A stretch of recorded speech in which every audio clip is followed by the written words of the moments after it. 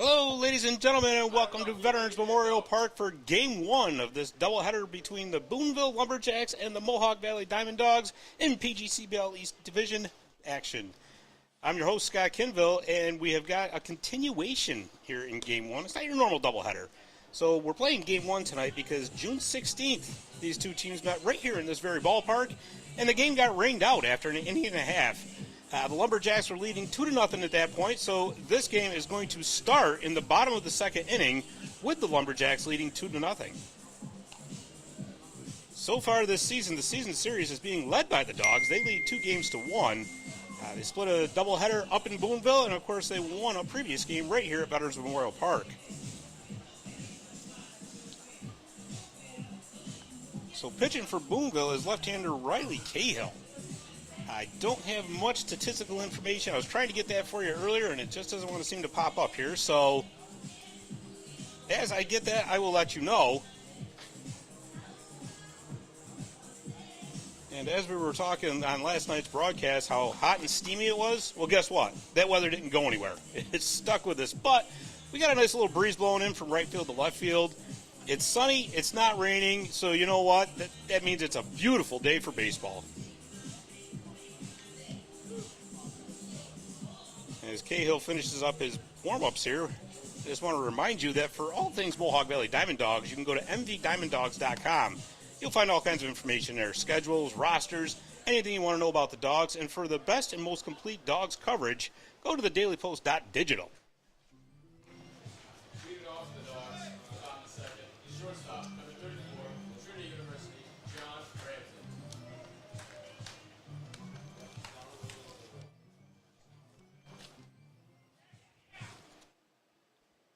Okay, and here we go. We are ready to go. Looks like my lineup card was a little bit off, so. And that is in there for strike one.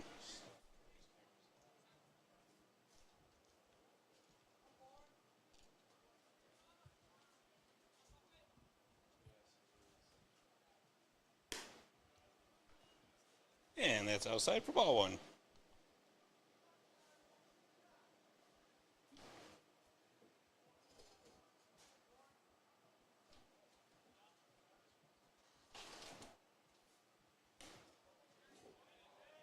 Low and away for ball two. So, good start thus far for the Dogs. And get ahead 2-1 in the count. That's what you always want.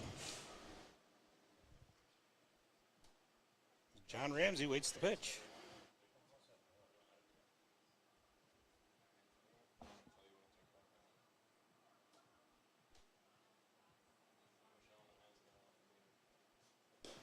Inside for ball three.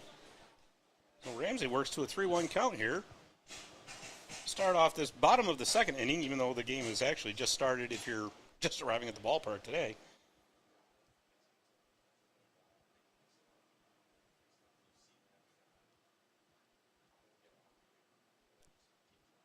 And that is up and outside for ball four. So Ramsey works a leadoff walk here. And the lineup is correct. Well, like I said, it was a little screwed up because we don't normally start games in the bottom of the second. As the catcher, Ryan Sternad, comes up. A little bit of a period of adjustment here for everybody, as we're, like I said, we don't normally do this. Sternad's from Seton Hall. He's handling the catcher's duties tonight. And here's the pitch from Cahill, and that is on the corner for strike one.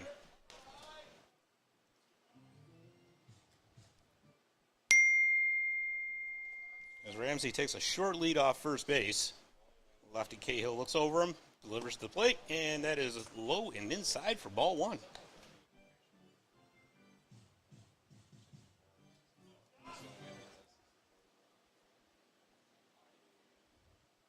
That's first baseman Carter McKay keeping him on for Boonville.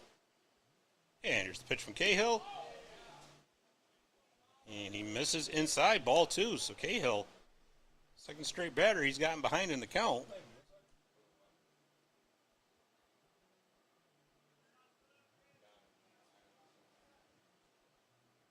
As the right-handing hitter Sternad waits the pitch. Here's the windup. Here's the pitch. And that is laced into left field. That ball's carrying to the fence, off the fence. One run. No, they're going to hold him up at third. Smart move by Ramsey there because the left fielder did have a beat on that, so you don't want to get doubled off first. So the Dawgs in a very good position here. No outs in the bottom of the second. Runners on second and third. And that is going to bring the second baseman, Tyler Jones, to the plate.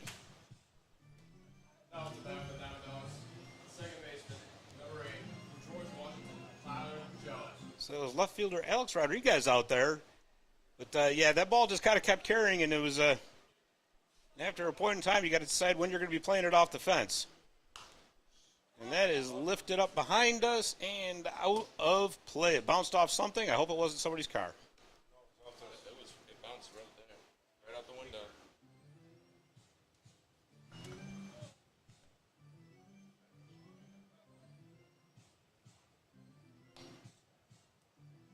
So that wind's still blowing from right to left, so you know, the hitters are going to have a little bit of help with the wind so far tonight, or today, I should say. Cahill looks over at the runner at second base. Nobody's holding him on.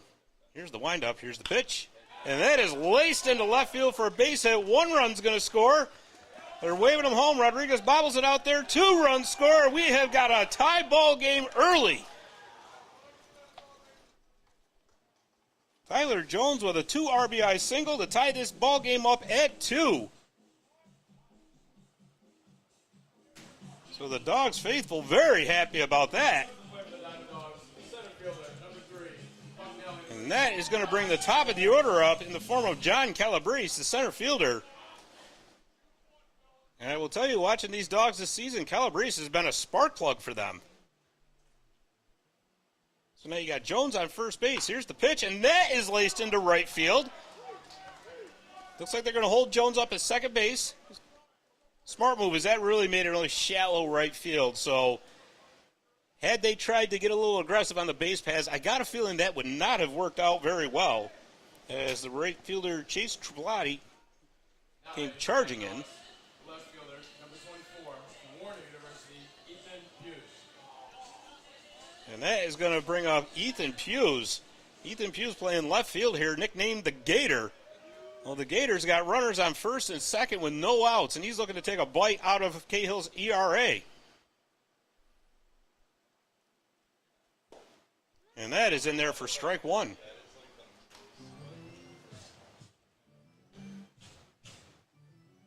So the Dawgs have certainly come out barking in this game thus far.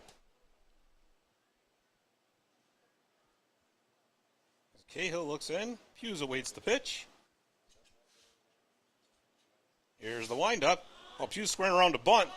Popped it up, and the catch is made by the third baseman, so runners will stay put, as the third baseman, Andy Perez, came charging in to make that play.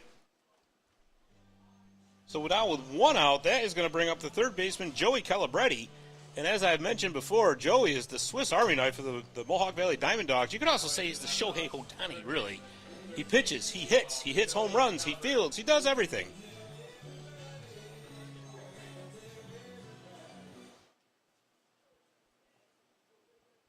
So now 1 out here, runners on first and second. Looks like Boonville's in double play depth in the infield, as you would expect them to be. And that fastball is fouled off by Calabretti, strike 1. So a great restart here for the DiamondDawgs, if you will, is that 2-0 lead the Lumberjacks had to start this off is no longer.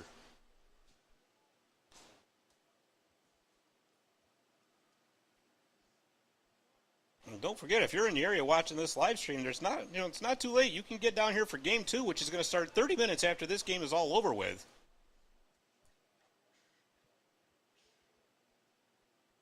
As Cahill looks over at second base, here's the windup, here's the pitch. Swing and a miss by Calabretti, strike 2. Count goes to 0-2. So it's a little bit of a unique setup today. So this game is going to be 9 innings, as we started in the second inning. And then once this game is over, game 2 will start 30 minutes later, but that is going to be a 7-inning game. So keep an eye on this game. Like I said, if you're in the Little Falls area, get down here to Veterans Memorial Park. You're going to want to see these Dawgs in action. They have been phenomenal.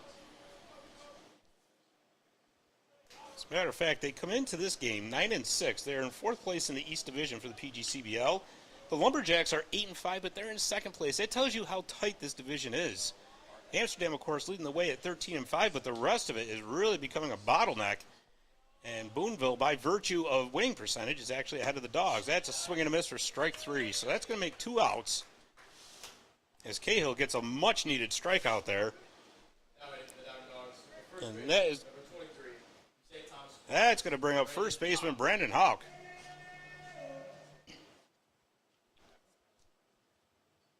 So I will tell you that Brandon is, he's been known to come through with a timely hit when needed, but he's been a defensive stalwart over at first base, which has got to be just a joy for his infielders to play with, knowing that, even if that throws a little offline, they can pretty much count on Houck to make the play. I've seen him make some strong fielding plays as well. So right now, Coach Luby and the Dawgs would love to see him have a strong at-bat here and knock one into the outfield, maybe try to get another run across. 2 outs. Runners will be running on contact. Sizable lead's being taken out there by the Dawgs. As Cahill steps off, he's well aware of that, and he doesn't want those Dogs to get a head start running.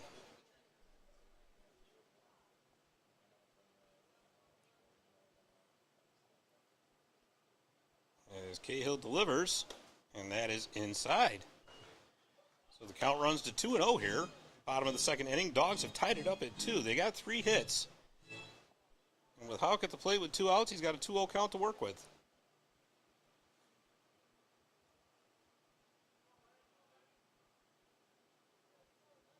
Cahill looks in. Here's the windup. There's the pitch, and that is off. Oof, boy.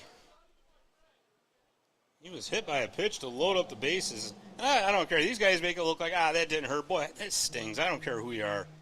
But they're tough guys, and they just make it look like it doesn't hurt.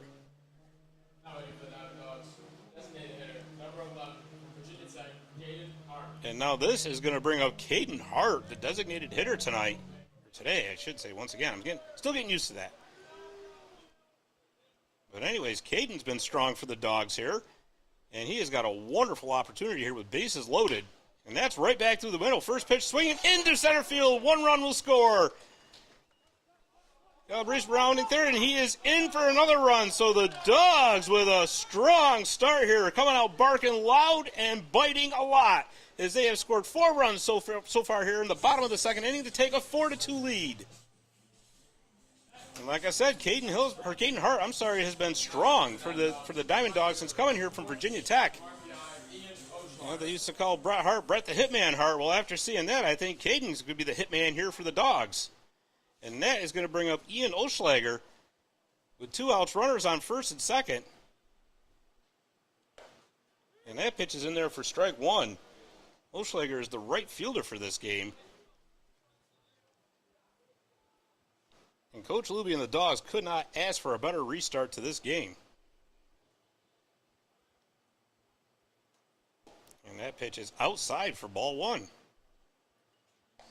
So once again, with 2 outs, runners are going to be going on contact.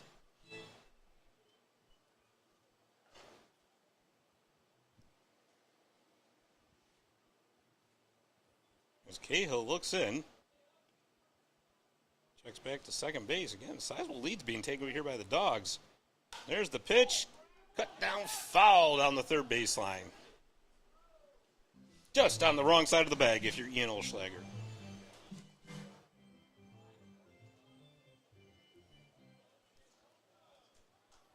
So count now 1-2 here with 2 outs as Cahill just trying to get out of this inning.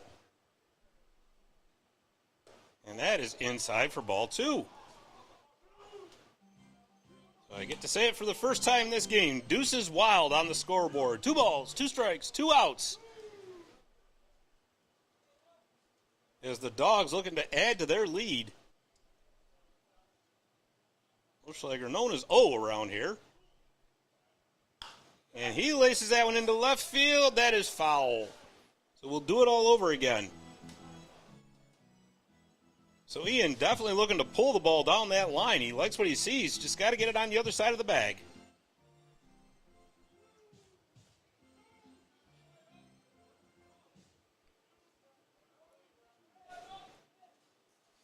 As Cahill looks in. He really had to labor through this inning so far.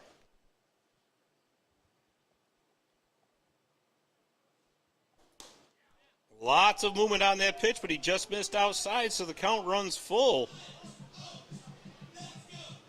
And you can tell by looking out there, he wanted that pitch, but he missed just outside, according to the umpire. So the count goes full with 2 outs here, runners on first and second. And that is inside for ball 3. I think that hit him, actually. Whether it hit him or whether it missed, it doesn't matter. He's taking first base, and the bases are once again loaded here for the Dawgs. As John Ramsey comes back up, that means the Dawgs have batted around here.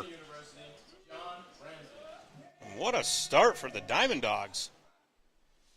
So we're going to have a little conference out at the mound here because smart move by the Boonville infield there just to talk to their pitcher, give them a little bit of breather, try to get a little mental reset.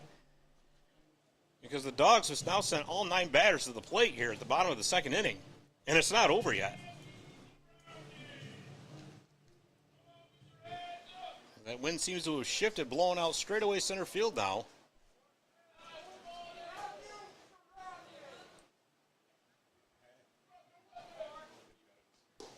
And that is in there for strike 1.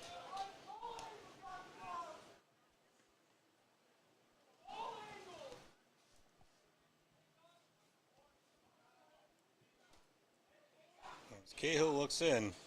He's got a base paths full of Dawgs to contend with here. And here's the pitch to Ramsey. Did he go? There's a throwdown. No tag, but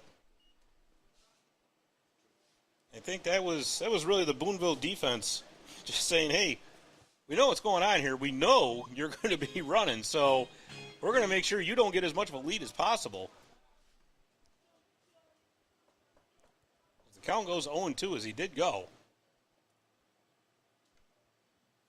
Here's the pitch. High and away for ball 1. Ramsey doing a good job not chasing that because, you get that 2 strikes, you get that protect the plate mentality, but good eye there.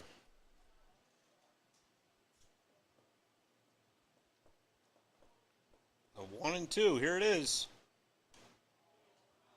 And that missed high, so Cahill's getting some movements on his pitches. Just cannot land him into the strike zone just yet as the count goes to 2-2 with 2 outs here. Bases loaded with Dawgs, and the score 4-2. And that is inside for ball 3.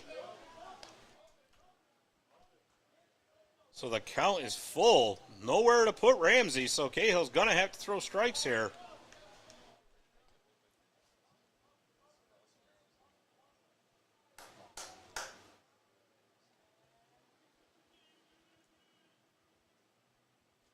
And here's the pitch from Cahill. And that gets away, ball 4. It gets to the backstop, but it's not going to matter because the run would have been walked home anyways. And that is the 5th run of this bottom of the second inning here for the Dawgs as the barking continues. And that is going to bring up the catcher, Ryan Sternad.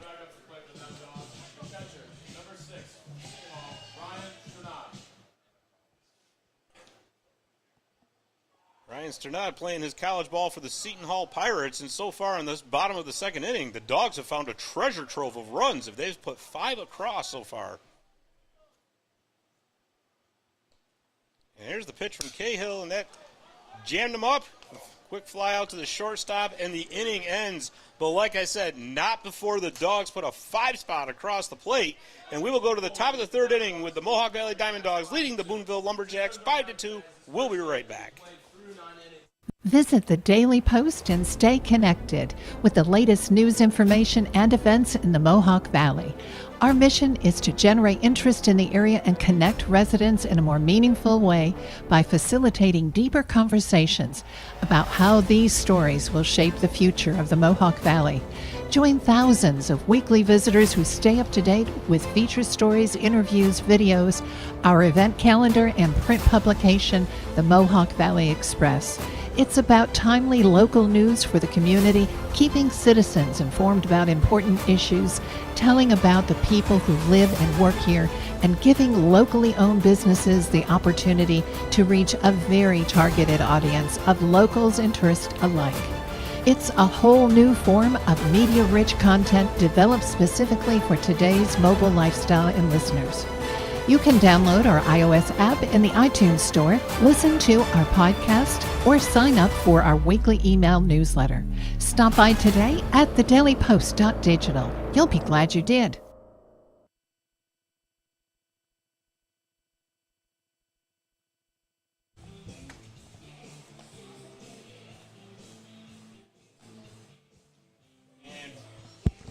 And welcome back to Veterans Memorial Park here in Little Falls for the top of the third inning, where the Mohawk Valley DiamondDawgs lead 5-2.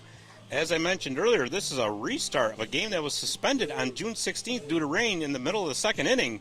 At that point, the Lumberjacks were leading 2-0, but that is a distant memory now. As the Dogs, we got stiff upper lip playing by AC/DC here over the PA. Well, they came out with a stiff upper effort as they pushed 5 runs across in the bottom of the second to take this 5-2 lead. And on the mound for the Dogs is Christopher Kalina.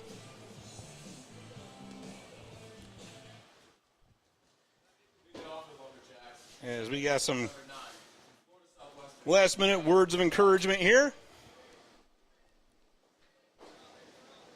As the second baseman, Miguel Gonzalez, steps in. And we are ready to get back to baseball. Here's the pitch from Kalina, and that is inside for ball one. How much did I miss? As Kalina looks in.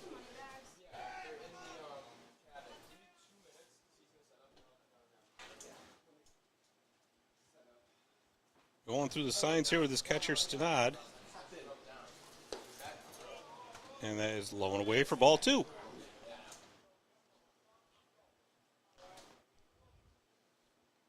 So the count 2-0 here to Gonzalez. As Kalina goes back to work. And that's inside for ball three. So Kalina behind in the count here, 3-0. As Gonzalez leading off this top of the third inning. And the Lumberjacks would love nothing more than to get him on base. A little movement right through the strike zone for strike one.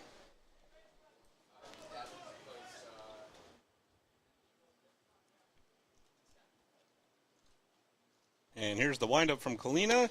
That's in there for strike two. So Kalina battling back to get the count full here. No outs, top of the third inning. With Gonzalez leading the inning off. Of course, there are no runners aboard just yet, but Kalina went right back to work and got strike three. So a strong effort by Christopher Kalina. He went down 3-0 in the count, came back with 3 straight strikes, and that is out number one. And that is going to bring up the shortstop, Andy Perez. With the right-handed batting Perez against the right-handed throwing Kalina.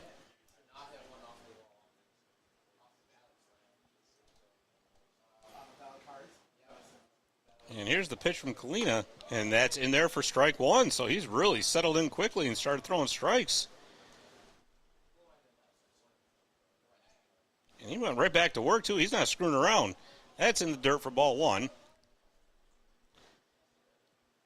As that one bounces off Sternad's chest protector and over to foul territory.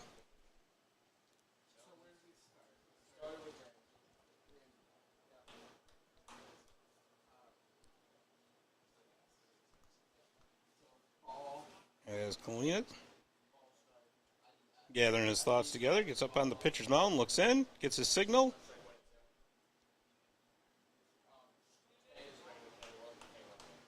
Going through a few more, and we're going to have the batter, Perez, call timeout. So a little breather for everybody here on a hot summer day here at Veterans Memorial Park. Count 1-1, 1 out.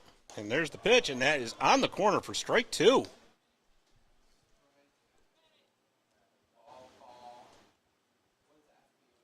So the count now 1-2.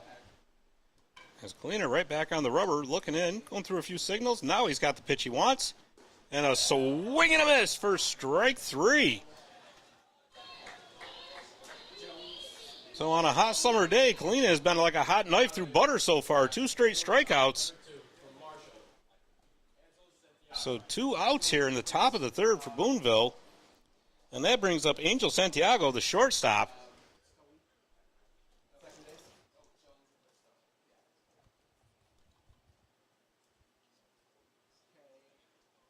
Kalina, here's the pitch. And that is a little bit too high there for ball 1.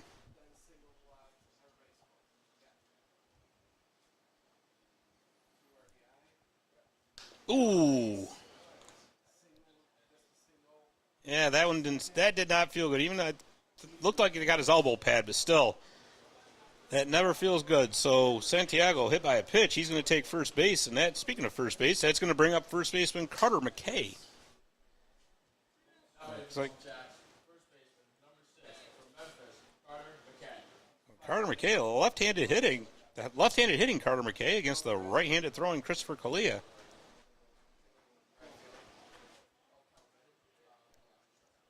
As the Lumberjacks got their runner aboard the hard way, but they got him aboard nonetheless, and that is popped up. Several dogs converging, and that is going to be Hughes that makes the catch to end the inning. So no runs across for the Lumberjacks, so we will go to the bottom of the third inning with the Mohawk Valley DiamondDawgs leading 5-2. We'll be right back. We know pools. Garrity Pools and Spa are the experts in building and creating backyard memories for thousands of families. Garrity takes pride in offering only the highest quality in-ground Pacific pool and radiant above-ground pools that are built for upstate New York weather. Garrity offers only the best with BioGuard chemicals to keep your pool sparkling clean. Visit the professionals at Garrity Pools and Spa, 234 South Caroline Street, Herkimer, or GarrityPools.com.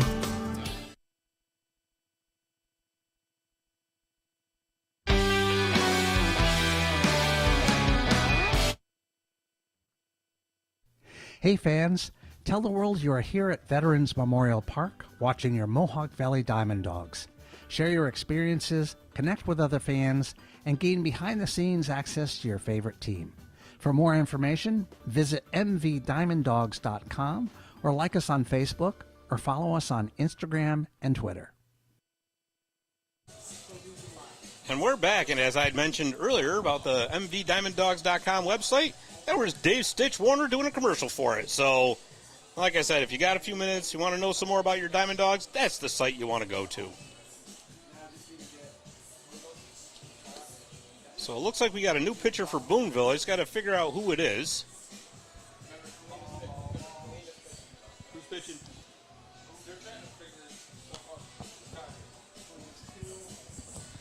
We got a new pitcher, Josh. All right, so when we figured out that, we have got, let's see, that is going to be Tyler Jones coming up. Second baseman, George Washington University, Tyler Jones.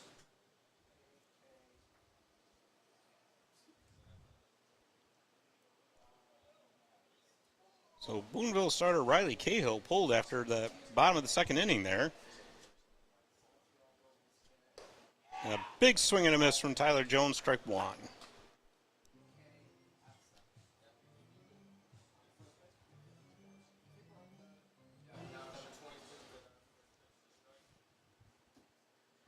All right, and here's the pitch. And that is outside, ball 1.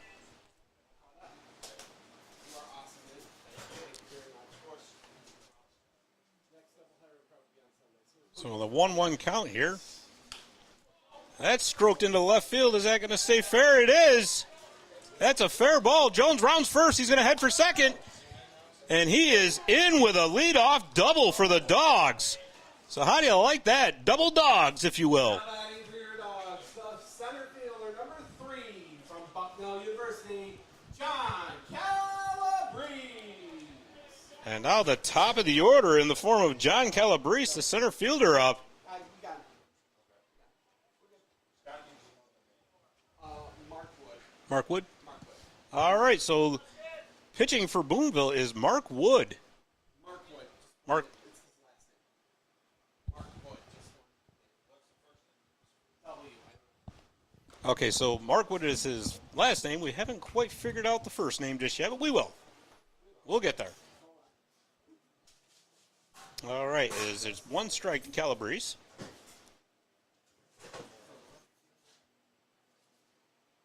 I was going to say, Markwood, I wonder if he was any relation to Kerrywood, who once had 20 strikeouts in a game for the Chicago Cubs.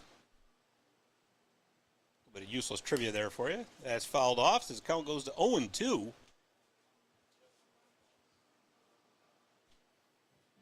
Jones with a leadoff double here for the Dawgs, setting his team up very nicely for this bottom of the third inning.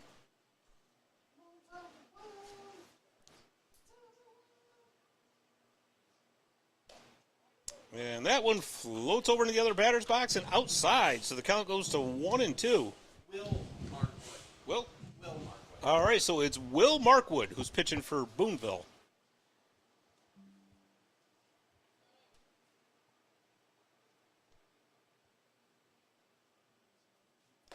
And a swing and a miss for strike three, so Markwood gets the strikeout. And there's now one out.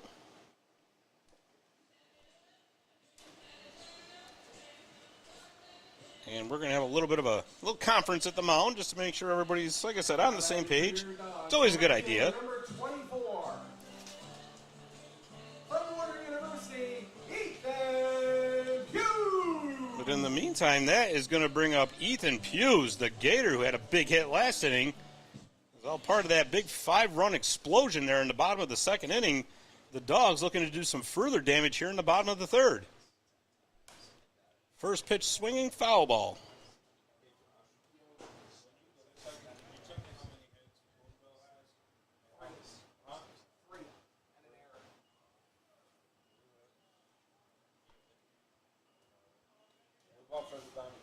I thank our buddy Josh McMullen for getting that information about Markwood for us. That's popped up into foul territory. And the catcher makes play. Wasn't sure where it was at first, but he recovered enough in time and battled the sun.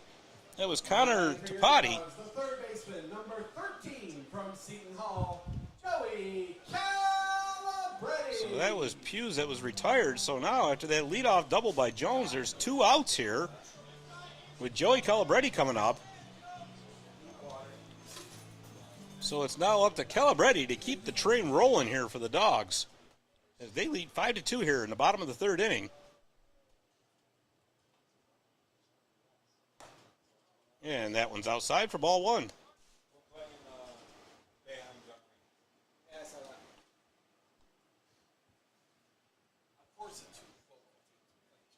As Markwood looks in, takes a look out at second base over Jones. And that is inside for ball two.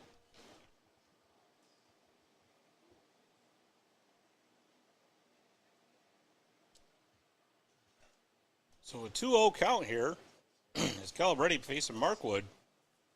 Looking to get an RBI. If he makes contact, Jones will be running right on contact. Swing and a miss for strike one.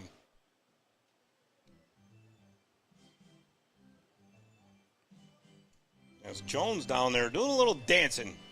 He's trying to maybe play a little mind games with Markwood here. Like I've said a million times over, it's one of the entertaining things to watch up here at the booth. Mind games between the pitchers and the base runners. That swung on him. It fouled down the third base line. Foul. So the count goes to 2-2. So we got a 2-2 count with 2 outs here. Runner on second base. And the Dawgs leading 5-2.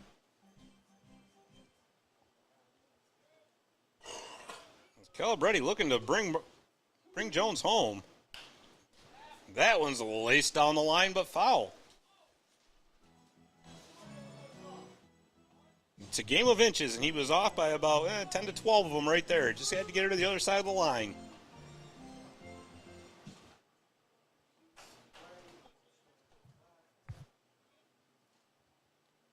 And here's the pitch, and a swing and a miss, and Calabrese down on strikes. So the Dawgs get a leadoff double, but they strand Jones out of second base, so no runs across, and we will go to the bottom of the fourth inning with Mohawk Valley leading Boonville 5-2. We'll be right back.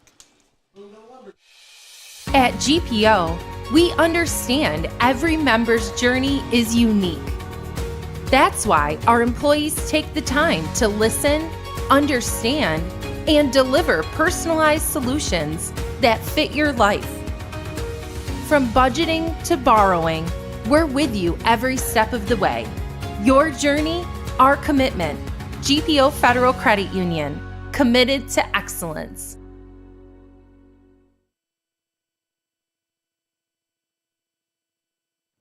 At Hummel's Office Plus, our customers remain our #1 priority. Hi, Central New York. This is Justin Hummel, CEO of Hummel's Office Plus. If you are in need of a reliable, competitive, and consistent business product supplier, give Hummel's a try. We offer customized pricing, free next-day delivery, and personalized service. With our wide assortment of office supplies, janitorial supplies, furniture, and everything else you need for your workplace, Hummel's is your go-to for all your business products.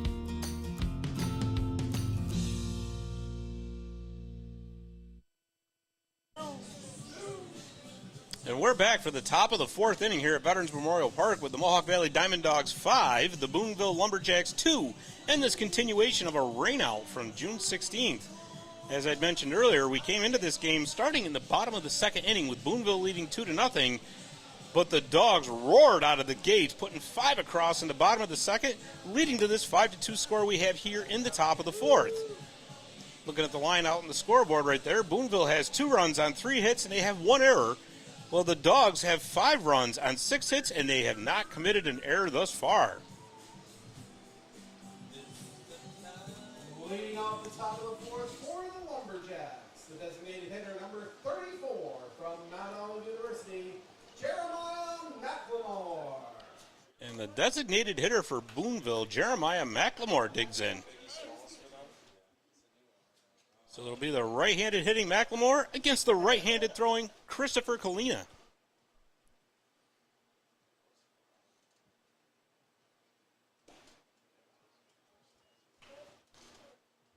And that is outside for ball 1.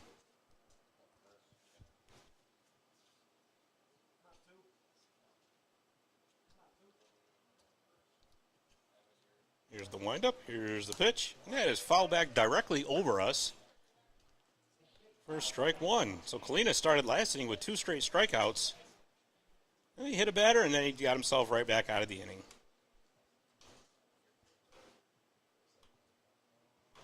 So with the count 1-1, here's the pitch. And that one was looks like it was a breaking ball that just did not break as it sailed over McLemore's head into the backstop. Counts 2-1. Sometimes that happens, you know, on a hot summer day like this, your hands are sweaty, you can't quite get the grip that you want, so. But there was no runners aboard, so no harm, no foul. And that one's ripped down the third base line, but foul. That's going to carry over to the trees, it looks like. So birds and squirrels, beware. Count goes to 2-2 here, no outs, top of the 4th inning.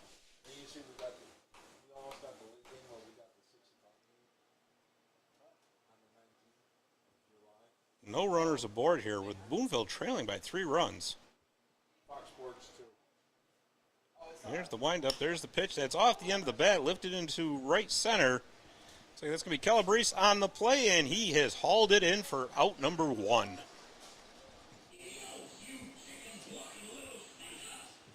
The Mattiesville Lumberjacks, the right fielder number 10 from Seminole State College, Chase Triplett.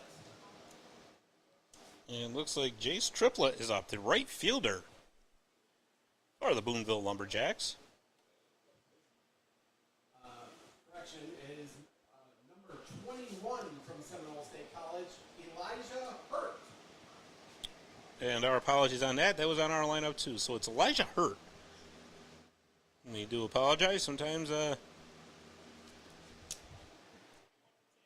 mistakes happen within the lineup there, and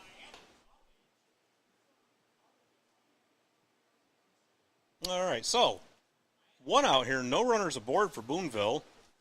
As I'm not sure quite. We've got a little adjustment here on the umpire's card. Okay. Perhaps he had the wrong name down just like we did, so get everything all fixed here. And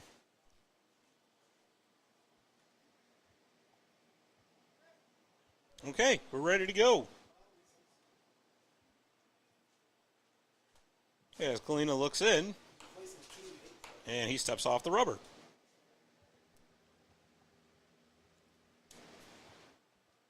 And he's right back on the rubber. Kalina likes to work pretty quickly here, so it's in. Here's the windup. Here's the pitch. And it moves right into the strike zone for strike one.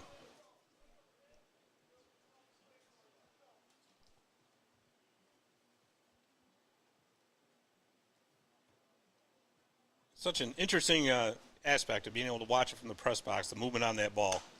And that's laced right back to the center field for a base hit. So Hurt comes in the game looking to put the hurt on the DiamondDawgs. He gets aboard. He's on first base with one out. And that is for the Lumberjacks. The extra hitter number 27 from Florida Tech, Akil Nimola. And that brings up Akil Nimola. He is the extra hitter tonight for Boonville, as Kalina says, you know what, I want a different ball.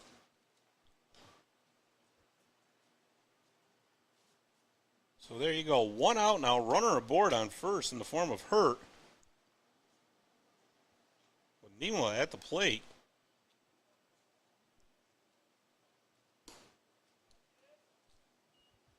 And that's inside for ball one. So Boonville's got some work to do, but there's a lot of time because this is a 9-inning game. So there's the throw, a little sidearm toss from Kalina. I think that was just his way of saying to Hurt, listen, I know you're over there. I'm keeping my eye on you. I don't want you getting too far of a lead. There he goes. Hurt takes off, but the pitch is fouled back directly above us. So we will do this all over again. So we now see why Kalina was thrown over. Apparently there is a scouting report on Hurt that he will go if he can.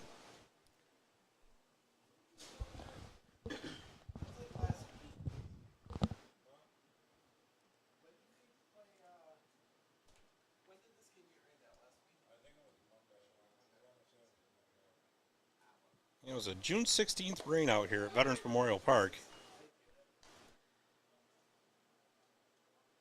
As the continuation moves on, and that is in there for strike two, so the count's 1-2 now. As we're going to have to keep an eye on Hurt. He's already proven he'll go once. As Kalina looks over, he looks in. There he goes again. Swing and a miss for strike three. The throwdown is not in time, so the Dogs will get the one out on the strikeout of Nimola, but Hurt steals second base, and they now have a runner in scoring position with two outs. Number 22 from Mount College, Connor Tapati. And that is going to bring up the Boonville catcher, Connor Tapati, the left-handed hitting Connor Tapati. As there's two outs, but they, like I said, they do have a runner in scoring position. And as is common baseball logic, with the crack of the bat, he'll be going. So just like that, it's a slow roll over to Hawk, who tosses over to Kalina, and that does it. So threat averted by the Mohawk Valley DiamondDawgs. No runs across for Boonville in this top of the fourth inning, and we will go to the bottom of the fifth with Mohawk Valley leading 5-2. We'll be right back. Spring into action and get started on your home projects with Little Falls Lumber. Get your free estimate today for that project, big or small. Little Falls Lumber, they're always happy to help. Stop by one of our 3 convenient locations and speak to one of our knowledgeable salesmen about your next project.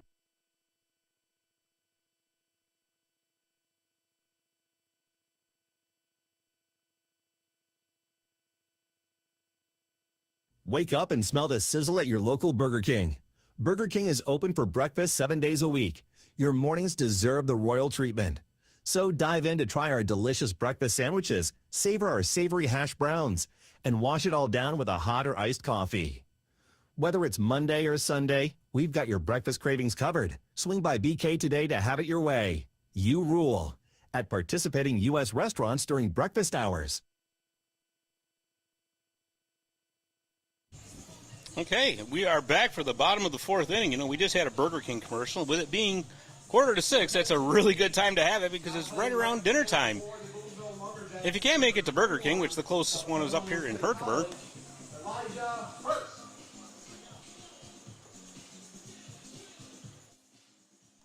anyways, as I was saying, if you can't make it up to Burger King up in Herkimer, get right down here to Veterans Memorial Park because we have all kinds of great concessions here. You got hot dogs, you got popcorn, nachos with cheese, you got any kind of beverage you want, ice cold beer, ice cold water, ice cold Gatorade, soda, candy, you name it. And not only that, you get to see some great baseball. So Game 2 will start 30 minutes after this one's complete. So, again, there's still time. Come on down to Veterans Memorial Park right here in Little Falls.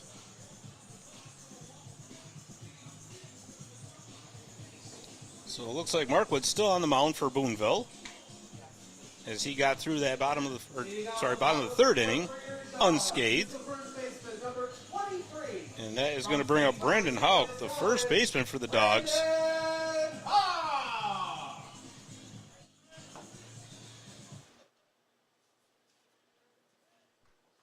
As we got a righty against a righty here. The right-handed throwing Markwood against the right-handed batting Houck. And that pitch is in there for strike one.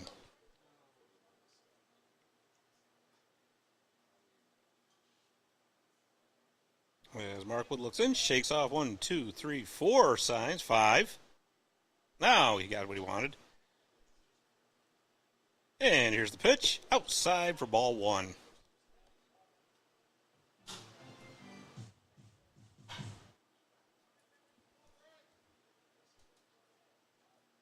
As Markwood goes into a stretch, here's the windup, here's the pitch. And that is chopped down to third base, scooped up, fired across the diamond, off throw, but they still made the, still made the play. Lost my voice there for a second.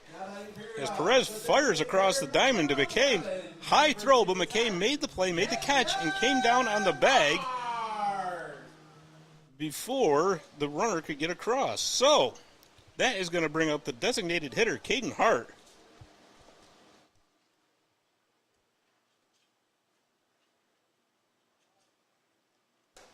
As Caden was a big part of that bottom of the second 5-run inning for the Dawgs. Looking to start up another one right here in the bottom of the 4th. And he laces that one down the left field line, and that is going to be foul. Lots of room down there. 373 to the left field foul pole and 378 to the right field foul pole. So if you want a home run down the line, you got to get a hold of one here. This is not Yankee Stadium, that's for sure. Counts 1-1 with 1 out, no runners aboard. And that is lifted up into foul territory along the first base side, and they're not going to get to it.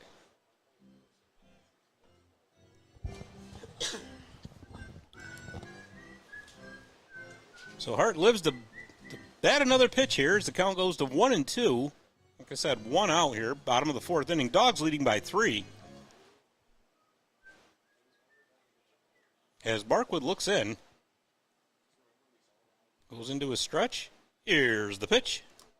And that one gets away for ball 2. So Caden Hart coming to us from Virginia Tech, the Virginia Tech Hokies. I always kind of wonder what the Hokie was. I'll have to look that up. Counts 2-2. 1 out here. Here's the pitch. Movement, but not enough to get back into the strike zone as the count goes full. 3-2 count here, 1 out. No runners aboard here in the bottom of the 4th inning. Caden Hart looking to get something started for the Dawgs.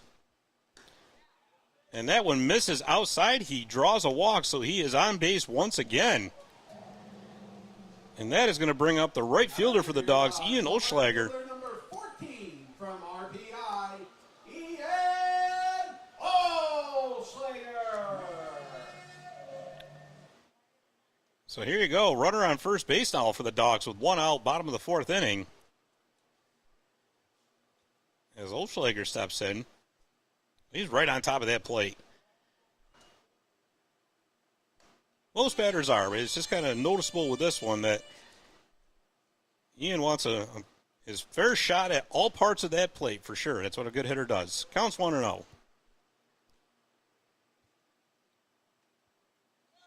And there goes Caden Hart, and Oschlager is hit by the pitch. So obviously no throwdown as Oschlager takes first base. So now the Dawgs are starting to get something cooking here. On a hot summer day, runners on first and second with 1 out. And that is going to bring up John Ramsey, who is your shortstop for this game for the Dawgs. So here you go, the Dawgs growling, looking to turn into a full-fledged bark here and put a couple runs across as they got 1 out here, first and second, bottom of the fourth inning. They're up 3. Here's the pitch, and that is in there for strike 1.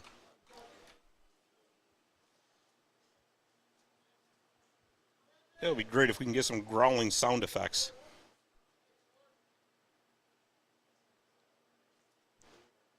As Caden Hart leading off on second base, Ian Olschlager over on first. There's the pitch inside for ball 1.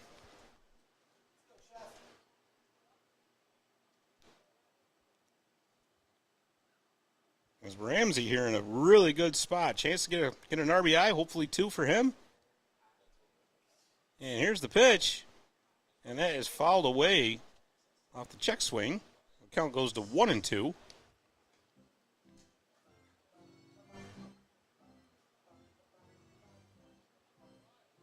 Set on a toasty summer day here in Little Falls.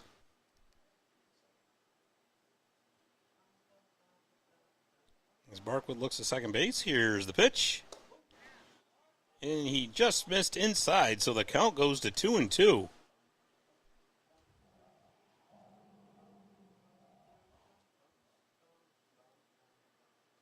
Two and 2 count with 1 out, runners on first and second. Dawgs leading by 3 with Ramsey at the plate.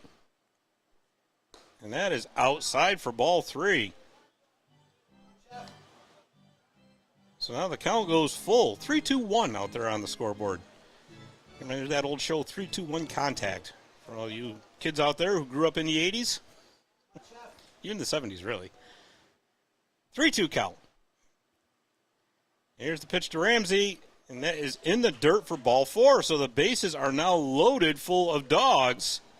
Now batting for your Dogs, the catcher, number 6 from Seton Hall, Ryan Sternad. So with the bases loaded, Ryan Sternad steps in, the catcher from Seton Hall, with a great spot here. 1 out. Bases loaded with Dawgs. Dawgs here, Dawgs there, Dawgs everywhere. Markwood looks in, and that is in there for strike 1.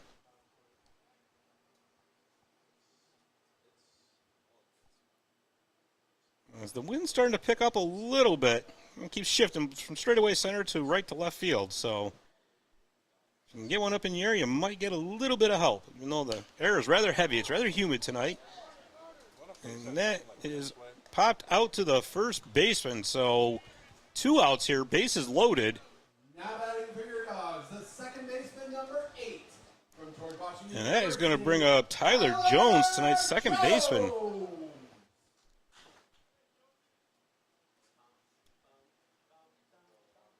So 2 outs, bases loaded, full of Dogs still. And they'll be going on the crack of the bat. Speaking of which, it's popped into right field, giving chase as the right fielder. That's going to get over his head to the fence. And that is a huge 3-run double by Tyler Jones. As that one looked like it might hang up a little bit, and it just kept carrying. The Dogs will take that every single time as they take an 8-2 lead. That was the number 9 hitter, Tyler Jones, and that is going to bring up the top of the order in the form of John Calabrese, who's playing center field for the Dogs. And they have expanded their lead to 6. 2 outs now, runner on second base. And that's a slow chopper down the first base line. That's going to be a tough play. And that is a fair ball. As Markwood went to pick it up, he stumbled, could not make the play, but he touched it in fair territory. So that's going to be a single, I believe, infield single for Calabrese. As Jones advances to third base. And now the Gator, Ethan Hughes, is up. You know, we always say baseball is a game of breaks. And that was certainly a break there for the Dogs. But that was also a hustle play, too, because Calabrese was motoring right out of the batter's box, making that play all that much more difficult. So, heads-up play all the way around. Now you got runners on the corners with 2 outs here. In the bottom of the fourth inning, 3 across already for the Dogs. Hughes looking to make it more.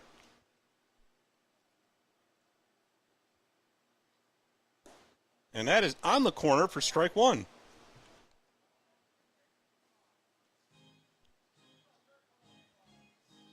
0-1 count here as the Dogs have come out exploding offensively so far. And here's the 0-1, and that is fouled off by Hughes. Count goes 0-2. And when we started this game, well, resumed this game, I should say, in the bottom of the second, the Dogs were down 2-0. Again, that is very much so in the rearview mirror, as they now lead 8-2.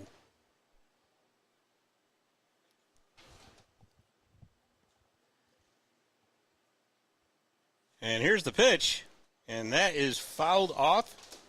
Count remains 0-2.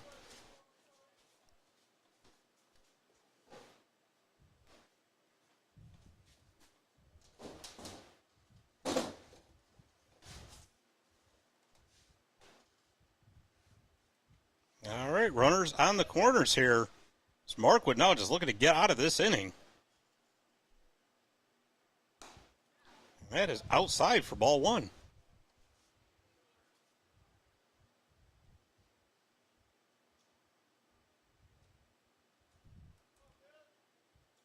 So count goes to 1-2 here, 2 outs. Runners on the corners.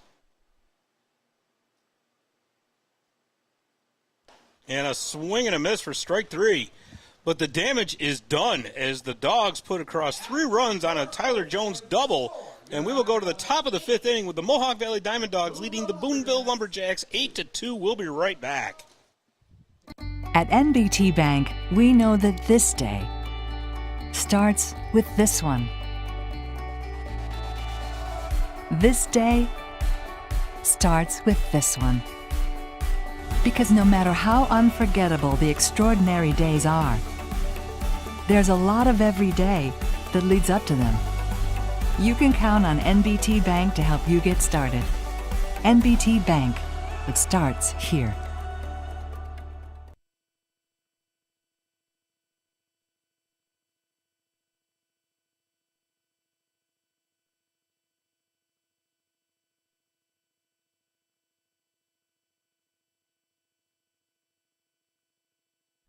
Hey fans, tell the world you are here at Veterans Memorial Park watching your Mohawk Valley DiamondDawgs. Share your experiences, connect with other fans, and gain behind-the-scenes access to your favorite team. For more information, visit mvdiamonddogs.com or like us on Facebook or follow us on Instagram and Twitter.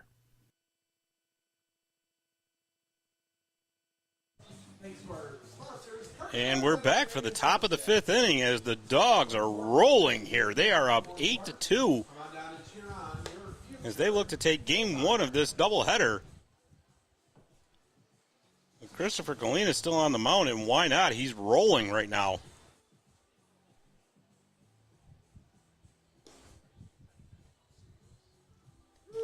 And not only is he rolling, he's got a comfortable 6-run lead to work with as well. So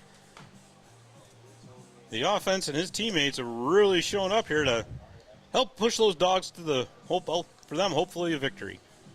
Leading off the top of the 5th for the Lumberjacks is the center fielder number 13 from the University of Central Florida, Alex Rodriguez. And that is going to bring up the center fielder, Alex Rodriguez. I'm sorry, I actually think he's the left fielder. There's center fielder. He is. So, center fielder Alex Rodriguez, wearing number 13, much like A-Rod did, the famous major leaguer. So, and he squares around the bunt. And either he did not pull back in time or that caught the corner. Either way, it's strike 1.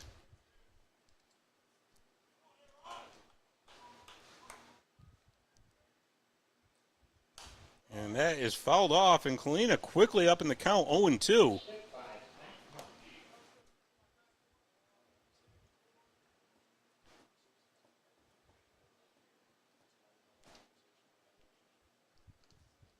And here's the pitch, and that is outside, ball 1. Yeah, Kalina had a throwaway pitch there. We tried to get him to chase one, but Rodriguez held strong, and the count goes to 1-2.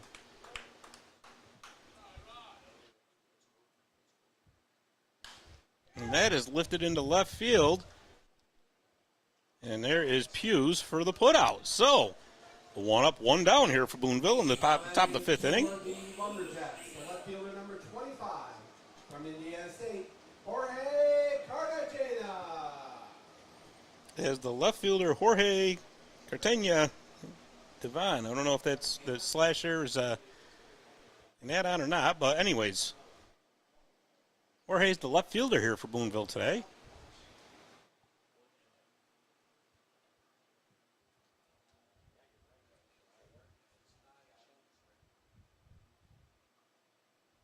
As Kalina looks in, gets a signal. Here's the pitch. And a low one outside for ball one. Now batting from St. Cloud Tech Community College, number 14, Devin Moran. Well, that's Devin Moran. Okay. Little mix-up on the score or in the lineup sheet here. I had the same thing. I was kind of wondering what that slash was. That's all right, folks. We got to figure it out now.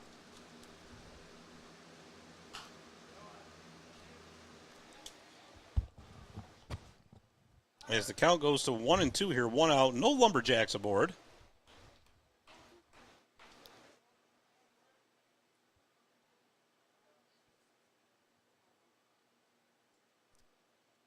As Kalina shakes off one signal, he likes this one. So let's see what it is. Here's the delivery. What that is a swinging strike 3 for the strikeout. So 2 up, 2 down here for Boonville in the top of the 5th inning. And as I said earlier in this inning, Kalina is rolling. Number 9 from Florida Southwestern, Miguel Gonzalez. And Miguel Gonzalez, the Lumberjacks second baseman, now up with 2 outs, no runners on. And here's the pitch from Kalina, and that is outside for ball 1.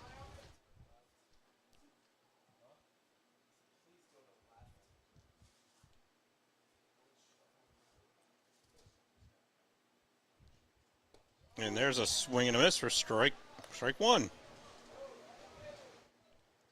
As the count runs to 1-1.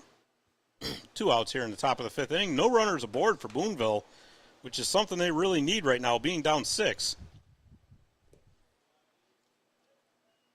And that's outside for ball 2.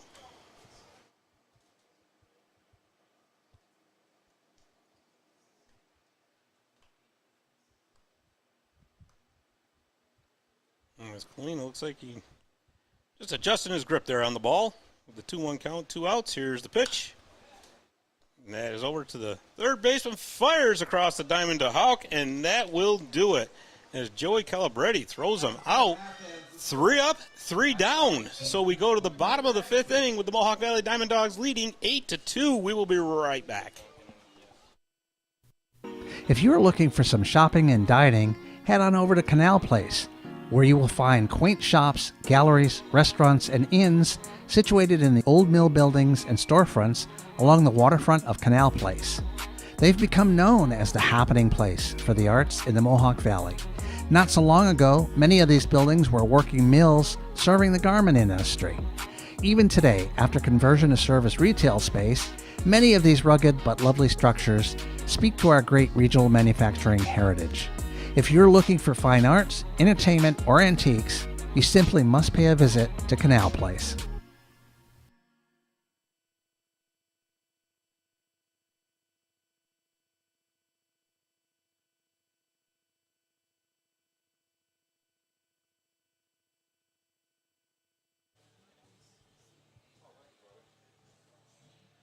And welcome back, folks. And it's a good day if you're a DiamondDawgs fan, as they lead 8-2 here in the bottom of the 5th inning of this game that's being made up of what was a suspended game, so it's being continued, actually.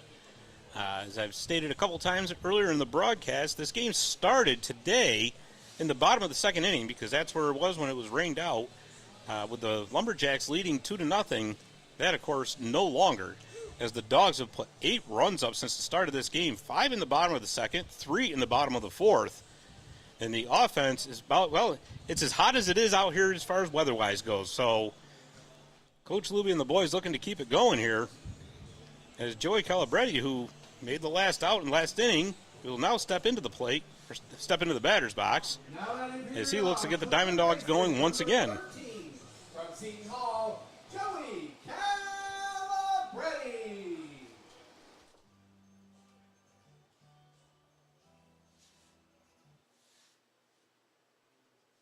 So Markwart looks in.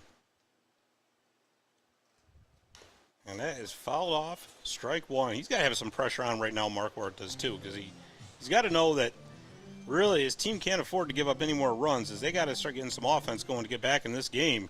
But with the Dogs coming out howling like they have, that one's chopped down the third base line, foul. Count goes to 0-2 quickly.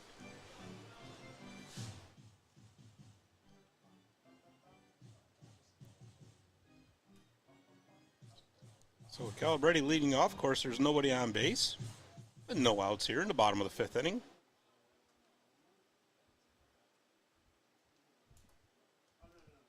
Markwood looks in. There's the pitch, and that is fouled off into the third base foul territory, out of play.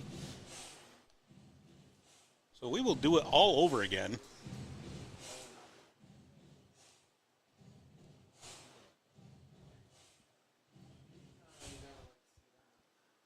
As Markwart looks in, Markwood, sorry.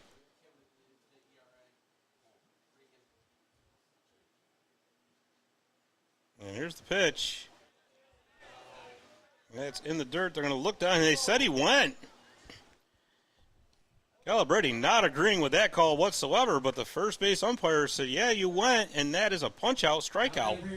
So first baseman number 23, from St. Thomas Aquinas College, Brandon Hawk. So that is going to bring up the first baseman, Brandon Hawk.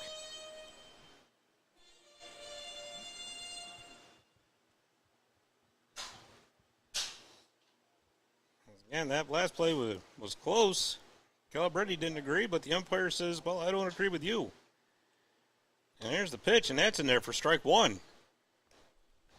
In all reality, that's about the only thing that's gone wrong for the Dogs so far. As Markwood looks in, here's the 0-1.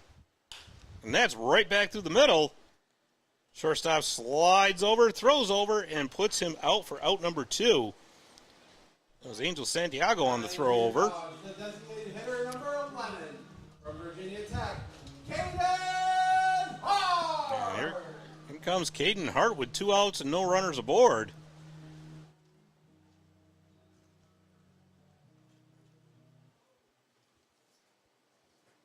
Caden is the designated hitter this game for the Dogs. And that pitch is low and away, ball 1.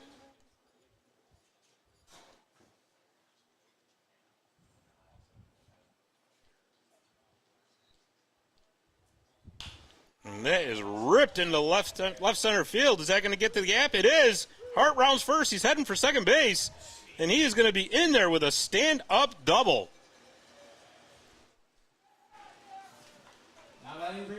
So there's what you want if you're the Dogs. A double by Caden Hart. 2 outs now. Runner in scoring position with Ian Oschlager coming up. You know, I believe it was Wee Willie Horton, I think, who once said, just hit it where it ain't. Or where they ain't, I'm sorry. And that's exactly what Caden Hart did, is that one got into the gap, hustling right out of the batter's box, and he is on second base. And a big swing and a miss from Oschlager, strike 1.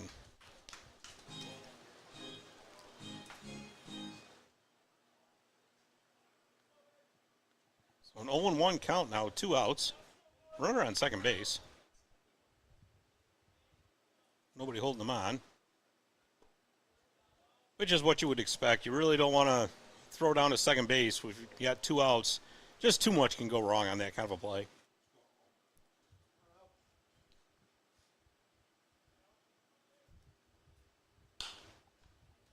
As Oschlager, that off Santiago, I don't think he's going to have a play, and he does not. So a hard hit ball just could not get swallowed up there. That puts runners on the corners now with 2 outs. And that is going to bring up the shortstop, John Ramsey. Now batting for your Dogs, the shortstop, number 34 from Trinity College, John Ramsey. I'm sorry, the third baseman is Andy Perez. My mistake. But at any rate, it puts the Dogs in a great spot here.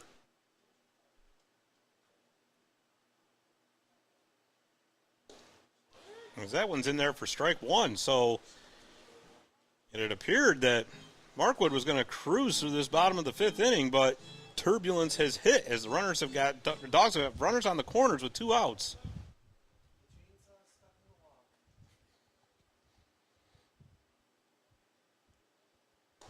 And that's strike 2. So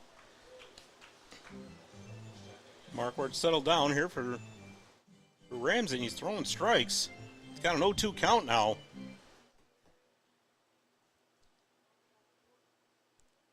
We will go to the top of the 6th inning with the Mohawk Valley DiamondDawgs leading the Boonville Lumberjacks 8-2. We will be right back. Little Falls, New York combines the charms of a small town with the conveniences of a much larger city. Of course, you'd expect to find welcoming people, beautiful scenery, family-friendly activities, and plenty to do outdoors. But you might be surprised to find that Little Falls, New York also has an espresso bar, gem shop, art center, French restaurant, antique centers, local hospital, and extensive civic services and amenities.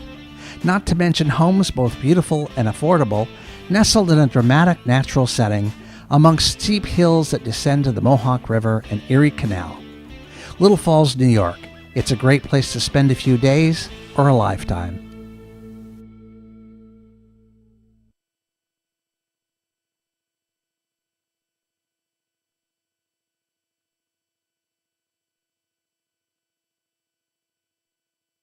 Wake up and smell the sizzle at your local Burger King. Burger King is open for breakfast 7 days a week. Your mornings deserve the royal treatment. So dive in to try our delicious breakfast sandwiches, savor our savory hash browns, and wash it all down with a hot or iced coffee. Whether it's Monday or Sunday, we've got your breakfast cravings covered. Swing by BK today to have it your way. You rule at participating U.S. restaurants during breakfast hours. And we are back for the top of the 6th inning, and you can have it your way at BK, and the Dogs are having it their way here at Veterans Memorial Park as they lead 8-2. As I've mentioned, the resumption of a game that was suspended on June 16th due to rain. With the Dogs trailing at the time 2-0, that is no longer, of course. As Chris Carlina remains on the mound for the Dogs, and again, like I said, why not? He has been rolling so far. Leading off the top of the 6th for the Lumberjacks, the third baseman number 5 from the University of Pittsburgh, Andy Perez. And here's the top of the order for the Boonville Lumberjacks in the form of third baseman Andy Perez. As they are really in desperate need here of some runs. We're in the top of the 6th inning. You still got some baseball left, but they're down 6. And with the Dogs' offense being as hot as it has been this game, you don't want to get further behind.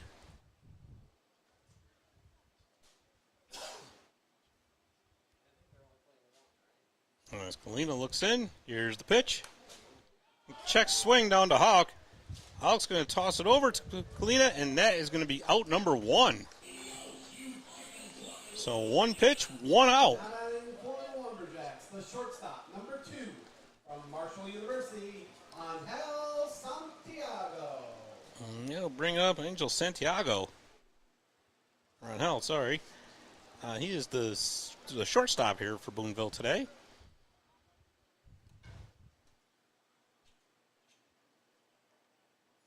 They have 1 out now, no runners aboard.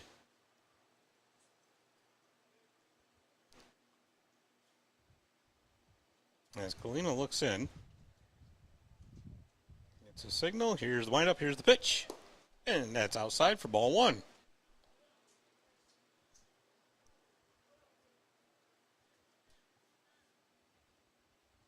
And there's the pitch, inside ball 2.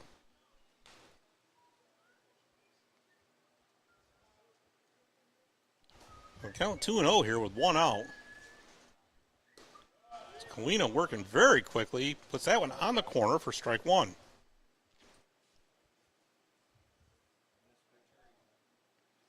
Counts 2-1, 1 out here, no runners aboard, top of the 6th inning. Kalina into his windup. Ooh, and that's right off that elbow. Oof. Well, he's got that pad on, but man, that just does not feel good. First baseman number 6 from Memphis University, Carter McKay. And that is going to bring up Carter McKay. the Lumberjacks first baseman, the left-handed batting Carter McKay.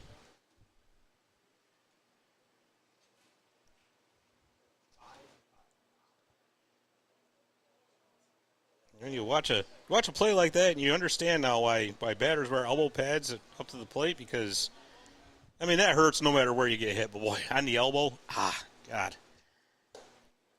And that's in there for ball one.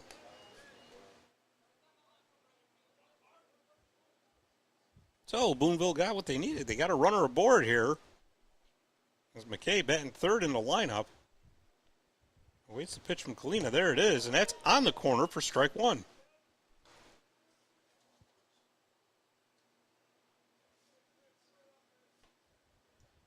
It counts 1-1 here with one out, top of the sixth inning.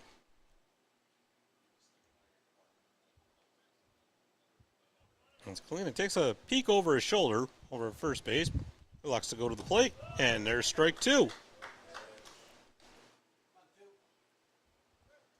So the count's now 1-2 here, one out.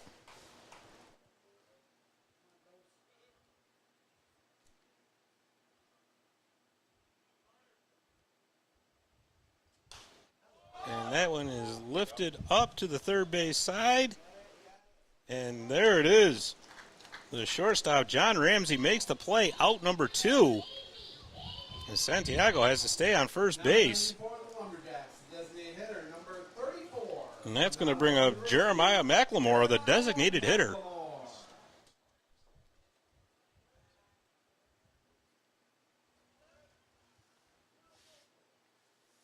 As Kalina putting up nothing but goose eggs across that scoreboard so far.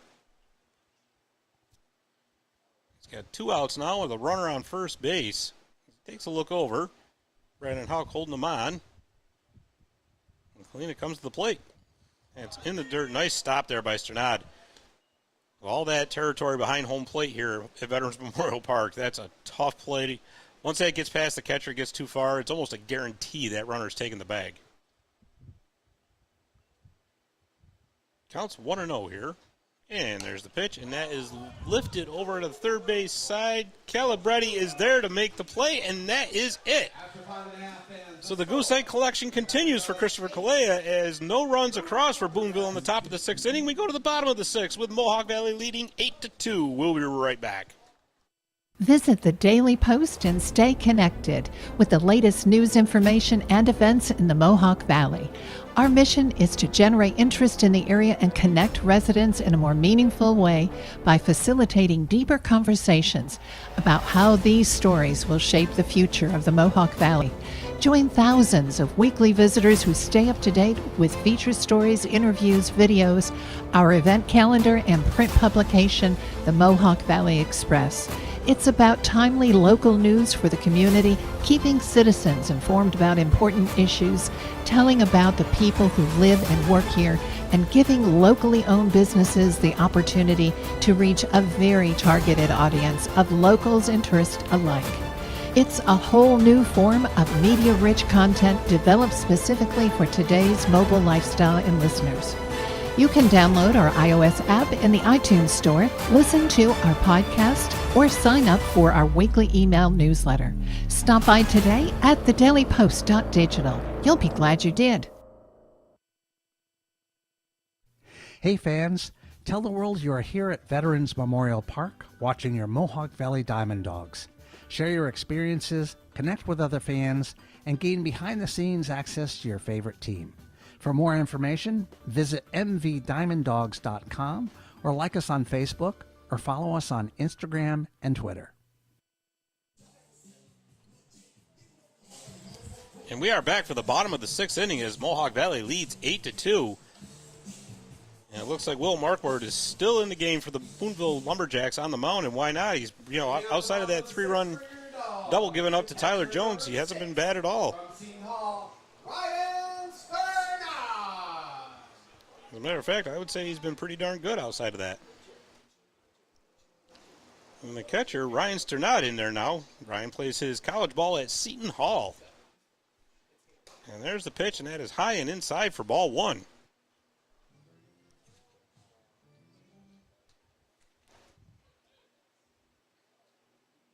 As Markwood looks in, here's the pitch. And that is in there for called strike one.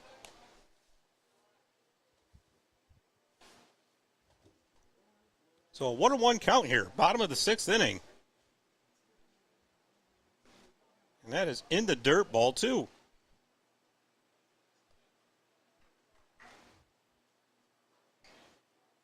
And as I said earlier, the air is heavy, but we got a little bit of a breeze here.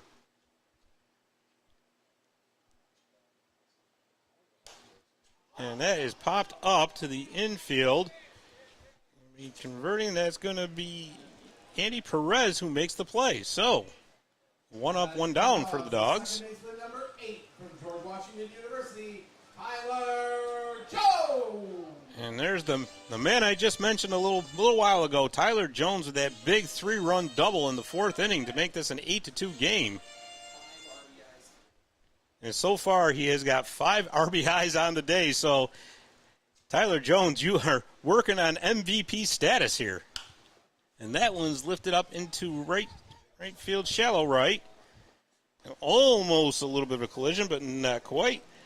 And that one's put out for out number 2, Miguel Gonzalez. Number 3 from Bucknell University, John Calabrese. So 2 up, 2 down for the Dogs here as John Calabrese, top of the order, steps in.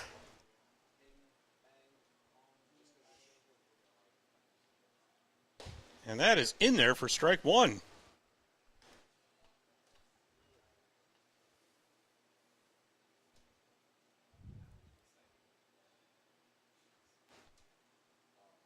So Markwood looking in. Here's the pitch. And that is laced into left field, opposite field, 2-out single for John Calabrese. So the Dogs' bats remain hot, and that's going to bring out the left fielder, Ethan Hughes. From Warner University, Ethan Hughes. They call Ethan the Gator, which is one of the coolest nicknames around, if you ask me. So the Gator here with 2 outs and a runner on first base.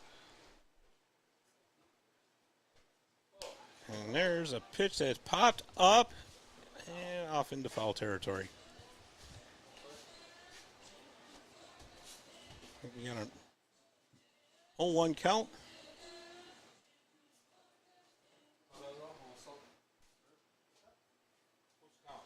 Oh, 1.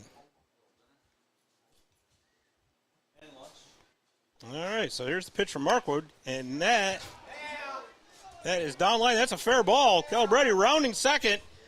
He's into third, and he is going to hold up at third. That is a 2-out double for Ethan Hughes. For your Dogs, the third baseman, number 13 from Seton Hall, Joey Calabrese. So what looked like a relatively tame bottom of the sixth inning for the Dogs, they are suddenly growling and barking as with 2 outs, they got runners on second and third, threatening to put even more runs on the board, and Joey Calabrese up to bat.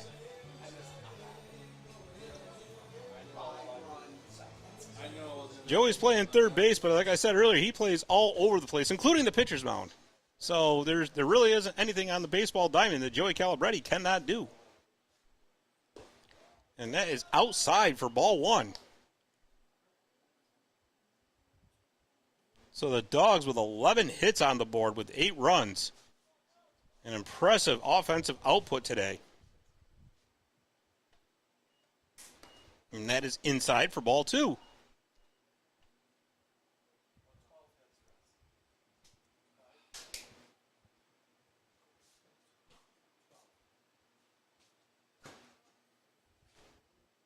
And there's the pitch, and that is outside for ball 3. You hear some disagreement from the Boonville dugout down there, but the ump says, nah, it was outside. So we go to a 3-0 count. Runners on second and third, 2 outs.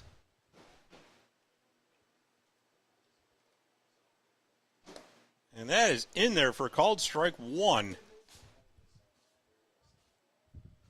As Calabrese up there looking to add to the DiamondDawgs lead.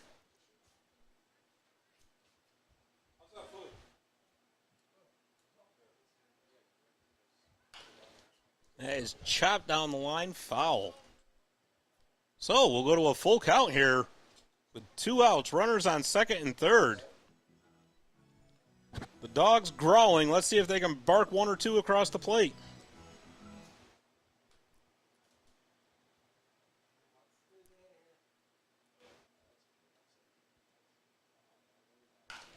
And that is fouled off, and we'll do it all over again.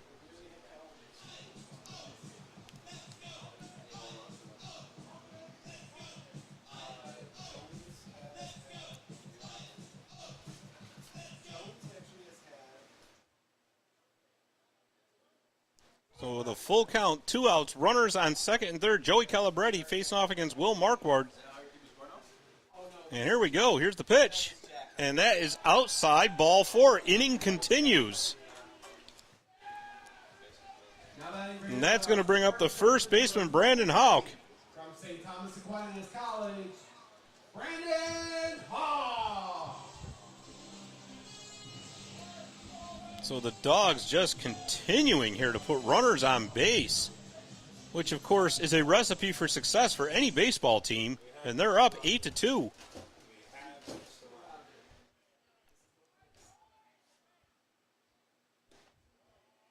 And that one misses, ball 1.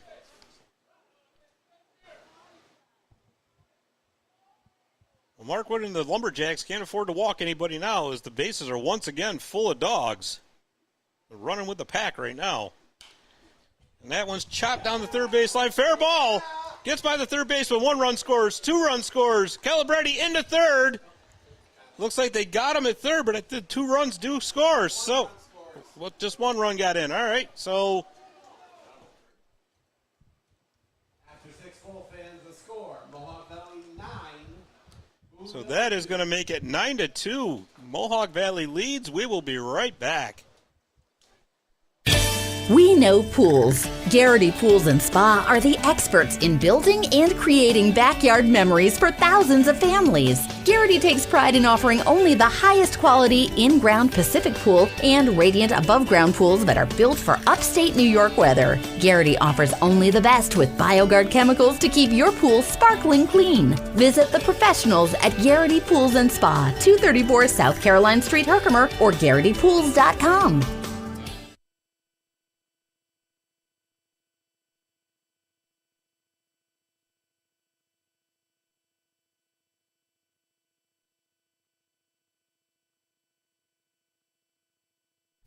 Hey fans, tell the world you are here at Veterans Memorial Park watching your Mohawk Valley DiamondDawgs. Share your experiences, connect with other fans, and gain behind-the-scenes access to your favorite team. For more information, visit mvdiamonddogs.com or like us on Facebook or follow us on Instagram and Twitter. All right, we are back, and yeah, I was right the first time. The 2 runs did score, so it is 10-2. 10-2, right? Yeah, we got to fix that scoreboard. So did we score 2 or 1? 1. Okay, never mind. We've had a discussion here, and it was 1 run that scored. So 9-2 is your score. As we go into the top of the 7th inning, Chris Colleen is still on the mound, and like I said, why not? He has been lights out in this game so far.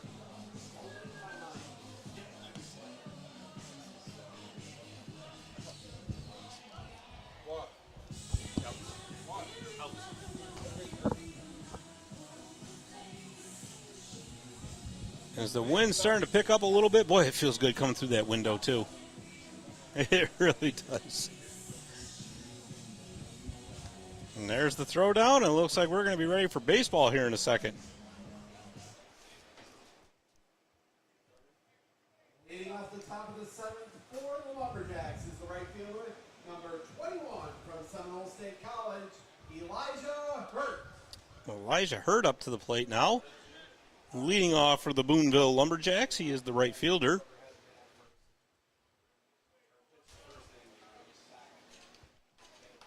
Racked up a stolen base last inning, but just could not get home. And that's on the corner, strike 1.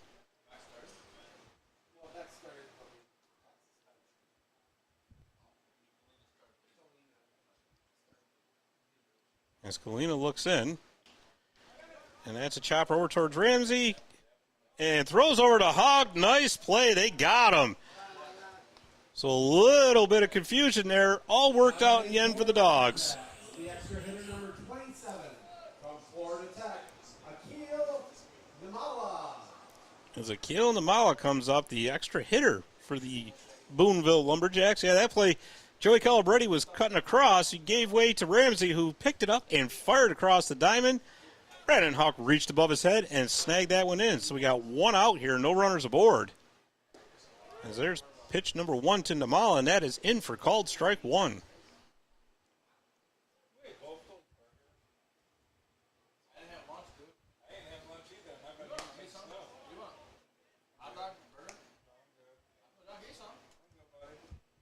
And that's inside for ball 1. We got a 1-1 count. And it's outside for ball 2.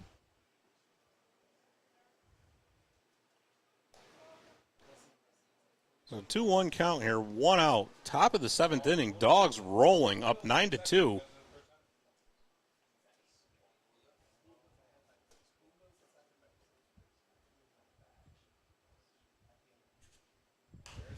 And that is popped up. Calabretti coming in, he calls it off, and he pulls that one in for out number 2. 2 up, 2 down for Boonville. Here in the top of the 7th inning. Now batting for the Lumberjacks, the catcher number 22 from Mount Olive College. Not what you wanted in the 7th inning if you're Boonville, being down 6 runs. 2 up, 2 down thus far. So Tapati looking to get something started for the Lumberjacks. Their saws have been relatively quiet in this game.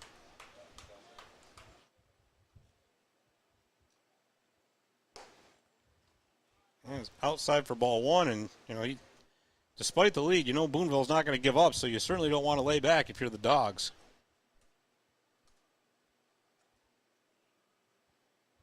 And that is over to the second baseman. Scoops it up and fires him out. So Tyler Jones with the play over there, and that is it. 3 up and 3 down for the Dogs. So we go to the bottom of the 7th inning with Mohawk Valley leading 9-2. We'll be right back. At GPO, we understand every member's journey is unique. That's why our employees take the time to listen, understand, and deliver personalized solutions that fit your life. From budgeting to borrowing, we're with you every step of the way. Your journey, our commitment. GPO Federal Credit Union, committed to excellence. At Hummel's Office Plus, our customers remain our #1 priority. Hi, Central New York. This is Justin Hummel, CEO of Hummel's Office Plus. If you are in need of a reliable, competitive, and consistent business product supplier, give Hummel's a try. We offer customized pricing, free next-day delivery, and personalized service. With our wide assortment of office supplies, janitorial supplies, furniture, and everything else you need for your workplace, Hummel's is your go-to for all your business products.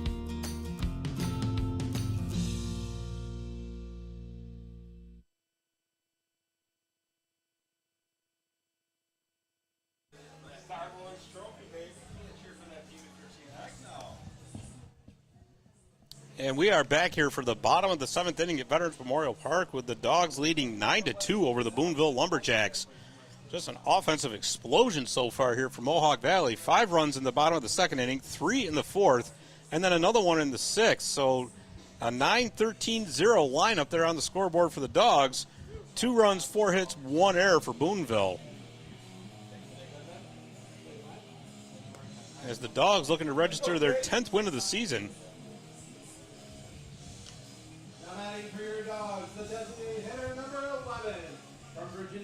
As Caden Hart, tonight's designated hitter for the Dogs, steps in.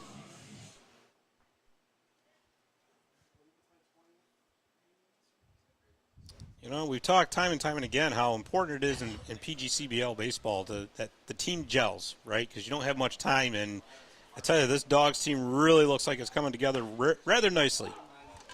As that one's lifted up to the right side.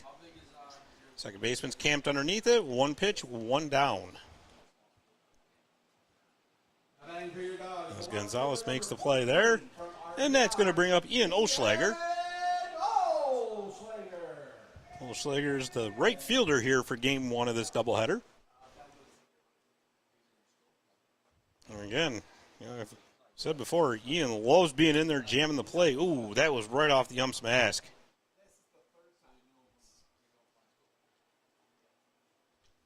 The ump signals that he's all right. He's just kind of taking a walk around. We've said it before. You got to give these umpires a lot of credit. They're in all that, especially behind the plate. They're in all that equipment.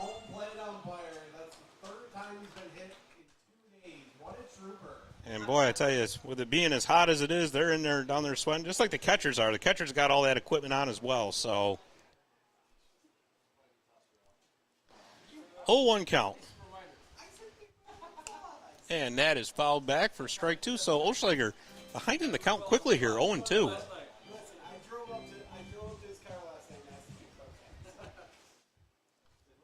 And one out, nobody aboard.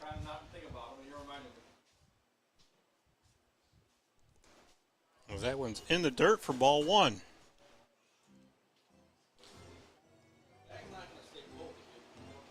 So Markward staying in the game here on the pitcher's mound for Boonville.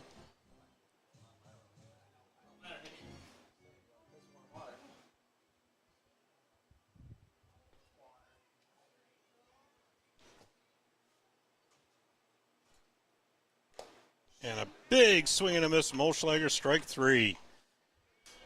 He looked like he wanted to drive that one to St. Johnsville, but it just was not meant to be. So 2 up, 2 down here. And John Ramsey steps in, the shortstop. And this was the same situation last inning. Markward got through the first 2 batters with no problems. And count 0-1 now, 2 outs, bottom of the 7th inning, no runners aboard, Dawgs up 7.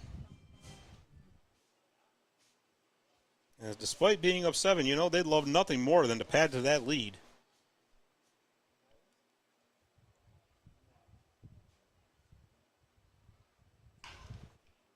And that's over to the short. Ooh, nice hop there. Nice throw, and they did not get him. Did not get him. So that last second weird hop there on Santiago kind of had to alter the entire way he threw over, and he made a strong throw. It was just a half step too late. As Ramsey legs it out, and that's going to bring up the catcher, Ryan Sternad.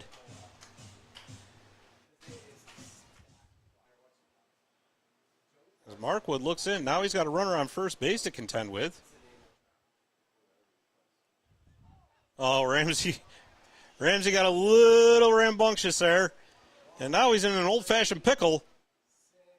And they got him at first base, so he tried to anticipate that one. It did not work out to him, and he is picked off on first base, and that is going to end the inning. So we'll go to the top of the 8th inning with the Mohawk Valley DiamondDawgs leading the Boonville Lumberjacks 9-2.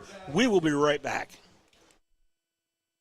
Spring into action and get started on your home projects with Little Falls Lumber. Get your free estimate today for that project, big or small. Little Falls Lumber, they're always happy to help. Stop by one of our 3 convenient locations and speak to one of our knowledgeable salesmen about your next project.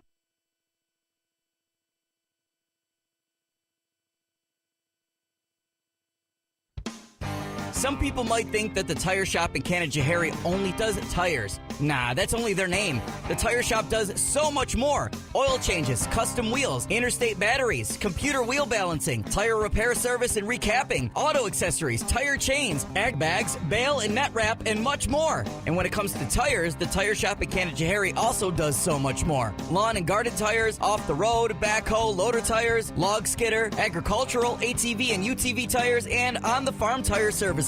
The tire shop is a multi-line new tire dealer. That means they're quite a choice for top brand name tires for your car, truck, SUV, semi-tractor, and trailer, all at great prices. They're also a Goodyear national accounts and state contract pricing location. Financing available too. Find more information and a list of services at thetireshop.biz. Thetireshop.biz. Open Monday through Saturday, 8 to 6. Yes, Saturday, 8 a.m. to 6 p.m. The Tire Shop, 155 Erie Boulevard in Canajoharie.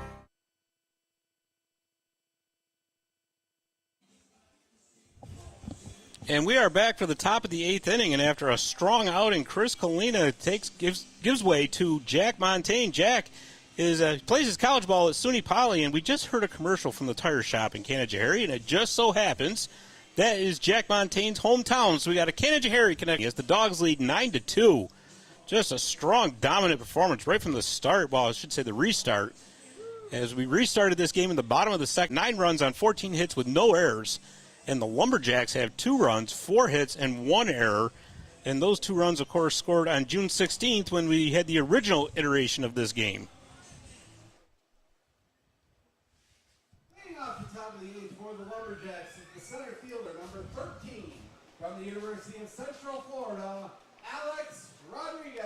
So Alex Rodriguez leading off for the Boonville Lumberjacks against Jack Montaigne. As I mentioned earlier, Alex also wearing number 13, like, well, the A-Rod that most of us know. The retired Major League Baseball great Alex Rodriguez. As Rodriguez's team is down 7, desperately needing some base runners here. As he shows bunt. It's a called ball 1. As that one appeared to cross everybody up. 1 on the corner. I just noticed, I like Rodriguez's batting gloves there. Very colorful.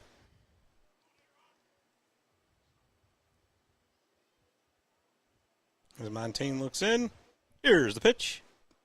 And that is on the outside corner, strike 2. So the count goes 1-2 here, no outs, top of the 8th inning. As Montaigne looking to pick up where Colina left off. Here's the windup, here's the pitch. And that is laced right to catch that one. So Montaigne gets the first batter that he faces. Number 14, from St. Cloud Tech Community College, Devin Moran. As Devin Moran steps in. He is the left fielder for Boonville.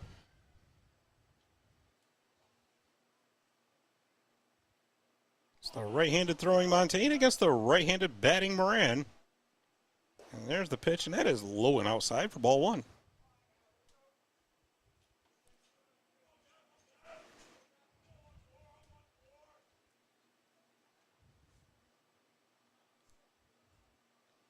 And here's the windup, here's the pitch. Lots of movement on it, right through the strike zone, as that is a called. Montaigne working rather quickly. There's the pitch, and that moved right into the strike zone as well. Counts 1-2. So Montaigne, don't blink. You might miss the pitch. As he looks in, he's got his signal now. Here's the windup. And here's the 1-2. And that is high and outside, ball 2. So the count goes to 2-2.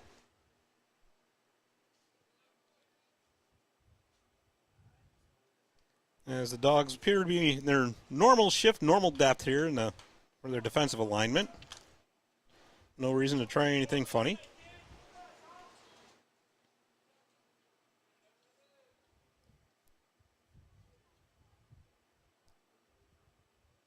As Montaigne looks in, here's the windup, here's the pitch. And that is fouled off. That was definitely a protect the plate swing right there. As that pitch was moving all over the place as well. So Moran fights it off. And the count remains 2-2.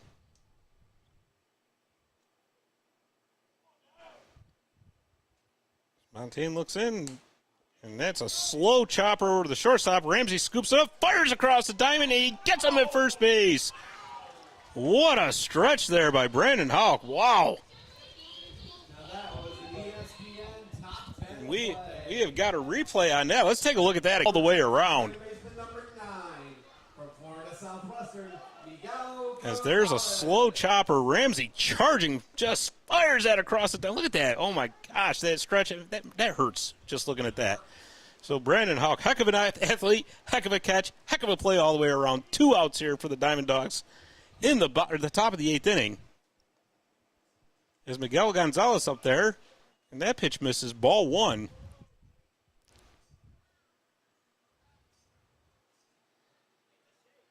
As we like to joke around with our hashtag not ESPN, but that is an ESPN top 10 play if I've ever seen one. And that one misses ball 2. So the count goes to 2-0 here with 2 outs. Top of the 8th inning, Dawgs up 7. As Montaigne going through the signals. Lands on one he likes. Here's the windup. Here's the pitch. And that is fouled up way behind us over here. So that one might roll out into Burwell Street. We don't know. So it counts 2-1. 2-1, delivery, and that is chopped over to the second baseman. And that is going to be a 3-up, 3-down inning. As Tyler Jones makes the play, and that'll do it. So we'll go to the bottom of the 8th inning with the Mohawk Valley DiamondDawgs leading 9-2 over the Boonville Lumberjacks. We'll be right back. If you are looking for some shopping and dining, head on over to Canal Place, where you will find quaint shops, galleries, restaurants, and inns situated in the old mill buildings and storefronts along the waterfront of Canal Place. They've become known as the happening place for the arts in the Mohawk Valley. Not so long ago, many of these buildings were working mills serving the garment industry. Even today, after conversion to service retail space, many of these rugged but lovely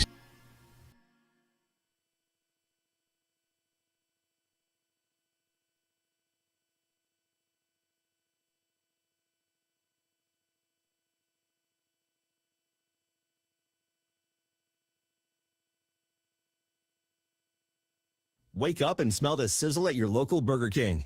Burger King is open for breakfast 7 days a week. Your mornings deserve the royal treatment. So dive in to try our delicious breakfast sandwiches, savor our savory hash browns, and wash it all down with a hot or iced coffee. Whether it's Monday or Sunday, we've got your breakfast cravings cut away. You rule at participating U.S. restaurants during breakfast hours. And we are back here for the bottom of the 8th inning at Veterans Memorial Park with the hometown Mohawk Valley DiamondDawgs leading 9-2 over the Boonville Lumberjacks in this continuation of a game that was suspended on June 16th. The Dogs were trailing at that time, but no longer, as they have built a 7-run lead, and Boonville has a new pitcher on the mound.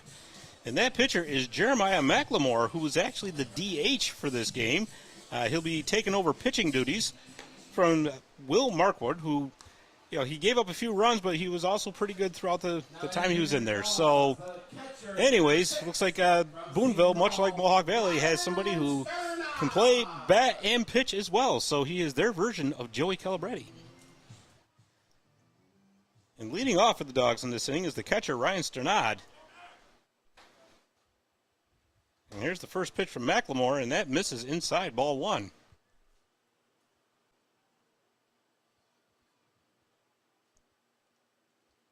And there's the pitch.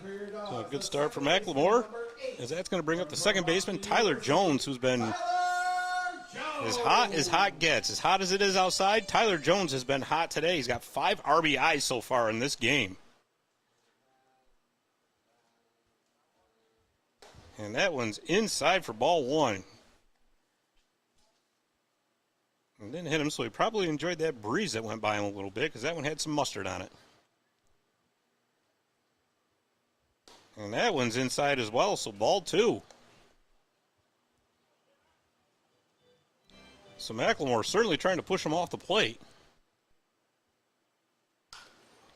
And that was grounded in through the hole into left field for a base hit. So Tyler Jones continues his hot game, as Mohawk Valley has a runner aboard with 1 out in the top of the order coming up, and John Calabrese, the center fielder.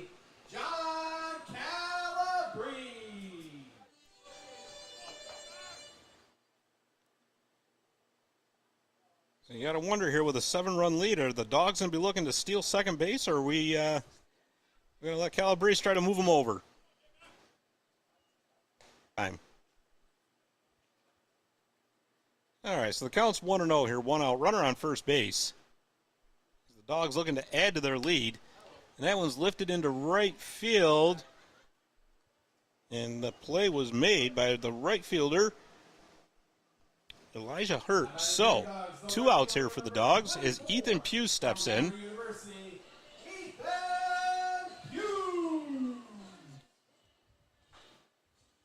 So 2 outs now. The Dogs still have a runner on first base.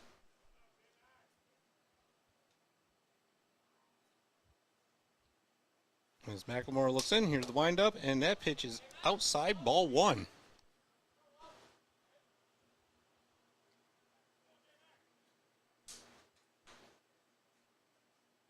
So the Dawgs with a comfortable 7-run lead here.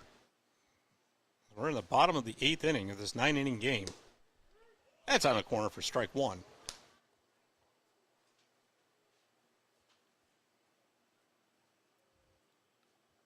As McLemore looks in, I notice McLemore been working pretty quickly himself, so here's the windup, here's the pitch, and that is lifted into center field. Center fielder on Jack's way over his head, and that gets to the fence. As Jones into third base, they're going to hold him up. Boonville did a real good job of getting that back in, but regardless, Ethan Hughes ends up on second base, and now, once again, with 2 outs, the Dawgs just putting runners on base. Boonville's been actually not bad as far as getting the first 2 outs. It's just 2 outs has been the nightmare for them in this game, as the Dawgs now have runners on second and third with Joey Calabretti up.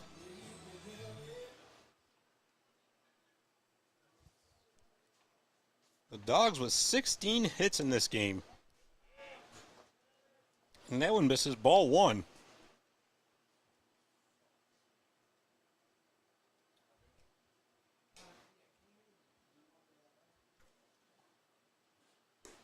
And that's on the corner for strike one. I don't want to jinx it for anybody, but there's one thing we have not seen yet is a pass ball. There haven't been any kind of adverse effects there, so. And that one's fouled off, strike two. So the count goes 1-2 here. 2 outs, runners on second and third. Dawgs up 7, looking to add more.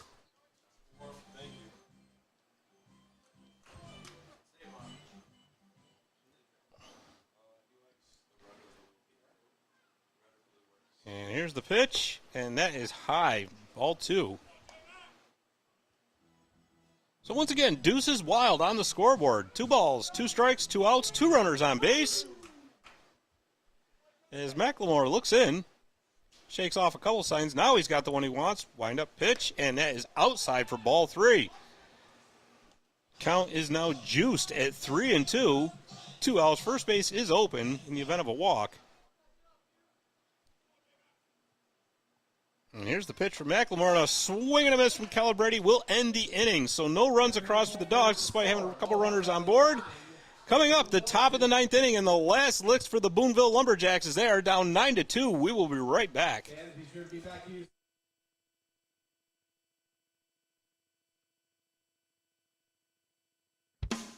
Some people might think that the tire shop in Canajoharie only does tires. Nah, that's only their name. The tire shop does state batteries, computer wheel balancing, tire repair service and recapping, auto accessories, tire chains, ag bags, bale and net wrap, and much more. And when it comes to tires, the tire shop in Canajoharie also does so much more. Lawn and garden tires, off the road, backhoe, loader tires, log skidder, agricultural, ATV and UTV tires, and on the farm tire services. The tire shop is a multi-line new tire dealer.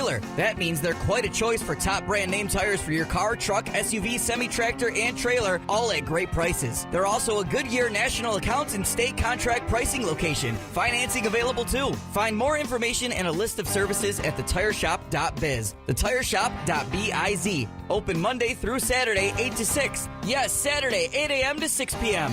The Tire Shop, 155 Erie Boulevard in Canajoharie.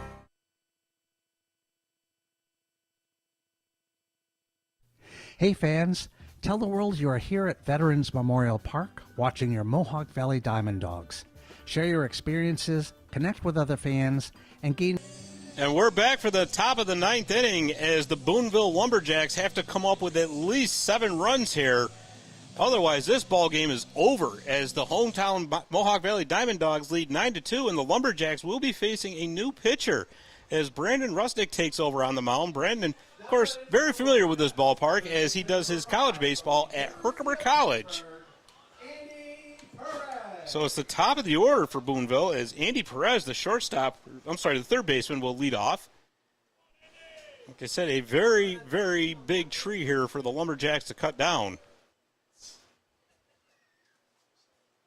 As Rusnick looks in, here's the windup, here's the pitch. And that is on the inside corner, strike one.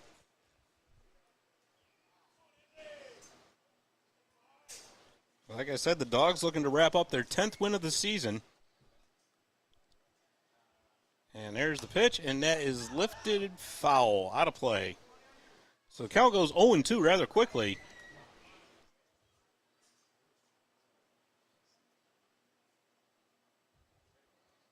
As the Dawgs 3 outs away from recording this victory, which they started this game down. He fires across to that stretch by Brandon Houck. Boy, what an athlete. And yeah, we got a replay on that one too because we want to watch that one again.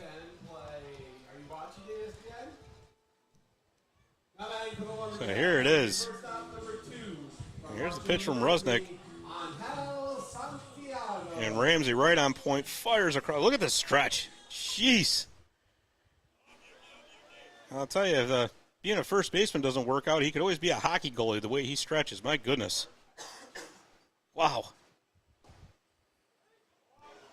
And that pitch is in there for strike one to Angel Santiago, the shortstop here for Boonville. As the hourglass is dwindling away on their hopes to win this game. And that one's lifted into left field. Pugh's going back. Can't make the catch. Gets over his glove to the wall. He's going to fire back in as Santiago's in with a stand-up double. So, well, there's a little something for Boonville. It's not over until that last out's recorded. So Carter McKay up now. Carter is the first baseman for the Lumberjacks, and he's got an RBI opportunity here. The Lumberjacks now have a runner in scoring position.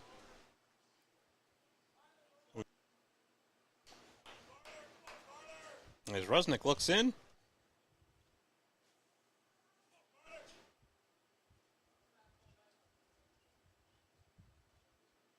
And here's the pitch. And that misses ball one.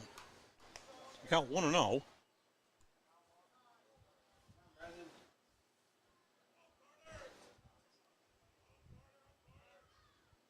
And Santiago not taking a very big lead out there.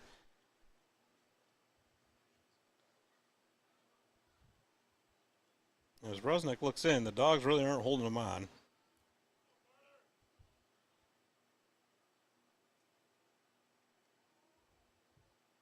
And here's the pitch. Swing and a miss. Strike one, I'm sorry.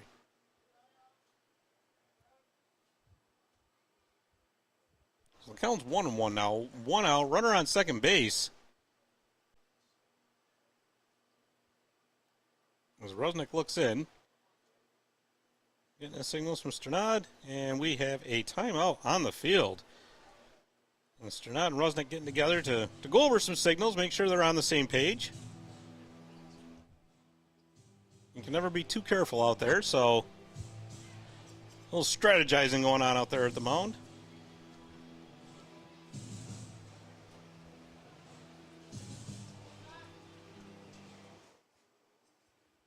As McKay digs back in. Rusnick looks in, take a little glance over at Santiago. And here's the pitch.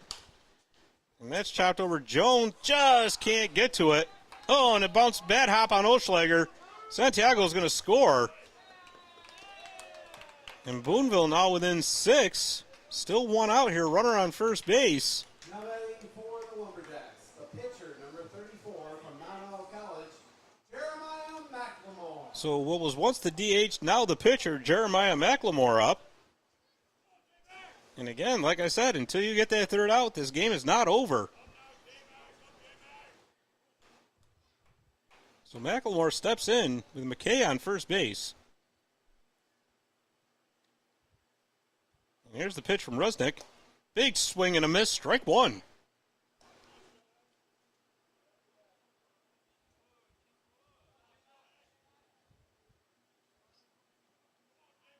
It was the great Yogi Berra that once said, "It ain't over till it's over." Is Rusnick looking to nail this one down. And that's fouled off, up in the count quickly. 0-2 is Rusnick.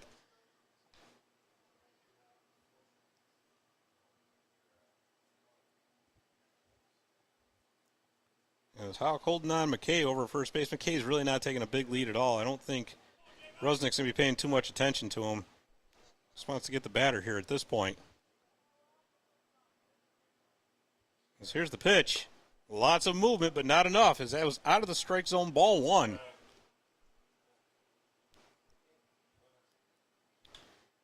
It counts 1-2.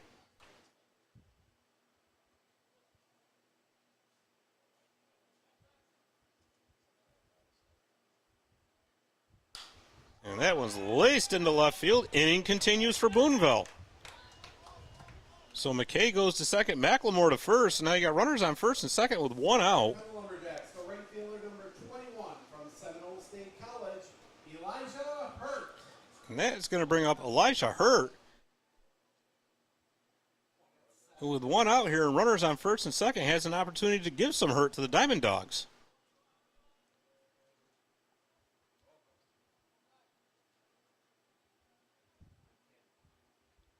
As Rusnick looks in, takes a look at McKay on second base, and here's the pitch. First pitch swinging, that's popped up. Calabrese going back, makes the catch at the fence. McKay tagging up, heads to third. So there'll be runners on the corners now, 2 outs for Boonville. They're down to their last out. As Akil Namama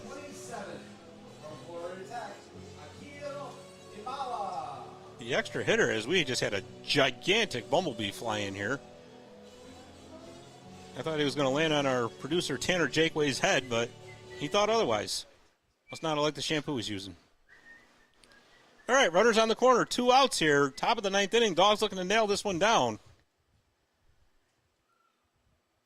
Rusnick looks in. There's the pitch, and he missed. Ball 1.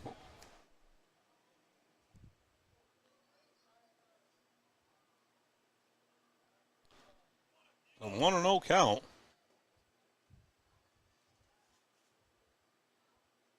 Brandon Rusnick looking to finish this one off.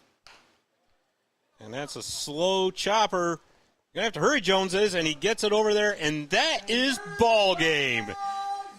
So a big offensive output by the Mohawk Valley DiamondDawgs tonight secures the 9-3 win. And so the Dogs will be able to celebrate for a couple minutes, but not for too long, because within a half an hour, we will be starting up with Game 2 right here. Wherever you're watching, Facebook, the Studio 25 Podcast Network, YouTube channel, come on back in a half an hour because we got some more fantastic Mohawk Valley DiamondDawgs baseball as they win this game 9-3, secure their 10th win of the season, and we will be back soon.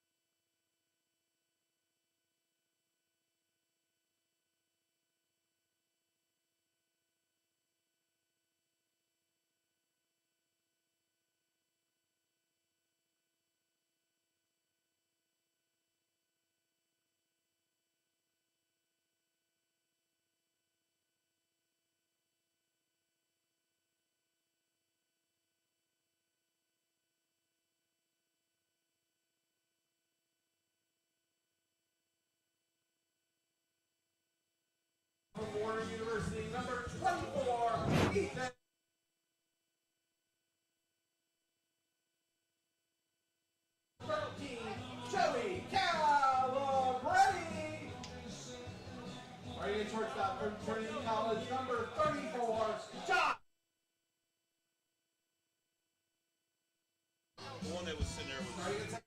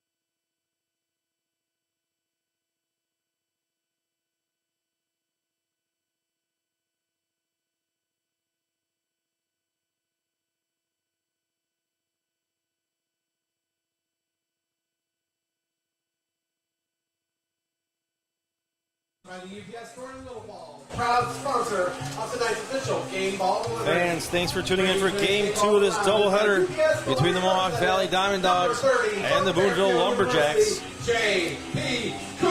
First, we'll have the starting lineups for the Boonville Lumberjacks.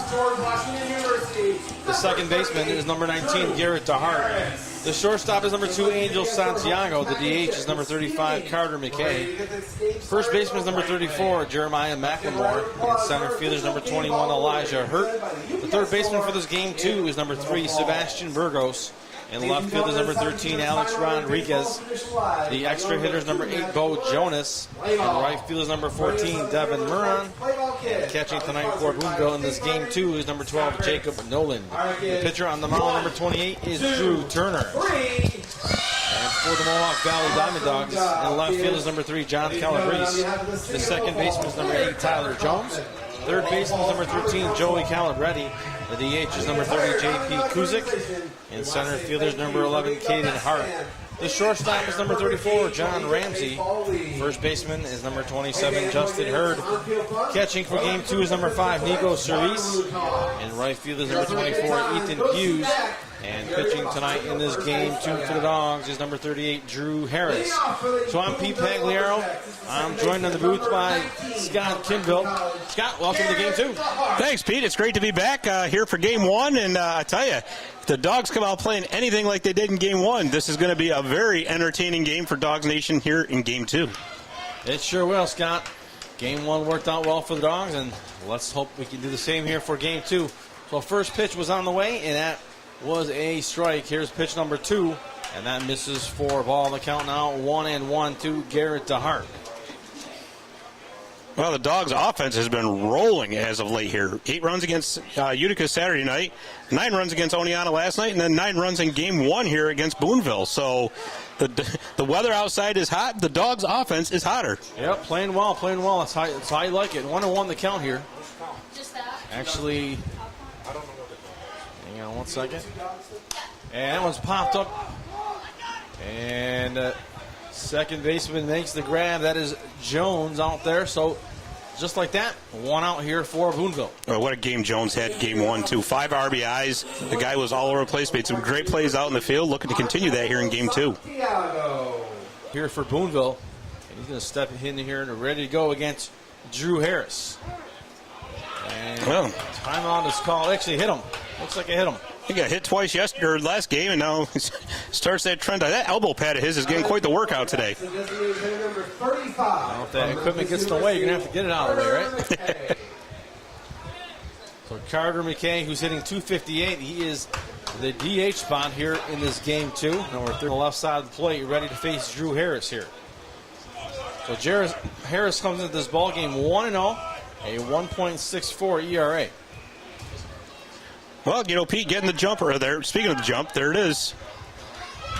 And safe at second on the stolen base for Angel Santiago. So just like that, and runner on second base in scoring position here in the top of the first for the Lumberjacks. Well, that's certainly a message. The Dogs are going to have to pay attention to Santiago when he's on the bases because he's obviously going to be going whenever he gets a chance. Yes, sir. Speedy Santiago. And 1-1. We got the confirmation. So 1 ball, 1 strike. Sometimes we got to guess up here. You don't always get the call. So 1 ball and 1 strike here to McKay. And there's a shot hit high in the air. And center fielder and a right fielder at the wall. And that is gone into the center field stands. A 2-run home run for Carter McKay. Gets Boonville on the board here early. And they lead 2-0. That was a shot, huh? It sure was. That got up in the air and just kept carrying. And, you know, if you're Boonville... Shot, huh? It sure was. That got up in the air and just kept carrying. And, you know, if you're Boonville, you put game 1 behind you. You put game 1 behind you, and you're off to a good start here in game 2. Well, Scott, I'll have to remind you, though, when we started this game, the Dogs were down 2-0 to start. That's right. This is a 7-inning game tonight. Not the normal 9 since we're in doubleheader rules. So Jeremiah McLemore, a little different because game 1 was a suspended game. That's why we played the 9 innings in that one. Normally, because game 1 was a suspended game. That's why we played the 9 innings in that one. Normally, doubleheaders, you go 7 each. Correct. But because you had the suspended game, you're going to complete that game for 9 and then start the doubleheader with 7. So that one in for a strike to Jeremiah McLemore. McLemore hitting .256. He's the first baseman here in this game 2. Harris delivers the pitch, is popped up. And first baseman gets called off by the second baseman for the Dogs. And that is Jones again making the play. And that is out number 2. Well, last game he was the designated hitter, McLemore was, and he also pitched a couple innings. So, no, we see that quite a bit. We saw that in last night's game with, I believe it was Calabretti. Yeah, Calabretti does it all. He does, really. I referred to him as the Shohei Ohtani of the DiamondDawgs earlier. Boy. Big shoes to fill there. No pressure. But so here's Elijah Hurt hitting 4. And the first pitch to Hurt is a strike to count 0-1. But like Ohtani, he does it all out there. So hey, it's not a bad name to be compared to. No, not at all. Big swing and a miss by Hurt. And quickly 0-2. All right, we're going to get clarification on that. It is not Elijah Hurt at the plate. We'll let you know as soon as we know. And that it's like Miguel Gonzalez.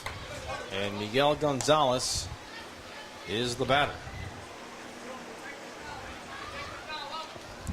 Miguel Gonzalez at the plate. Yeah, sometimes we get a little mix-ups on the lineup sheet, so happened to me last game too. So it's tough to track down some of these players sometimes. We get these lineups pretty late sometimes, 1 and 2, and then we got to scramble to get colleges and everything else. Not complaining, but I'm complaining. That one's a little dribble. This is going to cause a problem. And there's a base hit by Gonzalez. Yep, didn't get a lot of the ball and just kind of died right in the infield. So Sebastian Burgos, a .222 hitter now at the plate with a runner on first base. 2 outs. And a 2-0 lead here for the Lumberjacks in the top of the first. And there's a strike to Burgos. And the count 0-1. So another scorcher here for this game 2. Weather's been hot the last couple of days here. We're not complaining. We are playing ball. And it's not raining. And that one popped up and fell. True, it's not raining. We do have a puddle over here. Yeah. Well, that was from the fire hose that they used to. Fire hose got a little wild on us. Yeah. Sometimes those fire hoses spread a little leak if you don't put the connectors on right. You would know all about that. Yeah, I had to leave last night to go do that. So yeah, I saw everything okay from that fire. Yeah, everything's fine. All right. And that one misses for ball one, and the count 1 and 2. So 1 ball, 2 strikes to Burgess. Well, Gonzalez took off on that last pitch, or 2 pitches ago, I should say. So it looks like Boonville's going to be aggressive on the base paths this game. Runner taking a short lead right now. Here's the pitch. Do a double take in game 1. I was like, whoa. I was actually thinking about getting the autograph a ball and autograph it, not the Alex Rodriguez. Yeah, there you go. Well, then again, I don't need any more stuff in my house, so I probably won't do that. Well, you know. I have a lot. Did you get your power back yet? I did. It came Good for you. on last night, so I went home to a cool house. I think the word came down after you left for the fire. So. Well, good for you. I'm glad that you at least had your air conditioning on. I did. I rested comfortably last night in my bed. Slides back quickly is Gonzalez. Although I've been seeing on Facebook lately, a lot of my friends have been posting the power went out again today. Really? So I'm hoping that's not the case when I get home. And there's a line drive past the first baseman for a base hit. And that's going to put runners on first and second now with 2 outs as Alex Rodriguez comes to the plate. From the University of Central Florida, Alex Rodriguez. So Alex Rodriguez from the University of Central Florida. Now, same kind of area because Alex Rodriguez, the original, Miami. is from Miami. Yeah. It's got those colorful batting gloves I was talking about last game, and those are pretty nice. I mean, I might have to ask him after the game. I'm going to just go up to him and say, are you Alex Rodriguez? You might have to. I mean, I'm just going to ask, right? Yeah. What is he going to say? Yes? You know, well, yeah, he's going to say, well, yeah, what are you getting at, right? Yeah, I am. I'm like, I knew it. 1 ball and no strikes.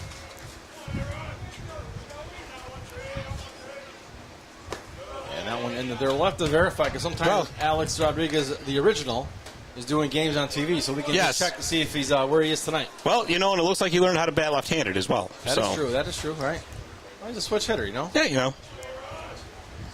That's 1 second. He can change that here. And right down the center of the plate again. Now, easy quickly, the count now 2 and 2. So Deuce is wild, 2 balls, 2 strikes. And the throw over there. I'll just say, Scott, my pen is so hot that the little grippy is melted. Oh, well, as long as it didn't melt to your hand, that's all. He's getting there. Maybe by the end of the game. Here's the pitch. There they go. And he will walk. Oh, he called him struck out. I thought he was going to walk. He threw the bat. And the call was late, so. Fooled everybody. Yeah, he did. So final out of the inning as he strikes out looking, does Alex Rodriguez, and the score is 2-0 as we head to the bottom of the first here in Little Falls. We know pools. Garrity Pools and Spa are the experts in building and creating backyard memories for thousands of families. Garrity takes pride in offering only the highest quality in-ground Pacific pool and radiant above-ground pools that are built for upstate New York weather. Garrity offers only the best with BioGuard chemicals to keep your pool sparkling clean. Visit the professionals at Garrity Pools and Spa, 234 South Caroline Street, Herkimer, or GarrityPools.com.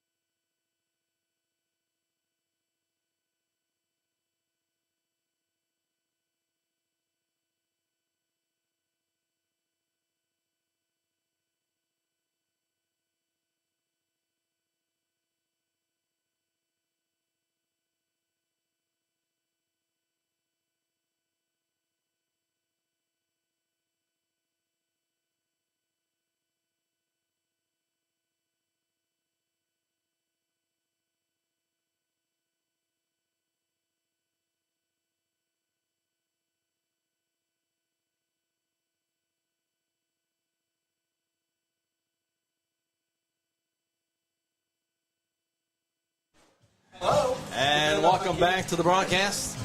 And friendly reminder, if that car is yours out blocking the driveway, Silverado, you got to go move it, right? Yeah. That's what I heard. So if you're here listening to us in the stands and you drove that big Silverado here, better hurry up.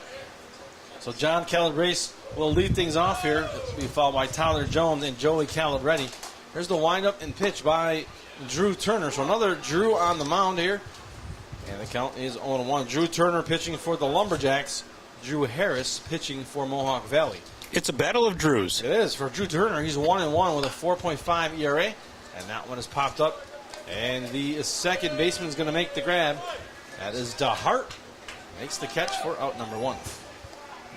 Now batting for your Dawgs, the second baseman. So with the win in Game 1, Dawgs improved to 10-6. Boonville drops to 8-6 on the season. So both teams right in the midst of that second place battle in the East. Yeah, I was mentioning earlier. I mean, the middle of the pack right there is so tight right now. It really is, really is. That pitch is down low for ball 1, and the count 1-0. Yeah, Mohawk Valley, Socrates, Utica, all battling for those same spots. Glens Falls isn't too far out of the mix, and you could never, don't write off Oneonta just yet. There's still a lot of baseball to play. And it's not like Amsterdam has locked up the division yet. They're off to a great start, but And you're right in the mix. And you never know. That's the thing. There's a little dribbler up the middle, goes up the mound, and it goes out the other end, out into center field for a base hit. And Tyler Jones remains red hot. He had a huge game in Game 1, and he's continuing it on in Game 2. He's hitting 346, and I believe those stats that's a batting average is updated from the last game. Really? I Okay. believe so. So here's Joey Calabrese hitting 210. He bats from the right side with that red helmet. To go with the red bat. Yes, the red bat. Looking good, looking good. No one told him that the jerseys were black here, right? No. All right. No. He's also our Seton Hall guy, right? Yeah. We're trying to figure Which out is, how I was just going to say that. I was like, that one either. Huh. I'm like, well, maybe just likes the color. Who knows? Must have been on sale. Yeah. You know? Kind of like when you bring the kids for the Little League equipment. Yeah. Like, just get the red hats on sale. It's okay. 1 ball, no strikes.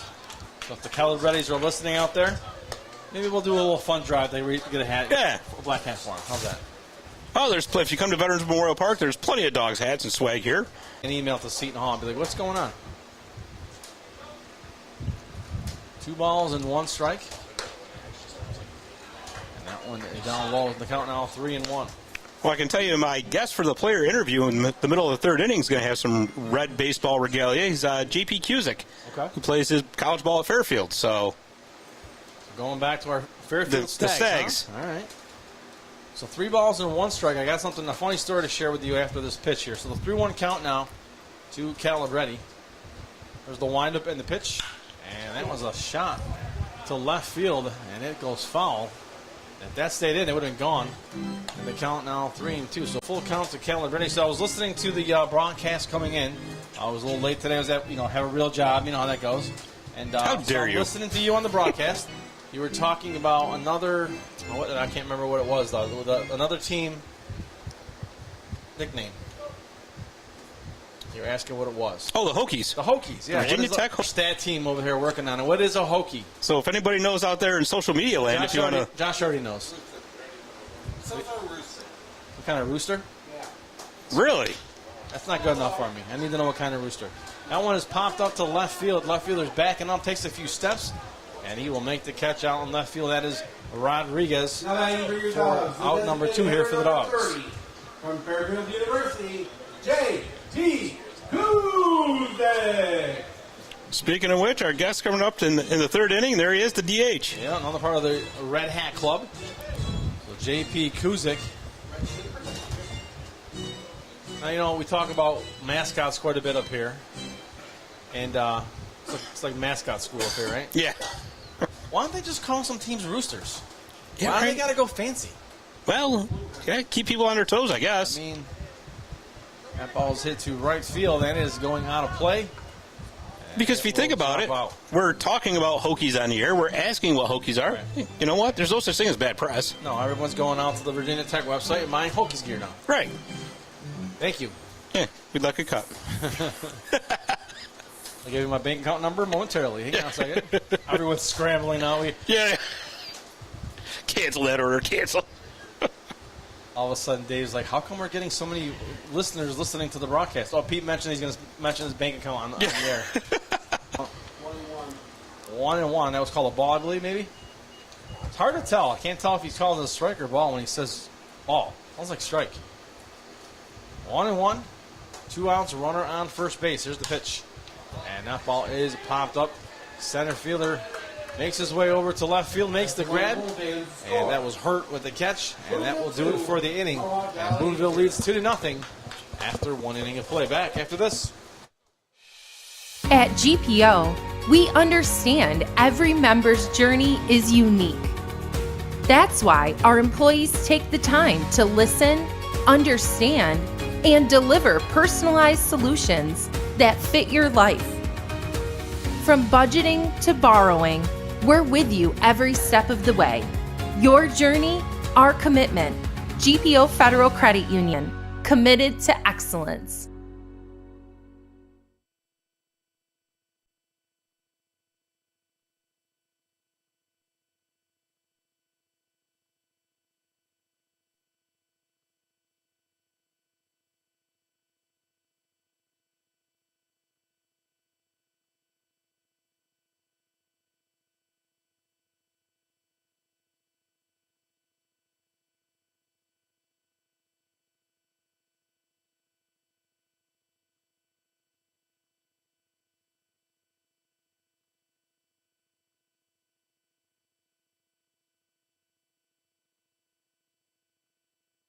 For Boonville, the extra hitter, number 8, from the University of Central Florida, Bo Jonas. And we are back, and Bo Jonas will lead things off. We had a couple of changes here between innings. The lineup is a little, I won't say messed up, but something happened. We got it wrong here. So Elijah Hurd is now batting second, and Miguel Gonzalez batting fifth. And another correction for you coming up in a second. A 1 ball, no strikes. Bo Jonas. Jonas is hitting .412. And that one in for ball 2. So 2 balls and no strikes. We did a little research. Actually, we didn't do it. Our man Ezzo did it here. And not a rooster. Virginia Tech Hokies, not a rooster. So everyone who bought their rooster gear, you still have time to send it back, I think. And we would just like to apologize to all the roosters out there for unfairly calling you a Hokie. True. I mean, that's terrible. Why would you do that? 3 balls and no strikes. And that misses for ball 4. Although I will say, one heck of an athletic program down there in Virginia Tech. Yeah, consistently produce a great football team, good basketball team, and obviously a good baseball team because we have Caden Hart. And you see what he's doing up here. So one of the best. So Bo Jonas is at first base after the walk. Devin Moran is down low for ball 1. And the count 1-0. Yeah, you know, you talk about the football years at Virginia Tech, man. Enter Sandman. Man. Yeah. Oh, yeah, that's a great way to enter Sandman as a music. That whole place is rocking. Unbelievable. One of the great images you see in college sports. 1 ball and 1 strike. That's a place, that bucket list place. And that one in for a strike. The count 1-2 now. A 1 ball and 2 strikes to Moran. And after him is Jacob Noland on deck. He's the catcher. 1 ball, 2 strikes. Harris looks over at the runner and now delivers the pitch. And for strike number 3, so Devin Moran strikes out looking for out number 1. Well, if you're Drew Harris and the Dawgs, that's exactly what you needed and wanted right there. Yep. Drew Harris. Lumberjacks have that runner on first base. They grabbed a quick 2-0 lead in the top of the first. Or the top of the second now. They're hanging on to that 2-0 lead. And Harris will throw back to first base. Hurd is there to make the catch. And the runner scampers back quickly. That's Bo Jonas. So Newland is set as he awaits the pitch from Harris. And there it comes in for a strike. Nice pitch. And the count now 0-1 to Newland.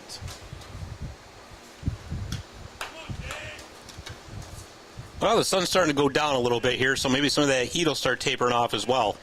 Make it a little bit easier to grip the ball out there. Yeah. And that one is stopped by the catcher. And no one goes anywhere. As Cerise out of there like a cannon, too. Yeah. There was no messing around on that play with Nico Cerise. So as I'm looking down the third base line, it doesn't look like the Boonville contingent came for this one. They stayed out in Boonville. We have 2 fans out there. One of them that I recognize is a Dawgs fan. I think the other one is too. I think they're just hanging out in the tent because it's cool down there. I can't say I don't blame them for taking the long trip from Boonville just to sit in the I heat. was just going to say, it's very, very warm. So if you're going to be very, very warm, you might as well be warm at home, hopefully watching this live stream. And this bee is making me nervous. 2-1 count. And that one in the dirt. Sometime we get a visit by the biggest, furriest bees you've ever seen in the Northeast. I'm not going to lie.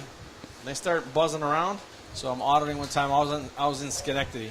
And we're in the Schenectady State Office building. Well, it wasn't the Schenectady State Office building, but office building. State Office building out there. That one in the dirt for ball 4. So he will take his base and runners down on first and second for Boonville. And Carter Garrett DeHart will come to the plate. So we're at there's the county building in Schenectady. We're up there, and so we've had a couple of meetings. Lady hands us a fly swatter. There's flies up here, something, whatever. So I sit down. I hear this buzzing sound. I'm like, that's bothering me. Like, what was it, right? I look up. There's like 1 bee. There's 2 bees or something. Like, I was like, did you give me this for the bees? She's like, yeah, we have a bee infestation here. Oh. And that one's popped up to center field for out number 2. And I proceeded to say to her, well, you know what? I'm going downstairs. I'll be working in the little cafeteria area. Yeah, I don't need any help. That's all right. Thanks. And she said, I go, is that buzzing just those 2 bees there? She goes, no, there's actually bees in the wall. That's what you're hearing. I was like, yeah, I'm definitely going downstairs. Yeah, thanks for getting the exterminator. Appreciate it. You bring those records downstairs with me. Thank you. So everyone listening, if you get an audit from the state and Mr. Pagliaro shows up, if you want me out of there, bring in the beehive. And I'm out. Nothing to see here. Clean audit. There's a strike. No balls and 1 strike. Yeah, bees are not. I'm not allergic or anything. I just. Just not a fan of them. Any animal that carries a little stinger on his body. Yeah. I got a problem with that. You know? I don't blame you. I got a problem with that. And that one is fouled off. Down the first base line, 0-2. I mean, I had a hard time understanding why there's a. I know it's only a bug. It's only an insect, whatever you want to call it. I refer to it as an animal with a stinger that it carries around town. Not good. Not good, Scott. Yeah, well, Mother Nature at its finest. What can I tell you? That ball's in the dirt. Stopped again by Cerise. This time the runners are going to advance to second and third. He did a good job keeping that in front of him. He did. The runners were on the go. They had the jump anyways. I think they were thinking about going anyhow. So I agree. So 1 ball and 2 strikes, 2 outs. But Nico did a great job of keeping it in front of him. So. And now if you're Harris, you just got to bear down and get the batter here. Forget about the runners. Just get the batter. Yep. 1-2. Here's the pitch. And a little chopper to second base. He's going to grab, throw over, and he gets him. So that is Jonas to Hurd to end the inning. So no damage done. 2-0. The score remains. We'll be back after this. Spring into action and get started on your home projects with Little Falls Lumber. Get your free estimate today for that project, big or small. Little Falls Lumber. They're always happy to help. Stop by one of our 3 convenient locations and speak to one of our knowledgeable salesmen about your next project.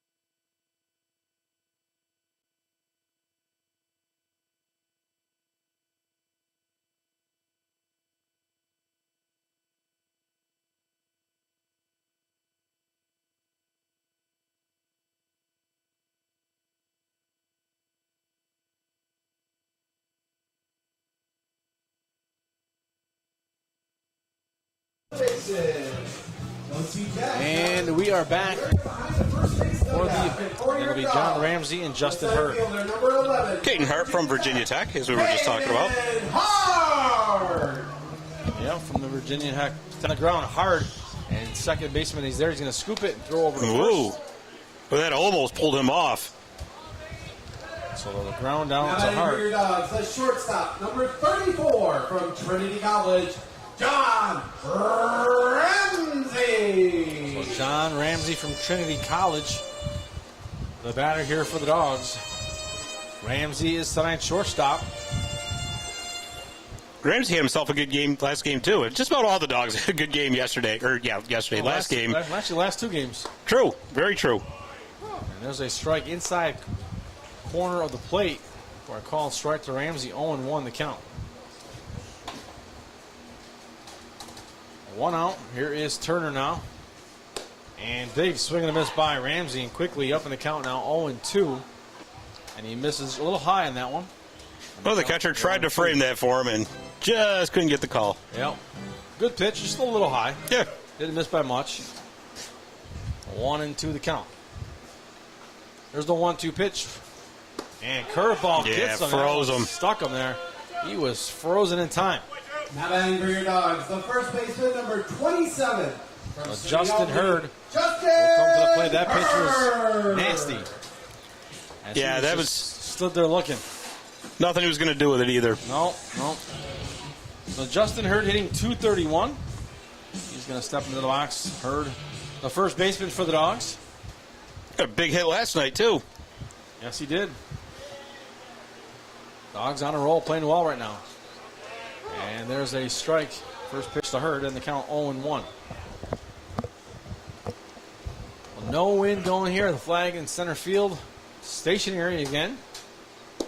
As I was listening to Scotty in the first game, there was a little wind. I heard you were saying that the wind was kind of coming through. There was. It unfortunately has decided to take a break now. So no wind for us. No wind for you. 1 ball, 1 strike. Rebranded a bit for the team. New look. Yeah.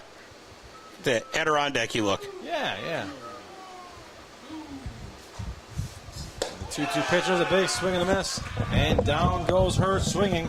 That'll do it for the inning. And we'll be back for the top of the third after this. 2-0 is the score. At NBT Bank, we know that this day starts with this one. This day starts with this one.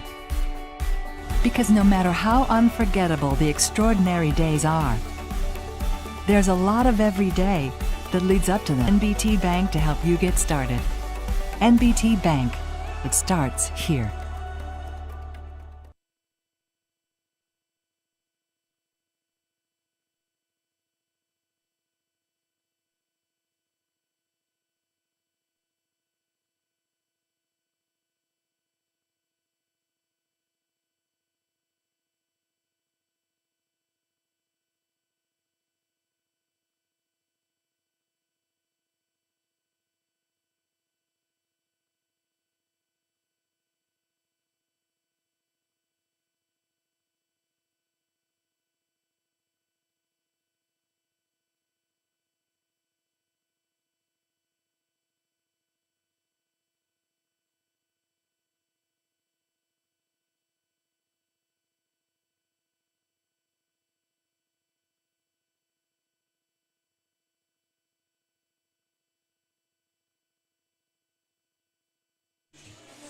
And welcome back, fans, for the start of the top of the third. And for the Lumberjacks, it'll be number 35, Carter McKay. McKay hit a home run in his first at-bat here tonight, hitting .256 coming into this ball game. And he's going to step into the box from the left side. And here comes the windup now on the pitch. And it is outside and high for ball 1.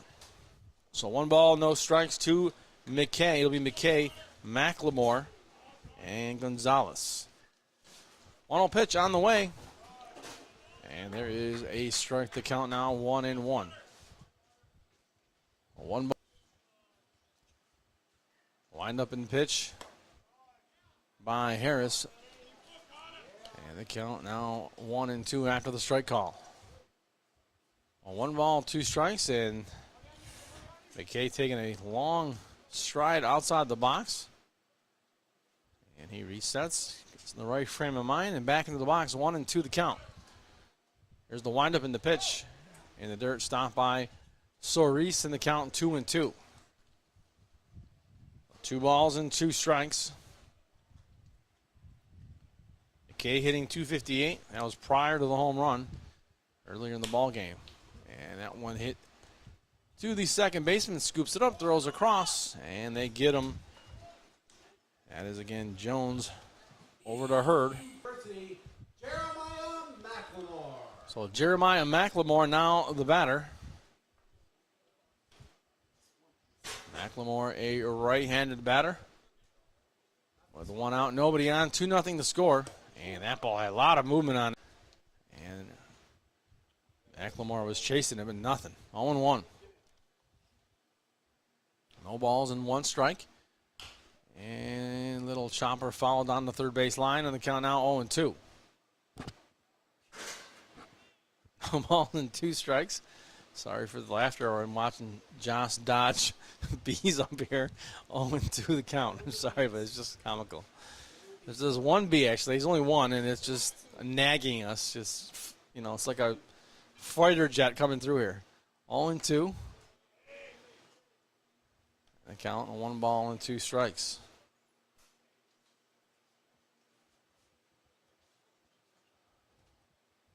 One and 2 the pitch, and again that ball, a lot of movement missing for ball 2 in the count, 2 balls and 2 strikes. McLemore the batter, 2-2 the count, and Drew Harris delivers the pitch, a little dribbler to the third baseman, knocks it down, grabs it, throws across, and he gets the play. So a ground out by McLemore to the third baseman, Calabretti. As he knocked it down, fell out of his glove, picked it up, and threw over to first for out number 2. So Miguel Gonzalez, who singled in his first at-bat, is the batter here for the Lumberjacks.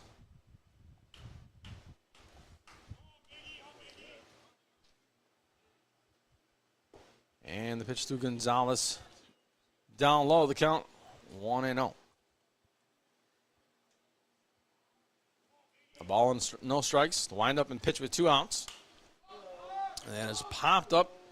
And the shortstop is going to make the grab to end the inning. That is Ramsey. And a quick inning for Boonville. The score remains 2-0. And we will go down for an interview on the field momentarily, so stay tuned.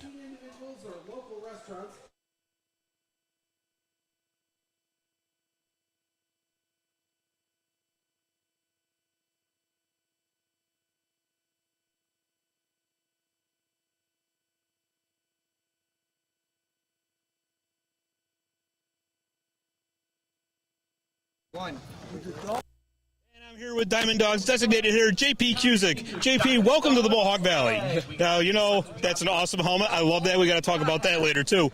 But, you know, we got some unique cuisine here in the Mohawk Valley, like chicken riggies, tomato pie. Have you had a chance to try any of it yet? Not yet. I haven't tried anything yet. I've only been here for about maybe a week and a half now, so I got to get out there. Well, we'll make sure you get tried that before you leave. You got to.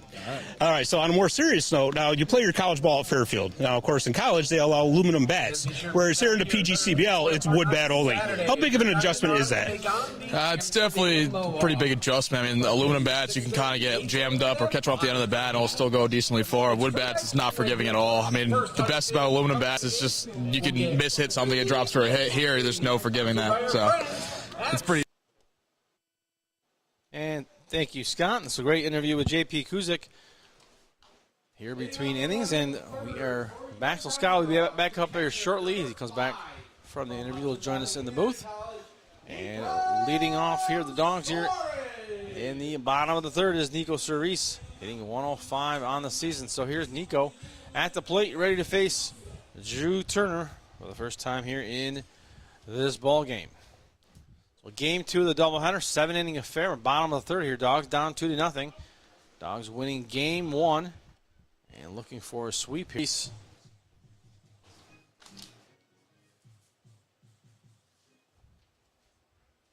1 ball and 1 strike. Here's the windup and the pitch by Turner, and that is fouled off the count 1-2.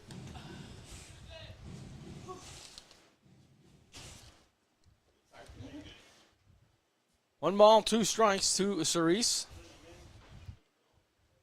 Here is Turner now with the windup and the pitch. Swing and a miss for strike 3.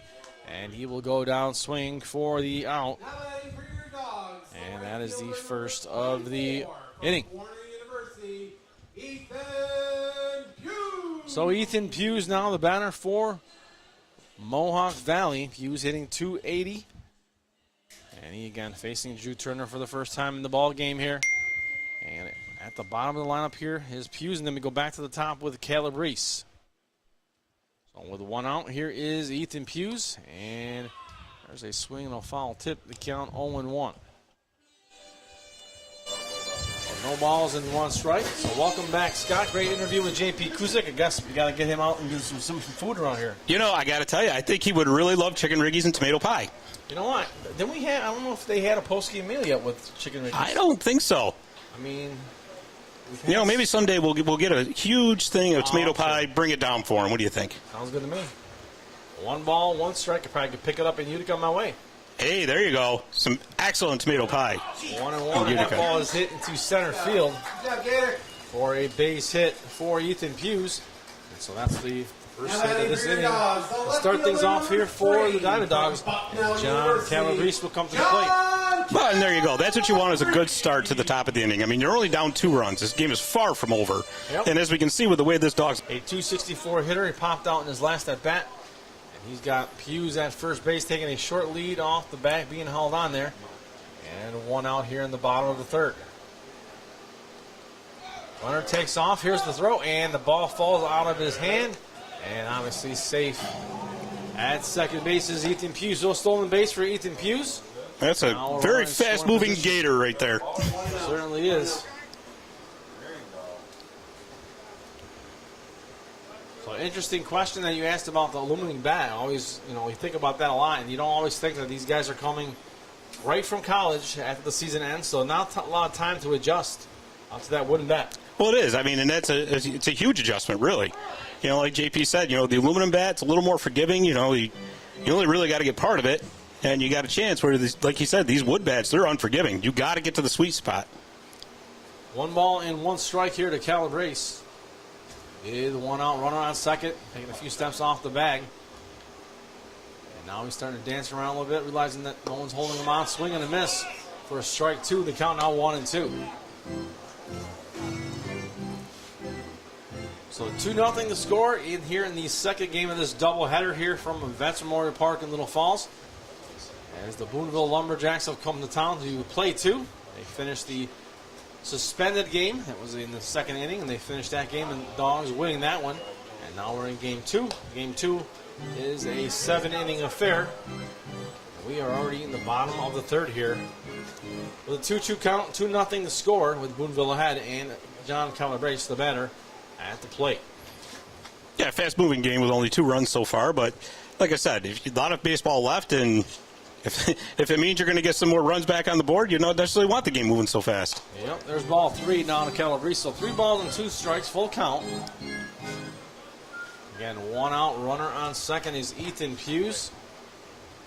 At shortstop, playing behind him right now. He's probably going to just come in a little bit and then scoop back out. And there he goes. Here's the pitch.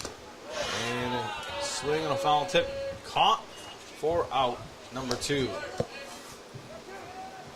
Catcher snags that one for the second out. Tyler Jones now will come to the plate. Hitting .346, singled in his last at-bat here. There's only a bat in this game thus far. Well, the red-hot Tyler Jones, so if you're going with somebody up there for the Dogs, that's him tonight. Well, Jones calls timeout. Looks like that bee made its way down to the field. So he was nagging us up here a little while ago. He was attacking Josh earlier. When you were gone, he was coming in like full jetter pilot mode. And now he went down to bug the Dogs. Swing and a miss. Big swing there.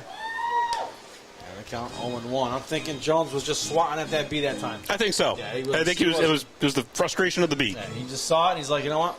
Going for it. 0-1. Being not a great bee lover fan myself. Oh, that went to the cameraman and it hit him? No. All right, it was close. He's fine. Our cameraman down the first base line there. Oof. Dodging bullets, dodging bees. Well, that's why we tell the interns you got to pay attention every single second out there.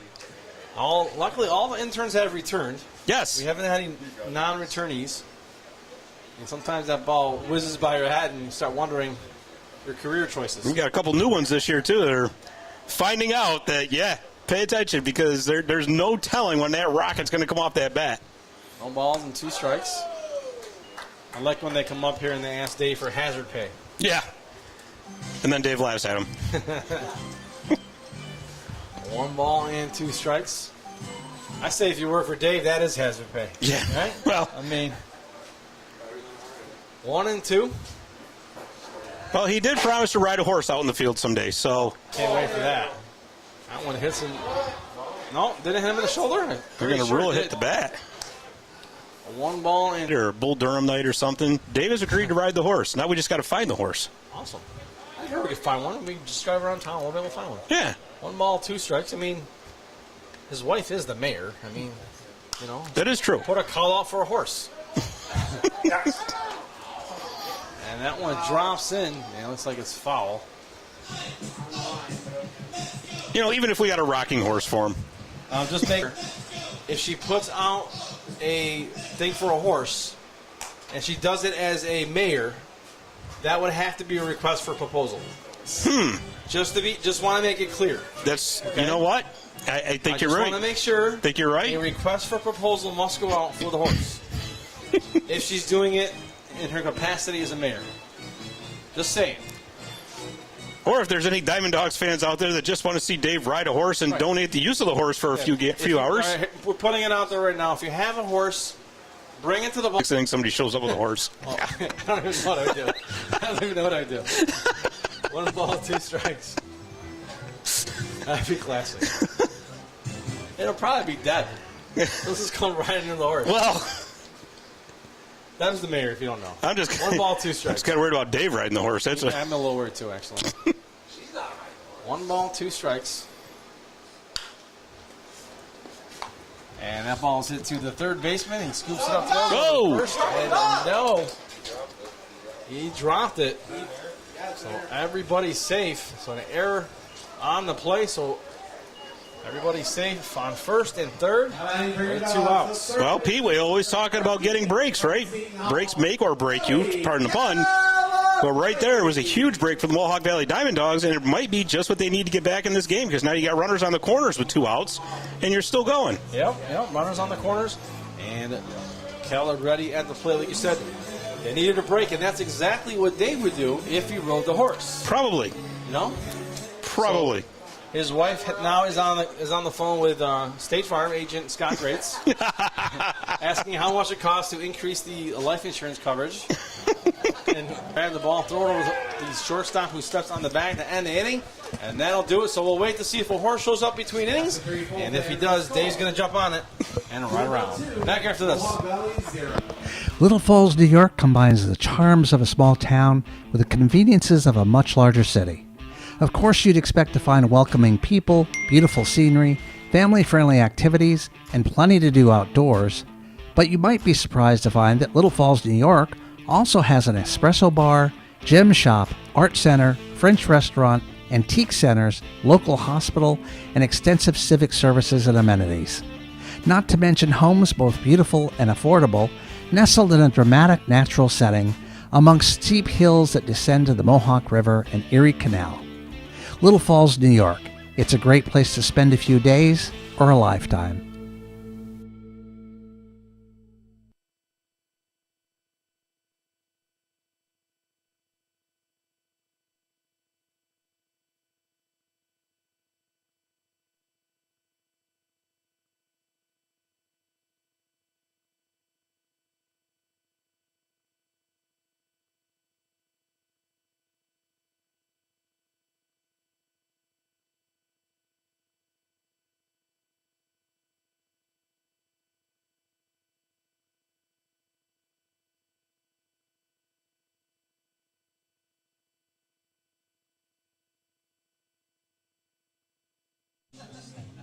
Well, I'd like to see the other horse. I did horseback riding before. Well, you better remember it. And we are back for the top of the fourth. We're having fun with this horse thing, folks. We are having a good time. For the Lumberjacks, the third baseman number 3 from Fort Hays State University, Sebastian Burgos.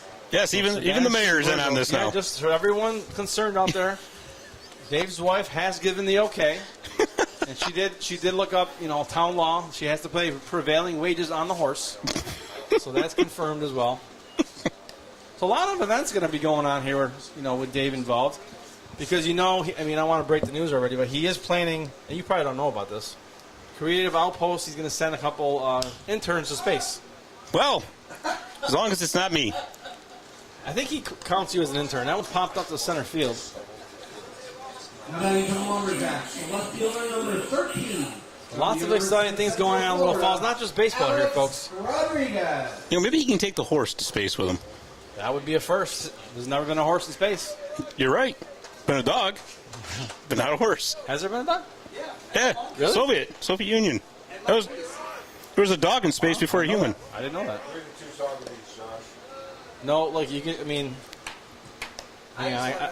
I got to think for a second. 1 ball, no strikes to Alex Rodriguez. There's no, the dog can just go in space. How do you bring a dog to space? Well, they put him into this little space capsule, and they put him up there. And are they in a little suit, just like the astronauts? I haven't seen the pictures. It was from 1957 or something like that. So before even my time. All right, we're sending a horse to space. 2 balls, 1 strike. That too. So whoever brings the horse, you have to sign a waiver, because we are sending your horse to space. 2 balls. Put us 2 together. Oh, that's terrible. 3 balls and 1 strike. It's like comedy hour. Off the rails in a hurry. Now batting for the Lumberjacks, the extra hitter number 8 from the University of Central Florida, Bo Jonas. Bo Jonas is the batter. And, you talk about off the rails. We are currently not on Facebook right now because they knocked us off. Really? Yeah, so we're on other channels, which everyone, if you're listening to us, you figured that out. You found those other channels. Hopefully the folks who were listening on Facebook found the other methods to listen to us. Now you can go on YouTube, the Studio 25 Podcast Network channel. Yeah, well, the people that don't know can't hear it because they're not here. That's true. You know what I mean? Yeah. I wonder if the horse figured it out. And the ones that are here are getting off right now saying, geez, I wish this feed would get knocked out. These two guys still talking about this horse. The Mohawk Valley Diamond horses. It'll be a promo night. Oh, my Lord. All right, all reference to the horses are now null and void. No longer allowed.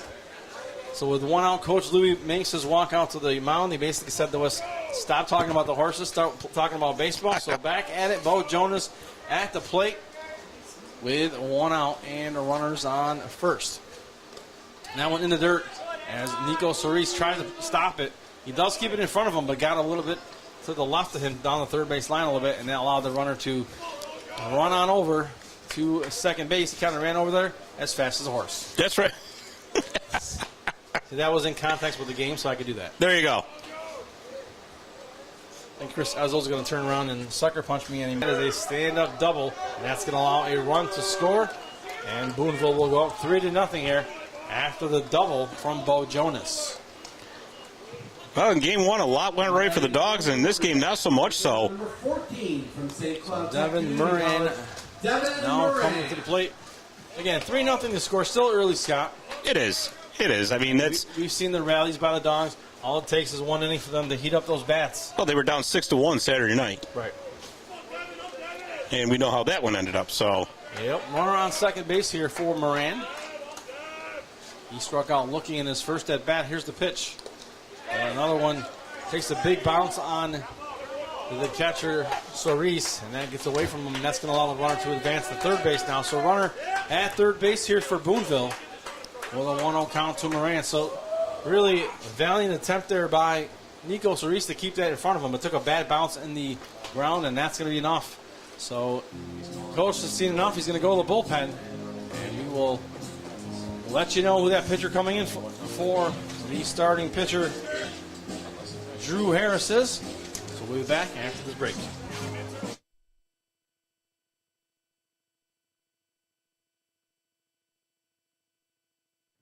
At Hummel's Office Plus, our customers remain our #1 priority. Hi, Central New York. This is Justin Hummel, CEO of Hummel's Office Plus.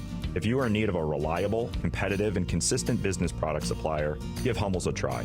We offer customized pricing, free next-day delivery, and personalized service. With our wide assortment of office supplies, janitorial supplies, furniture, and everything else you need for your workplace, Hummel's is your go-to for all your business products.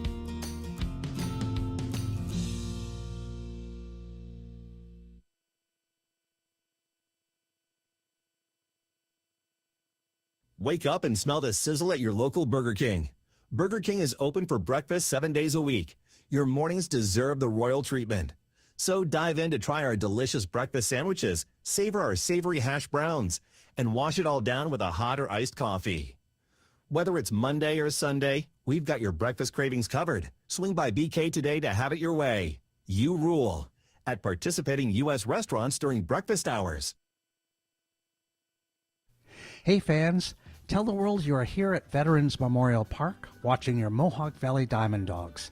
Share your experiences, connect with other fans, and gain behind-the-scenes access to your favorite team. For more information, visit mvdiamonddogs.com or like us on Facebook or follow us on Instagram and Twitter.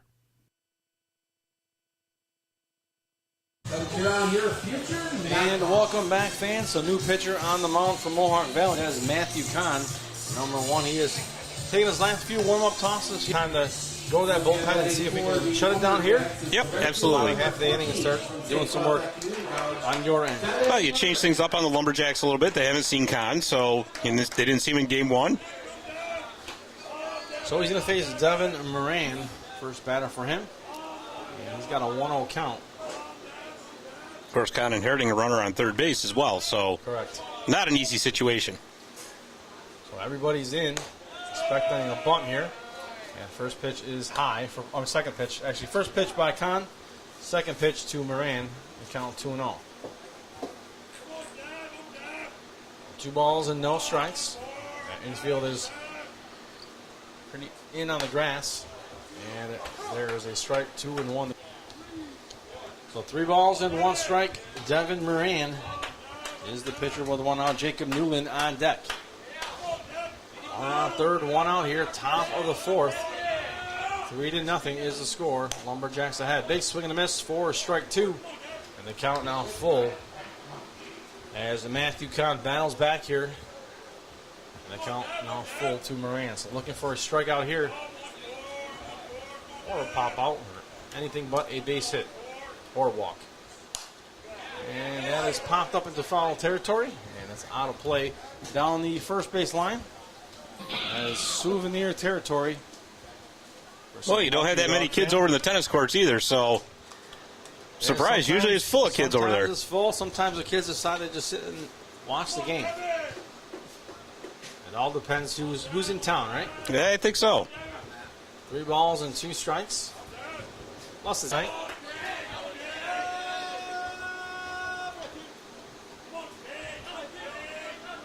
Kahn is set to go. Runner on first, taking a short lead.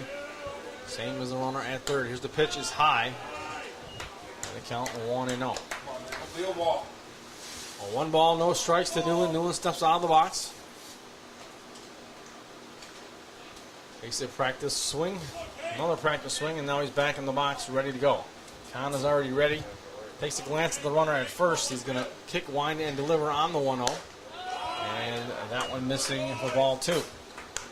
You got to wonder here if Boonville's going to be thinking about the count 2-0 to Jacob Newland. He's the catcher for the Lumberjacks. 2-0. And that one just missing for ball 3, and the count now 3-0. That one just missing for ball 3, and the count now 3-0. Kahn putting themselves in a little bit of a jam here. The runners on the corners. Yeah, he inherited a tough situation, and unfortunately for Kahn, it's potentially going to get much tougher, except that one catches the corner. Yep, 3-1 now the count. 3 balls, 1 strike to Kahn. And those runners on the corners. Just a few steps off the bag with a 3-0 lead. Top of the 4th, 7-inning affair here. Here's the pitch. And that ball's fouled off, and the count now full at 3-2. So another full count here for Kahn. Last time with the 3-2 count, he walked the batter, hoping not to do the same here. Only one spot to put him. That would load the bases with just one out. 3-2. Here is Kahn now with the windup and the pitch. And swing and a miss, and he gets him for out number 2. Nice comeback right there by Kahn, and that's exactly what the DiamondDawgs needed. And he was down 3-0 in that count, obviously, and he came back to strike him out. It's those little things, Pete. You build on the little things like that. You get a nice big comeback strikeout like that. You get out of this inning, and guess what? You start putting some runs back on the board yourself, got a whole new ball game. Yep. Now looking to get this guy here, Garrett the Hart. The Hart 0 for 2, popped out and grounded out. And that curveball missing for ball 1. So a vocal group here. This Boonville crowd cheering on. Hey, still got to have fun. Right? Exactly. You just love to see strikes. 2 outs. There's the 2-0 pitch. Taking his time as Kahn. Here it comes. And that's fouled off. Again to the first base bleachers. And the count now 2-1. Matthew, top of the lineup here for Boonville. Runner on first and third. 2 outs. Here's the pitch. In the dirt. And the count now 3-1. So similar situation as before. Last time around, got all the way back to a 3-2 count, and then they struck him out. No, he can do it. You just got to throw strikes here at this point. 3-1. Here's a lot easier said than done, of course. And puts that one in the dirt for ball 4. And bases now loaded for Boonville. Now batting for the Lumberjacks. Shortstop number 21 from Seminole State College, Elijah Hurt. So Elijah Hurt's the shortstop now.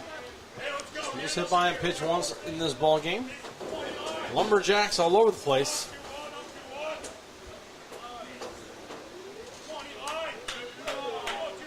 So with 2 outs here, Kahn looking to get himself out of this jam. A pitcher can, think that they got to do everything themselves, as far as trying to get strikeouts and all that. But at this point, just put the ball in play and let your teammates help you out. Yep. Especially needing just 1 out here. 0-1. And there's a swing. They're going to check to see if he went, and they say he did. And the count now 0-2. So just like that, 1 strike away, getting himself out of this jam here with 2 outs.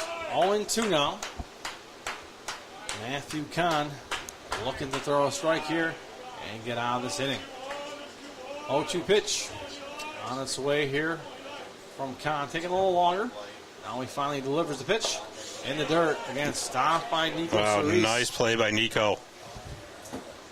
And that saves a run by keeping that ball in front of him. If that ball got away, that runner at third is coming charging at the plate. Well, I'll tell you, he's really gotten a workout tonight. He has been all over the place behind the plate. Yep. So 1-2 now. And 2 outs, runners on first, second, and third here for Boonville. Here's the pitch. Again, outside. And they'll count 2-2. 2 balls and 2 strikes. Elijah Hurt at the plate for Boonville. 3-0 score. Trying to keep this game manageable here is the pitcher, Matthew Kahn. Here's the pitch. And that is high. Here we go again, full count. So 3 balls and 2 strikes. This time, Kahn has nowhere to put him. Yeah, definitely advantage batter here. Score remains 3-0. Actually, they jump up by 1 because they add 1. 3-0 to score as we head to the bottom of the 4th. Visit the Daily Post and stay connected with the latest news, information, and events in the Mohawk Valley. Our mission is to generate interest in the area and connect residents in a more meaningful way by facilitating deeper conversations about how these stories will shape the future of the Mohawk Valley. Join thousands of weekly visitors who stay up to date with feature stories, interviews, videos, our event calendar, and print publication, the Mohawk Valley Express. It's about timely local news for the community, keeping citizens informed about important issues, telling about the people who live and work here, and giving locally owned businesses the opportunity to reach a very targeted audience of locals and tourists alike. It's a whole new form of media-rich content developed specifically for today's mobile lifestyle and listeners. You can download our iOS app in the iTunes Store, listen to our podcast, or sign up for our weekly email newsletter. Stop by today at thedailypost.digital. You'll be glad you did. Wake up and smell the sizzle at your local Burger King. Burger King is open for breakfast 7 days a week. Your mornings deserve the royal treatment. So dive in to try our delicious breakfast sandwiches, savor our savory hash browns, and wash it all down with a hot or iced coffee. Whether it's Monday or Sunday, we've got your breakfast cravings covered. Swing by BK today to have it your way.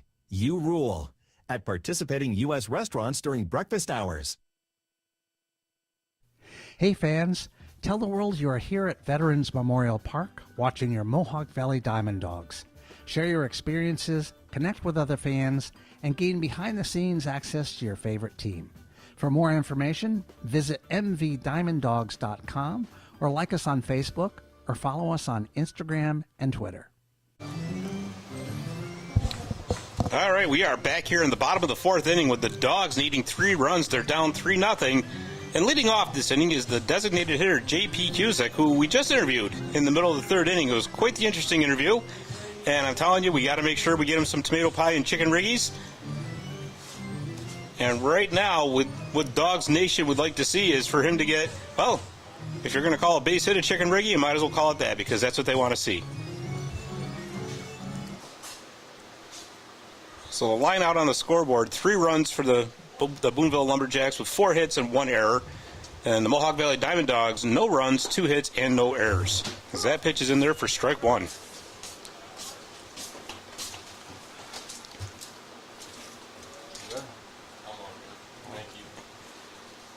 And here's the windup and the pitch, and that is inside for ball 1.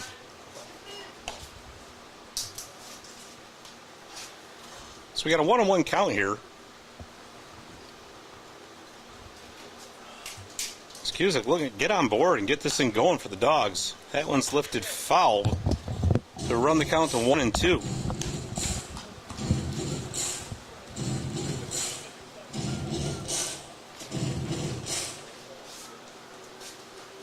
All right, Scott, thanks for holding down the 4 for a second there. Yeah, no problem. 1 ball, 2 strikes, and that is popped up by Cusick, I'm sorry. And the catcher's going to make the grab. 4 out, number 1. Batting for your Dogs, the center fielder, number 11, from Virginia Tech, Caden Hart. So Caden Hart now on the batter for the Dogs. He has grounded out in his first at bat. Not a lot of attempts tonight for the Dogs so far. Only his second at bat of the game. I guess it's early still early, but it seems like they should have had a couple more at bats by now. Well, like I said, the game's been moving along pretty quickly here, so. It has. 0-1 count, that one's fouled off. Caden Hart hitting 229. Dave's messing with the switcher board. He might be trying to cut our microphones after we convinced the world he was going to ride a horse. He just unplugged the mic. He's like, that's it, you're done.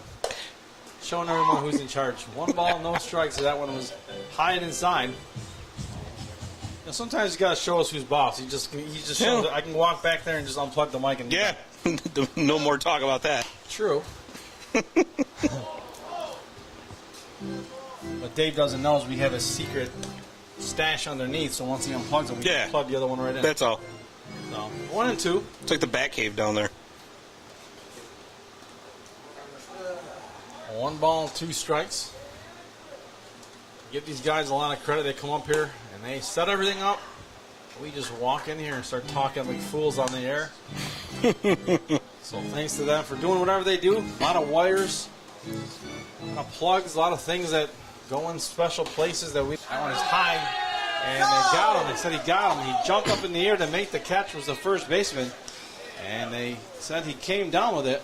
That was McLemore at first base. The shortstop, number 3. Well, yeah, half step, if that, but that's the second time we've seen this play in this game. Ramsey. A lot of close plays. Last couple of games, we've seen a lot of close plays. So John Ramsey now step into the box, facing 2 outs here in the bottom half of the 4th inning. And 7 innings in this game, fans, don't forget. And the count 1-0 now to Ramsey. So Ramsey struck out looking in his first at bat. There's the windup and the pitch. Oh, and that one hit him. No, it hit the bat? Hit the bat. Oh, thank God. I thought I hit him in the head. It hit the bat? I don't think it hit the bat. I didn't think so either, but. What's it count? Evan, what was that? 2 now. Well, 2 balls and no strikes. That one apparently hit the bat because it looked like it.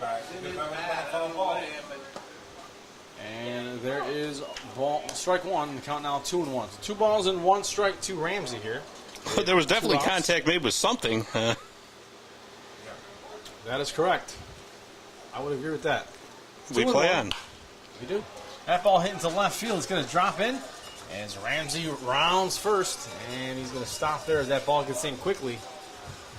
So John Ramsey with the base hit sent that one to left field. The left fielder got there pretty quickly and threw it in. From SUNY Albany, Justin Hurd. So here's Justin Hurd, who has struck out in this ball game in his first at bat. He's going to come to the plate here, and Scott, this run right here. Well, wouldn't the Dogs absolutely love a repeat performance out of Hurd from last night, huh? Yep. Wouldn't be enough to tie, but would definitely cut into that lead pretty quickly. Well, you'd have a whole new ball game is what you would have. And that one's popped foul by Hurd in the count 0-1. He fouls that one off in the count now 0-2. So quickly, ahead in the count is the pitcher, Drew Turner. And 0-2 is the count with 2 outs. Dogs are down 3-0. Bottom of the 4th. Runner on first base here for Hurd. 0-2 pitch coming from Turner.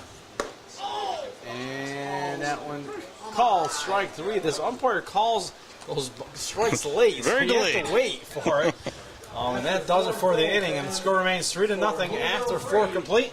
Make sure you come on back here for the top of the 5th, fans. Thanks. Be sure to join us on Sunday night. Your DiamondDawgs. We know pools. Garrity Pools and Spa are the experts in building and creating backyard memories for thousands of families. Garrity takes pride in offering only the highest quality in-ground Pacific pool and radiant above-ground pools that are built for upstate New York weather. Garrity offers only the best with BioGuard chemicals to keep your pool sparkling clean. Visit the professionals at Garrity Pools and Spa, 234 South Caroline Street, Herkimer, or GarrityPools.com.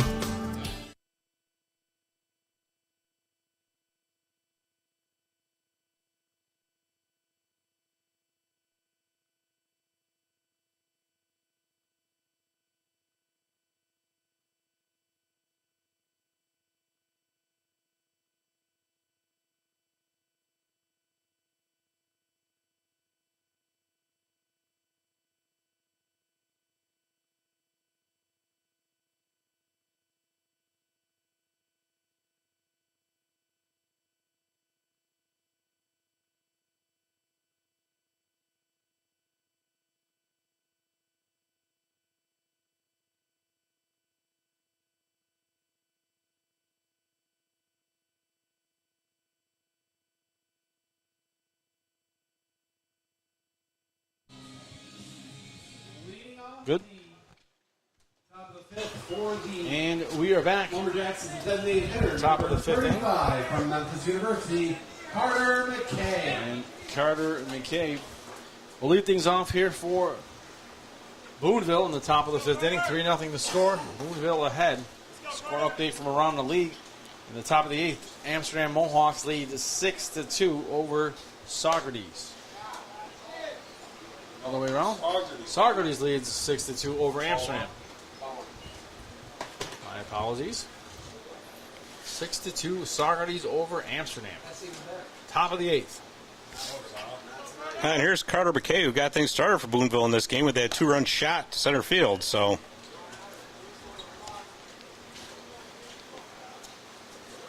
2-0 the count here to McKay.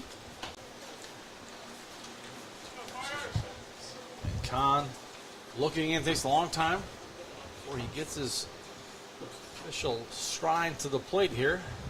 He waits and now delivers on the 2-0. And that was fouled off in the count 2-1. yeah, with before, Pete, how some pitchers like to move quickly, others not so quickly, and I think Kahn falls into the latter category. Yeah, he kind of pauses after he gets everything settled in. Almost takes like a deep breath before he's ready to go. He gets his sign, and then he kind of brings his glove up, brings it down, waits a little, takes that breath, and then he delivers. 2-1. And that is down low for ball 3. So 3 balls and 1 strike. And he does it every time, so very deliberate how he does it. It's a routine for him. A routine. As you see him here do it again, he looks in, and when he looks in, his glove is down low. Then he brings his glove up, kind of pauses, takes a deep breath, and then he'll wind and deliver. And there's ball 4. Another runner on here by way of walk. For the Lumberjacks, the first baseman, number 34, from Mount Olive University, Jeremiah McLemore. So, Jeremiah McLemore, who has popped out and grounded out here today. He's going to step into the box with nobody out and a runner on first for Boonville here in the top of the 5th. They already lead 3-0. And he pops that one up, and J.P. Kuzik heading over to the third base dugout, and it is out of play. I'm sorry, Cerise. Kuzik also catches. Yes. Boonville Lumberjacks. So 0-1 the count. Runner on first. Here's the windup and the pitch. And there's a call strike on the outside corner. Paints that outside corner of the paint. And the count 0-2. So Kahn has him where he wants him. Well, now he's just got to finish them because that's really what the Dogs need. They really can't afford to give up any more runs here. Yeah, struggled a little bit as he's come in this ball game, has Kahn. There's the pitch. And that ball had a lot of movement. Pitch. And that one strikes him out. That ball was moving all over the place.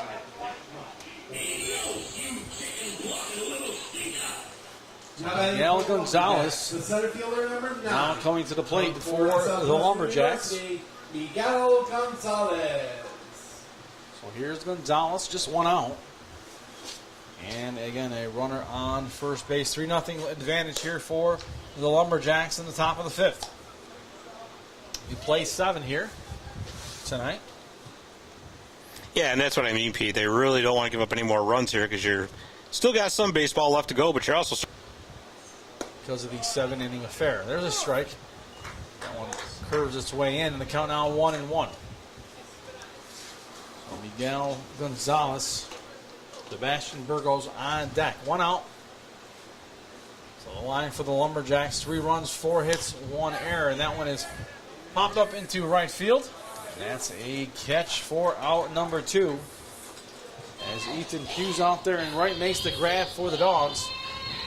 And just like that, 2 outs. The third baseman, number 3, from Fort Hays State University, Sebastian Burgos. So Sebastian Burgos, who has popped out in his last attempt, also singled on his first time up.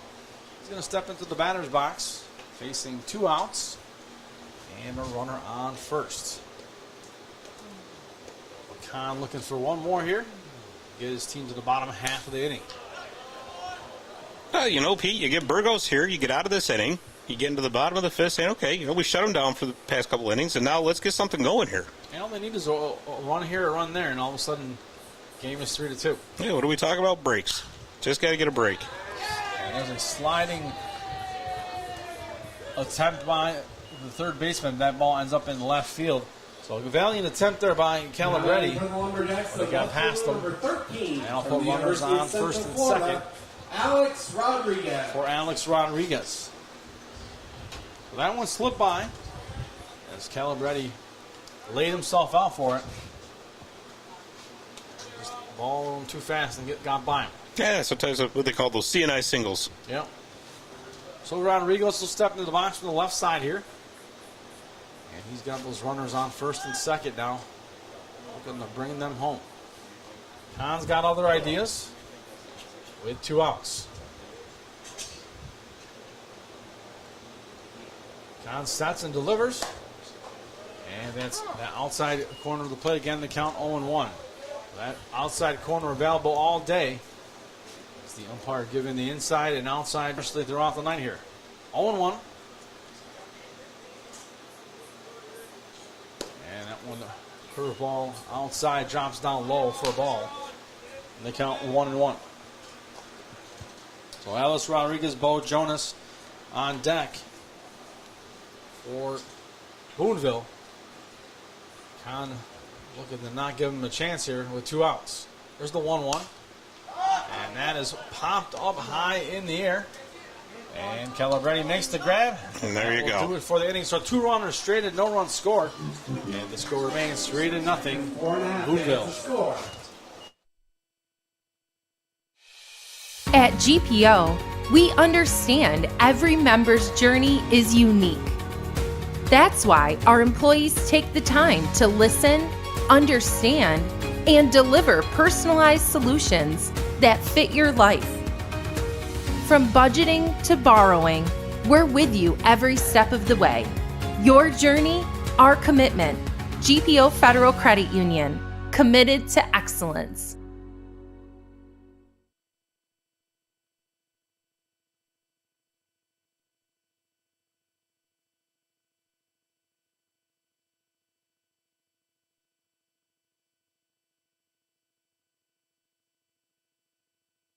Fans, tell the world you are here at Veterans Memorial Park watching your Mohawk Valley DiamondDawgs. Share your experiences, connect with other fans, and gain behind-the-scenes access to your favorite team. For more information, visit mvdiamonddogs.com or like us on Facebook or follow us on Instagram and Twitter.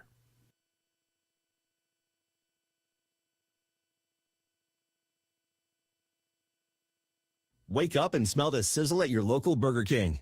Burger King is open for breakfast 7 days a week. Your mornings deserve the royal treatment. So dive in to try our delicious breakfast sandwiches, savor our savory hash browns, and wash it all down with a hot or iced coffee. Whether it's Monday or Sunday, we've got your breakfast cravings covered. Swing by BK today to have it your way. You rule at participating U.S. restaurants during breakfast hours.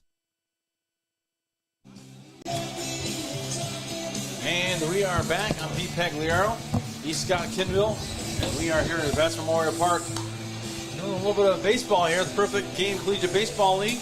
It is the Boonville Lumberjacks and the Mohawk Valley DiamondDawgs here in the bottom of the 5th, 7 innings tonight because of the doubleheader, and the Lumberjacks lead 3-0, and it'll be Nico Cerise leading things off here in the bottom half of the 5th here for the Dogs. So it'll be Cerise, Hughes, and Calabrese. So 8-9-1 coming up here in the lineup. So, Scott, you mentioned now's the time to get things going here for the Dogs. Well, and if anybody deserves a hit, it's Nico Cerise. He's been all over the place behind the plate tonight, making a lot of fantastic defensive plays. So it's about time that the baseball gods rewarded him with some nice offense. I agree. He's been putting in a lot of work back there. 0-1 count to Cerise. Here's the windup in the pitch. And in the dirt, he snags it out of the dirt, does the catcher. Moreland for the Lumberjacks, and the count 1-1. Big breath by the pitcher, takes a deep breath and delivers the pitch, and that one is hit into left There you field. go. Asking ye shall receive. Right over the head of the second baseman, and just like that, leadoff hitters on here for the DiamondDawgs in the bottom of the 5th. Now batting for your Dogs, the right fielder number 24 from Warren University. So Ethan Hughes now the batter. He's already singled once here tonight. I'd love to continue. Either another single, double, a triple, or a home run, right? Even a walk. Absolutely. Just keep the train moving. That's all you got to do. I mean, I say that's all you got to do, right? Like it's an easy thing to do, Right. but Simple, right? yeah. Maybe if you're playing video games, but Even that's getting hard these days. you forget that. Used to be easy. And he puts down a nice ball. right in front where he needed to put it, and safe. Yeah, I was at going to first. say, you He like runs that out. So Ethan Hughes put that right in the perfect spot down the third base line. Batting for your Dogs. And the catcher, the pitcher, and the third baseman all went for it. And the whole time, Ethan Hughes is running like a dog. And he got there safely. Now runners on first and second with nobody out. We go back to the top of the lineup. And here is John Calabrese. You know, there was a little bit of confusion, just a split second of it between the Boonville pitcher and the catcher, which gave that extra half step for Hughes to get on there. Yep, and that's always difficult when the bunt's been put down like that. Sure. You know, it's hard to tell. Right to the pitcher, he grabs it. Oh! And let's see, they get him at third? Yep, they got him at third. So a quick move there by the pitcher, grabbed it to right to third. But you know what, though? When you're struggling to get some offense going in a particular game, sometimes going back-to-back bunts like that, get the defense on their toes, you never know. Yep, that was a little bit interesting move. And looking to see what's going on here. We got a timeout down the first base line. Looks like not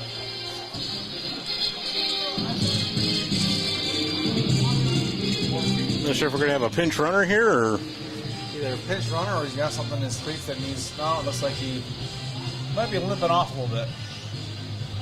Oh, it's not. Pitch running for John Calabrese, number 14 from the RPI, Ian O. And we may lose Scott if he's got to go down. Yeah, it looks like he's got a little bit of a limp there, so. Go check him out down there, we'll see.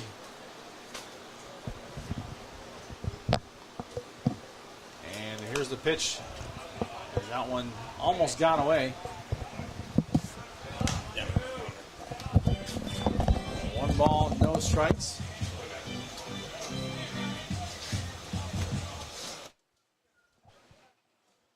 One and 0 count here to Tyler Jones.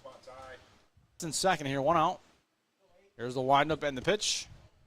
And that one down low for ball two. So 2 balls and no strikes now to Jones. Jones reached on an error and a single here tonight. The 1 out. 3-0 to score. Dawgs looking to get on the board here in the bottom of the 5th here. Remember, 7 innings of baseball in this game, too. Dawgs won the first game. Looking for number 2 here if they can. That one down low in the dirt, and the count now 3-0. So 3 balls and no strikes.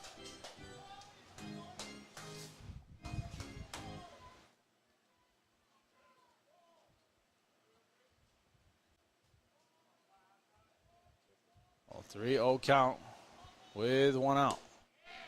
That one called a strike, and the count now 3-1.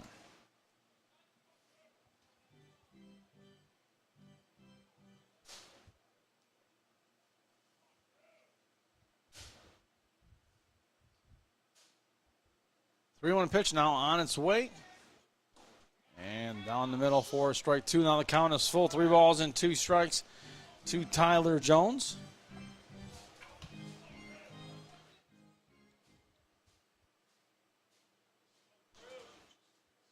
So 3-2 now. Runners on first and second here for the Dawgs. Bottom 5th. Bottom 5. 3-0 score. Boonville ahead. And here's the pitch. And there is ball 4, so that will load the bases for the Dawgs here in the bottom of the 5th. Batting for your Dogs, the third baseman, number 13 from Seton Hall, Joey Calabrese. So here's Joey Calabrese. That's exactly what the Dawgs are looking for here in the later stages of this game. Bases loaded with just 1 out, down 3-0. Calabrese making his way into the batter's box with bases loaded. Drew Turner, the pitcher, ready to go, looking in. He's going to wind and deliver now to Calabrese. And curveball right down the center of the plate, and the count 0-1. No balls and 1 strike. 1 out. Here's the 0-1. Swing and a miss by Calabrese in the count now 0-2. So quickly Turner jumps ahead here in the count 0-2. Calabrese takes a moment to think about it and jumps back into the box now, facing an 0-2 count. Turner sets, looks in, winds and delivers. And that is high for a ball.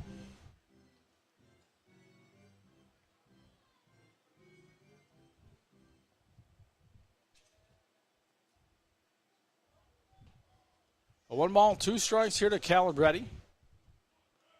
And just 1 out here in the bottom of the 5th. Bases loaded for the Dogs. Looking to get on the board here late in the ball game. Here's the pitch. And called strike 3.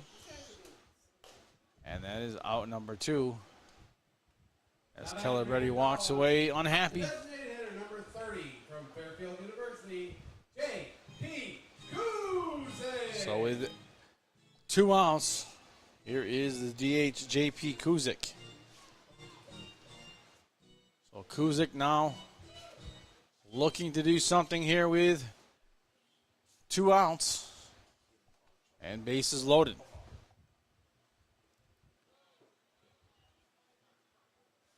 There is ball 1 to Kuzik, the count 1-0. 1 ball, no strikes, 2 outs. And J.P. Kuzik is the batter here.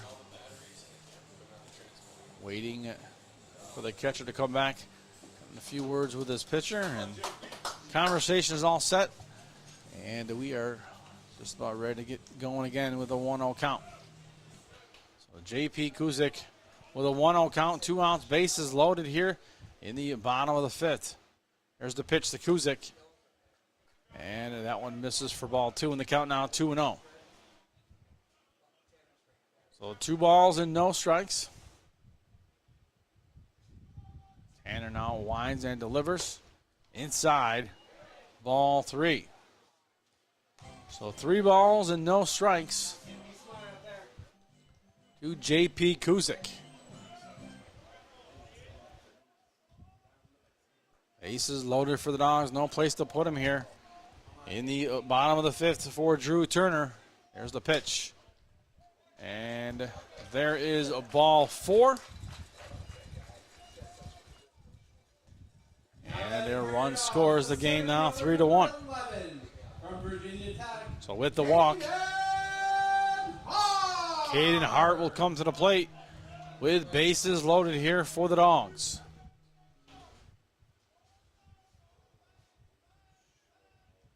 Well, 2 outs. Here is Hart at the plate.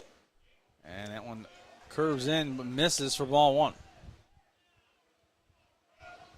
So 1 ball, no strikes, 2 outs.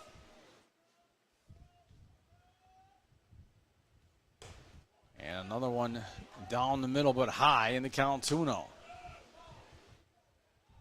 So Caden Hart now facing a 2-0 count. Drew Turner, the pitcher on the mound. There is activity in the Boonville pen. So pitcher warming up in the bullpen for Boonville. There's the windup and the pitch. And that one down low for ball.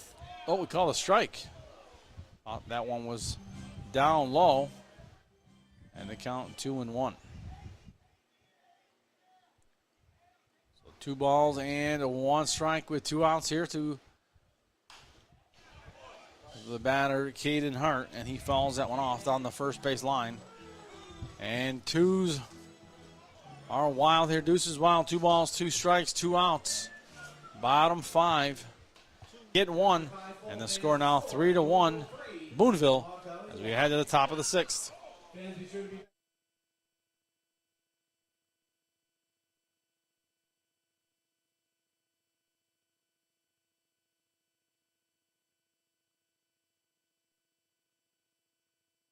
Spring into action and get started on your home projects with Little Falls Lumber. Get your free estimate today for that project, big or small. Little Falls Lumber, they're always happy to help. Stop by one of our 3 convenient locations and speak to one of our knowledgeable salesmen about your next project.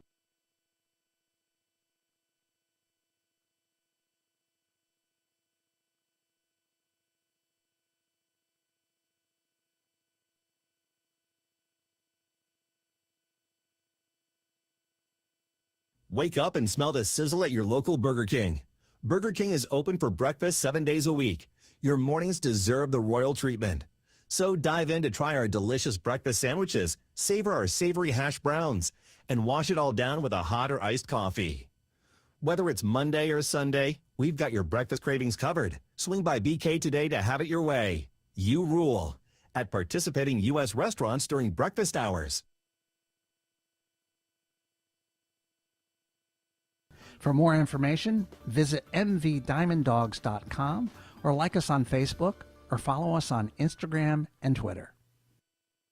And first pitch for the batter here in the top of the sixth is a ball. So 1 ball, no strikes. And I believe this is Bo Jonas at the plate. 1-0 count. And that one is a popped foul. And they count 1-1. So while you're gone, bases loaded for the Dawgs. They got one. Yeah, I see that. You know, I was thinking to myself, I'm like, geez, maybe I ought to leave more often. It was a close game yesterday when I had to leave. Dawgs blew it open. Yep. I leave the box for a few minutes again, and they get a run. So, I don't know. Maybe I'm just, something, right? 1 ball, just bad luck strike up here. And it was Caden Hart at the plate, one of your guys, one of your favorites, right? Absolutely. There's strike 2 now. 1 ball, 2 strikes to Bo Jonas. But they get one. They cut into the lead. Well, you know, and it just changes the mindset, right? Knowing that you broke the shutout, that you got one on the board now. And now, of course, obviously, the key here is going to be hold Boonville for nothing here. Yeah, and there's strike 3. They get Bo Jonas looking. So Devin Moran now the batter for Boonville. Devin Moran. Again, with 2 innings left, I mean, the players playing 7, and they hold them here, like you said. You get one in the next inning, chip away, 2, and then you have a chance in the bottom of the 7th to tie it up or walk it off. Chip away the stone, brother. Yeah, that's how it works. It's how they built those pyramids, right? Yeah, exactly. 1 ball, no strikes. Unless they just carried the whole thing over and just put it there. Yeah, well, I mean... Pretty smart out there. I guess, but... The ball is hit on the ground to second base, and there is the out. There's a quick little play for out number 2. Yeah, so you're in the top of the 6th inning here. You know, let's say the Dawgs get through this with no runs given up. Even if they don't score in the bottom of the 6th, I have this feeling, and I could be wrong, but I have this feeling we're probably going to see Aiden Calagrande. Because Coach Luby's going to want to make sure that door is slammed. I put money on that one. I mean, you look at Saturday night against Utica, right? Dawgs were down 7-6 going into the top of the 8th. He brings in Calagrande, who holds down the fort in the 8th. You get 1 run in the bottom, and then you come back. He holds down the fort in the top of the 9th. And then, of course, they won in the bottom of the 9th. So Right. So Newland fouls one off. They count 0-1. Again, 2 outs here in the top of the 6th. Here's the pitch. And curveball curves its way in for strike 2. Another nice pitch. Down there, but... Yeah, I don't see anybody from I don't here. see anybody, but... 0-2 the count now. 2 outs. Here is the windup. No, it ain't coming yet. It's taking too long. So the pitcher, or the batter bails out and says, no, that's too long for me. I'm out. Well, that's Jacob Newland. Didn't like how long he was taking. It's a timeout, please.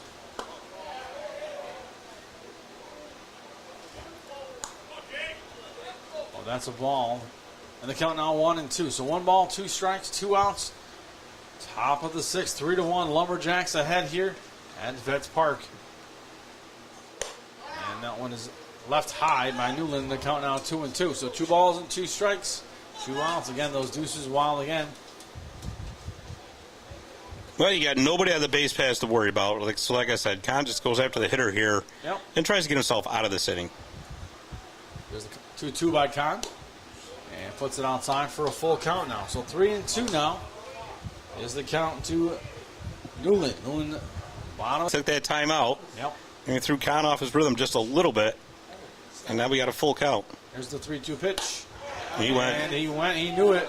And he walks away.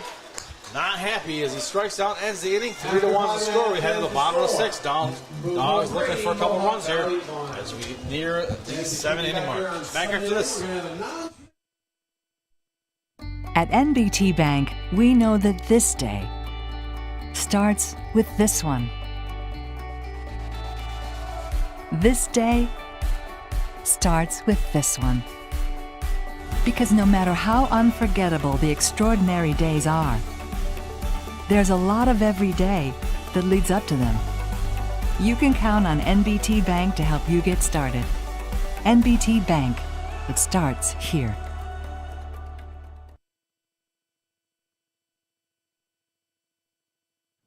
At Hummel's Office Plus, our customers remain our #1 priority. Hi, Central New York. This is Justin Hummel, CEO of Hummel's Office Plus. If you are in need of a reliable, competitive, and consistent business product supplier, give Hummel's a try. We offer customized pricing, free next-day delivery, and personalized service. With our wide assortment of office supplies, janitorial supplies, furniture, and everything else you need for your workplace, Hummel's is your go-to for all your business products. Tell the world you are here at Veterans Memorial Park watching your Mohawk Valley DiamondDawgs. Share your experiences, connect with other fans, and gain behind-the-scenes access to your favorite team.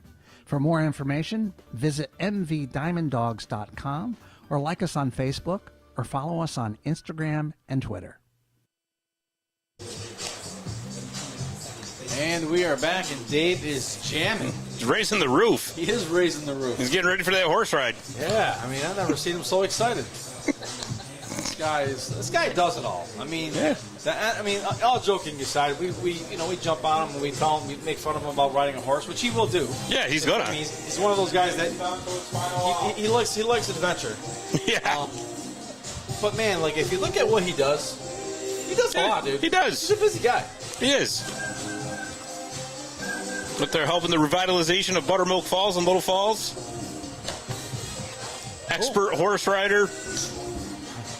Executive. Laugh when the first rocket ship blows, comes out of Little Falls because of him. Yeah. Ramsey. He'll do it from his backyard. Actually, probably gotta do it right here in the field. There you go. Are you kidding? So John Ramsey will look to try to get some balls out to the stars himself. The Dawgs down 3-1. Like to launch a rocket or so. And a swing and a miss by Ramsey to count 0-1. So we have a new pitcher on the mound from Georgia Tech. That is number 7, Riley Hazenstab. Riley Hazenstab is the pitcher coming into the ball game here. In the bottom of the 6th. There's the pitch. And frames that one well. I was just going to say, that was a nice frame job there by the catcher. But hey, you know what? The good catchers do that. Yep. Surprised because the umpires really been calling a good game today. Keeping those corners, the inside and the outside corner, pretty tight. No, there was no frame in that one. No, 1 ball, 2 strikes. 1-2 now to Ramsey. Ramsey has singled and struck out looking once here tonight. There's the windup and pitch by Hazenstab. And that is a ball, 2 outside, 2 balls and 2 strikes. So 2-2 to Ramsey. It'll be Ramsey, Justin Hurd, and Nico Cerise. All due up here in the bottom of the 6th. 2 more chances for the Dawgs. Bottom 6 and bottom 7. Ooh. And there's a called strike 3. Number 1. Number 27. Ramsey not happy about that call. No, not at all. Justin Hurd. And Justin Hurd will come to the play. There's been a couple calls today that some of the players not too thrilled about on both sides. Right. Well, the one thing you got to remember, you got to protect the plate with 2 outs. 2 strikes. It's the way it is. There's the pitch. And down the middle for a called strike 1, and the count 0-1 to Justin Hurd. So Hurd has struck out twice tonight, once looking and once swinging. Looking to avoid number 3 here. 0-1 the count. Here's the pitch.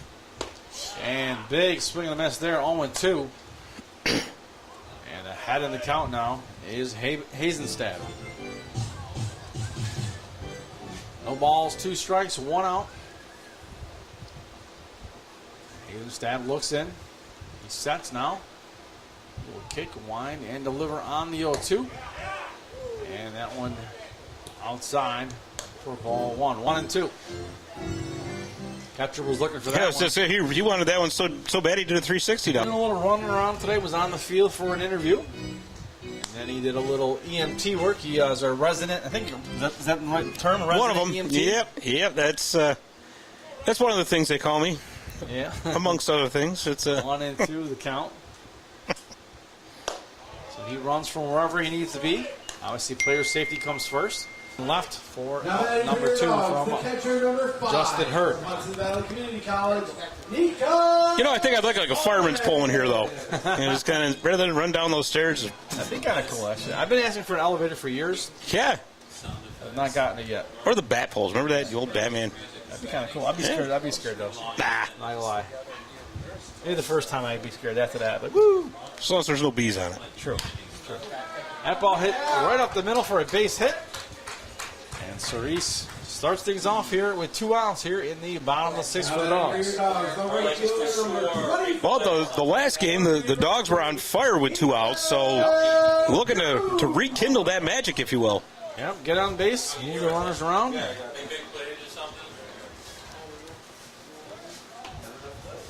Ethan Hughes, who has 2 singles tonight, would love for another one here. Go 3 for 3. That one is high for ball 1, the count 1-0. 1 ball, no strikes, 2 outs.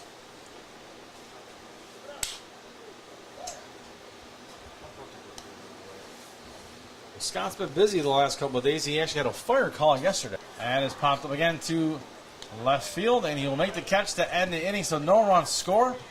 And we will head to the top of the 7th, 3-1 the score. Lumberjacks ahead. Back after this. This is the last inning.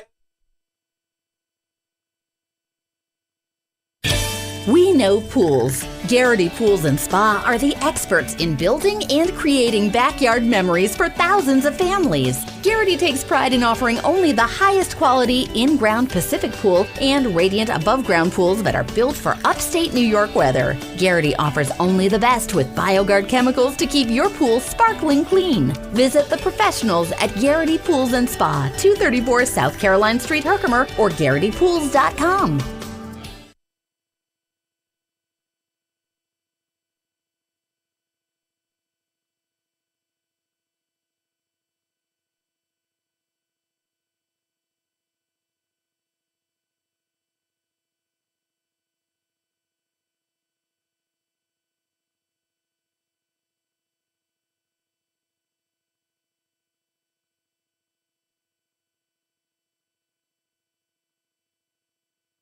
Wake up and smell the sizzle at your local Burger King.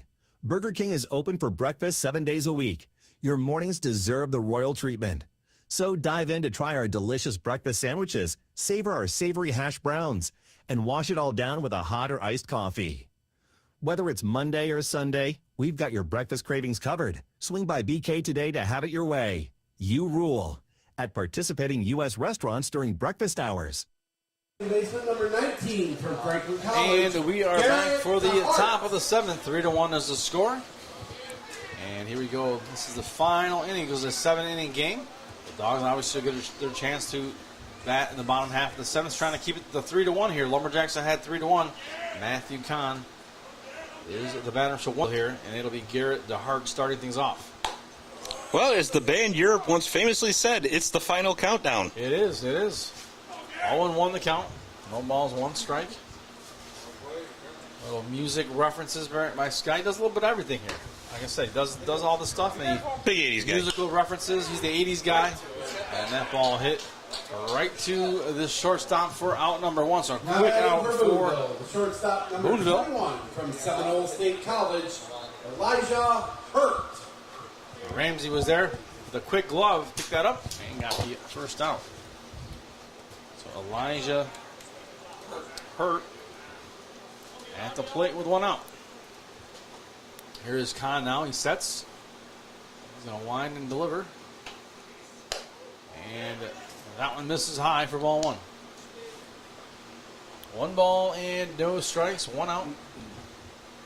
3-1 lead here for the Lumberjacks. Is trying to avoid the sweep here. There's a windup and the pitch. Down low for ball 3. And the count now 3-0 to Elijah Hurt.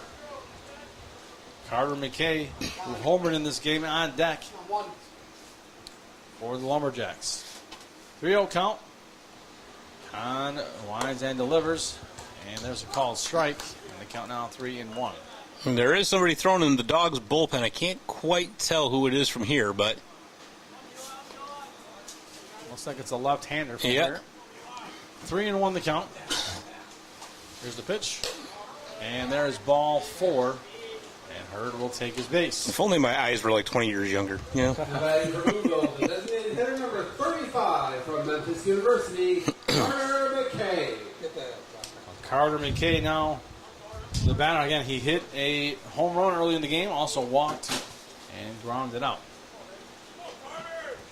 Yeah, McKay having a really good game, and that was a shot he hit out to center field. So sure was. A one out, runner on first here for the Lumberjacks. And there goes the runner. Takes off. Here's the throw. Good throw. Oof. And it gets away, though, as he got that ball there quickly. Well, a little bit high once it got.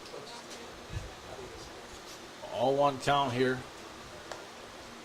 to McKay. Matthew Kahn getting back on the mound, ready to go. Waiting for McKay. Both folks are set. And we're going to go with a 0-1 count here. Well, and with his deliberate style, it's given the Dawgs pitcher in the bullpen a little bit extra time to get ready. Yep, here's the 0-1 pitch. And that one curves in for a strike. And no balls and 2 strikes, 1 out. Dawgs looking to get to the bottom of the 7th. The score of 3-1. The Lumberjacks ahead and then get their bats to work. 0-2 pitch coming from Kahn here. Runner dancing around in second.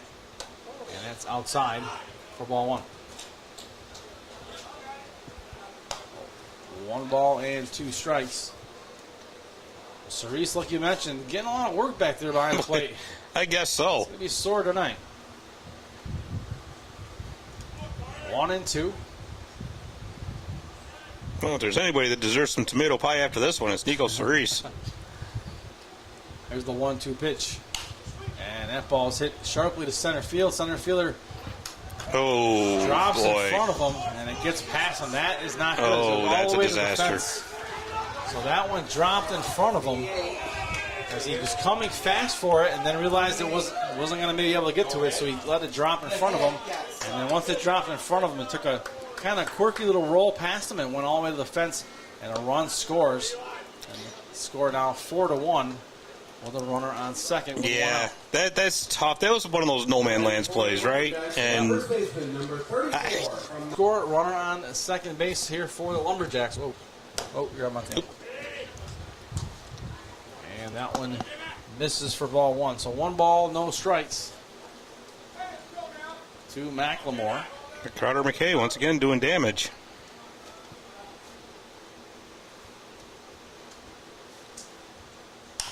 McLemore pops it up and out to right field.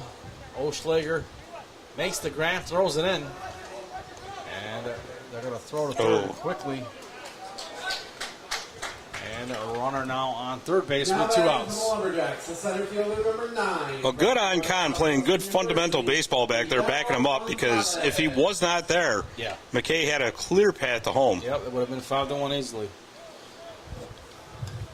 So Miguel Gonzalez, now the batter here for Boonville. 2 outs. Again, a runner on third now for Boonville.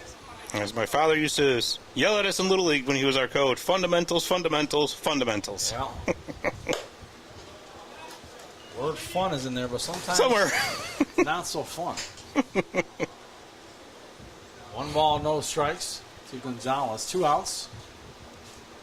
We laugh about it, but it's so true. It is in every sport. 2-0 now the count. 2 balls and no strikes. I'm going to sound like the old man, but kids nowadays, fundamentals aren't there. They don't know. Not these guys, because these guys made it this far. They know the fundamentals.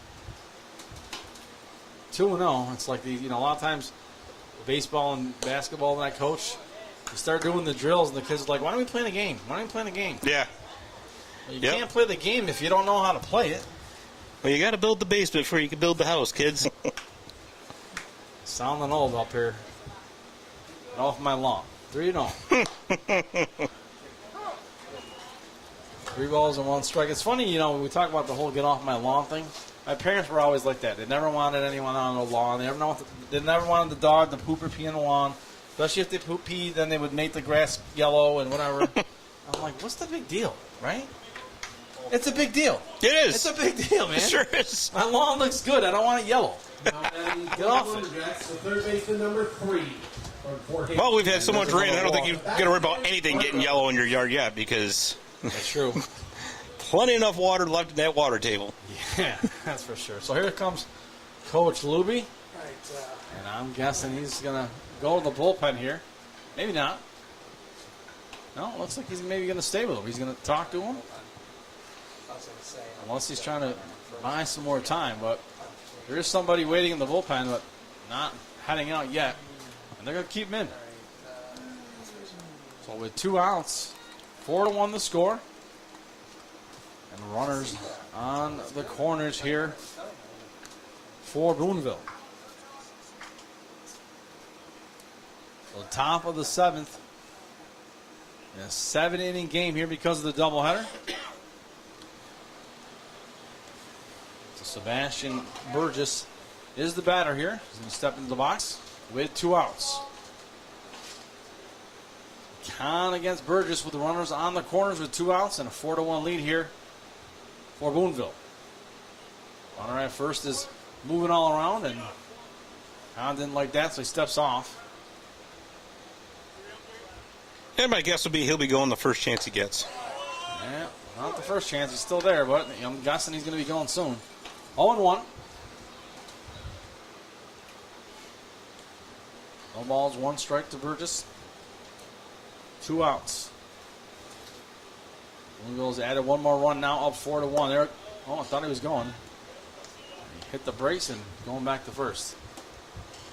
So a ball and a strike here to Burgess. Fans will be back here on a Saturday as the Amsterdam Mohawks come to town.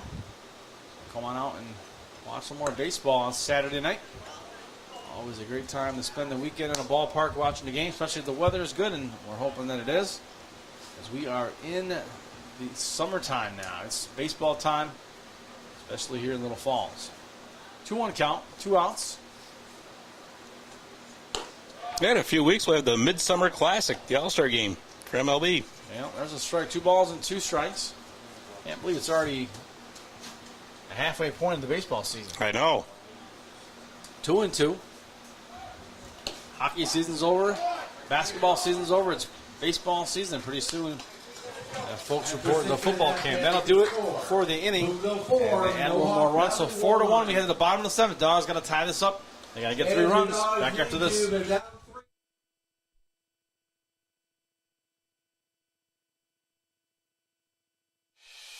At GPO, we understand every member's journey is unique. That's why our employees take the time to listen, understand, and deliver personalized solutions that fit your life. From budgeting to borrowing, we're with you every step of the way. Your journey, our commitment. GPO Federal Credit Union, committed to excellence.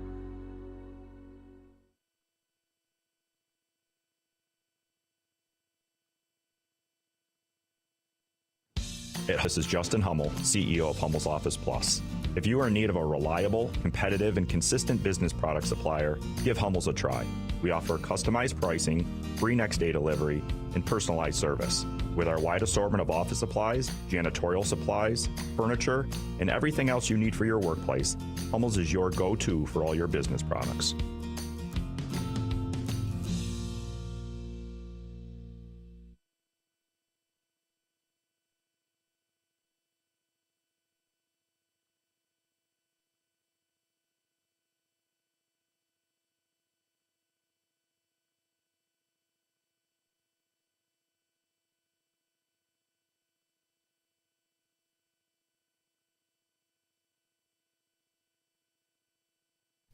Hey fans, Tell the world you are here at Veterans Memorial Park watching your Mohawk Valley DiamondDawgs.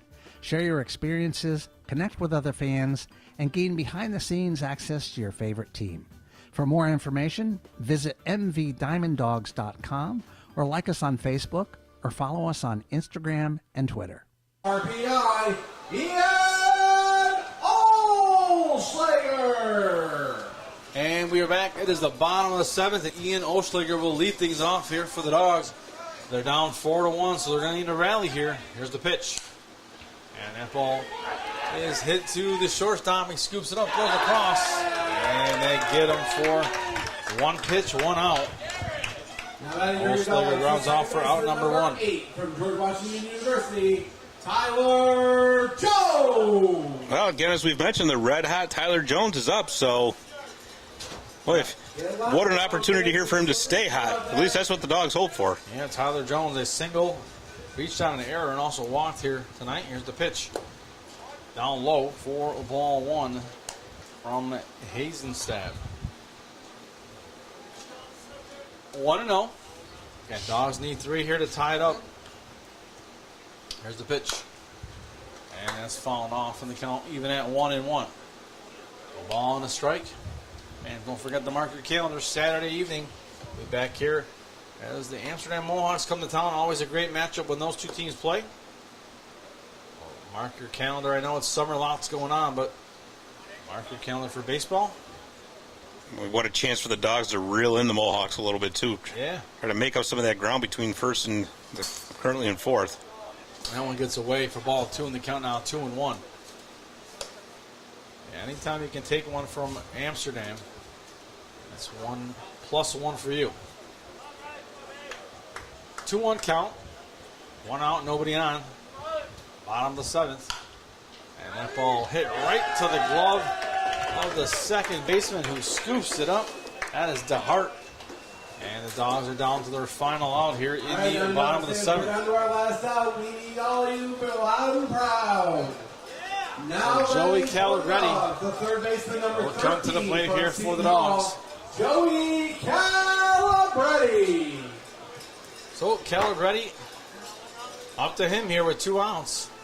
But continue, keep this thing going here and give the Dogs some hope. And Dogs won game 1. So Boonville looking for the split here. Dogs, although they have 2 outs, they're not done yet. Calabretti at the plate.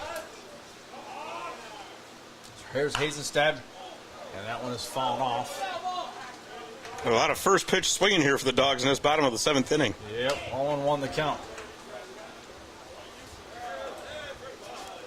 4-1 the score. 2 runs scored in the top of the first as Lumberjacks jumped out ahead quickly and then picking up another 1 run in last inning. And then 1 run in the 5th. And there is strike 2. So 0-2 Dogs down to their final strike here as Calabretti at the plate.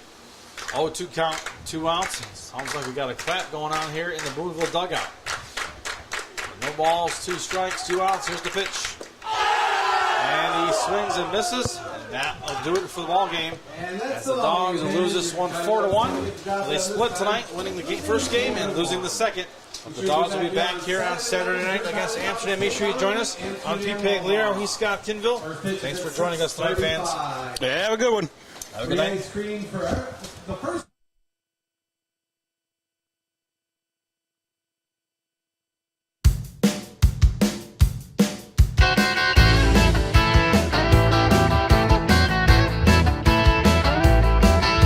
We're out on the field and we're ready to play. We're all suited up, we got a game today. We're gonna play fast and we're gonna play hard. Gonna knock that ball right out of the yard. So don't just sit there like a bump on a log. Let me hear you holler now. Let's go Dogs!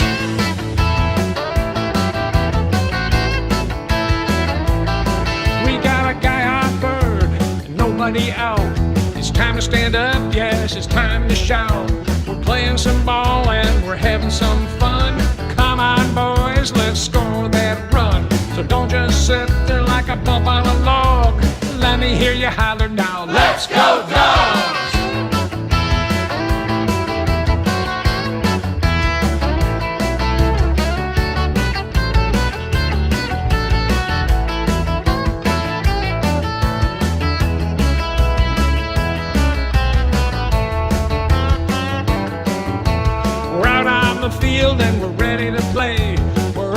suited up, we got a game today. We're gonna play fast and we're gonna play hard. Gonna knock that ball right out of the yard. So don't just sit there like a bump out of log.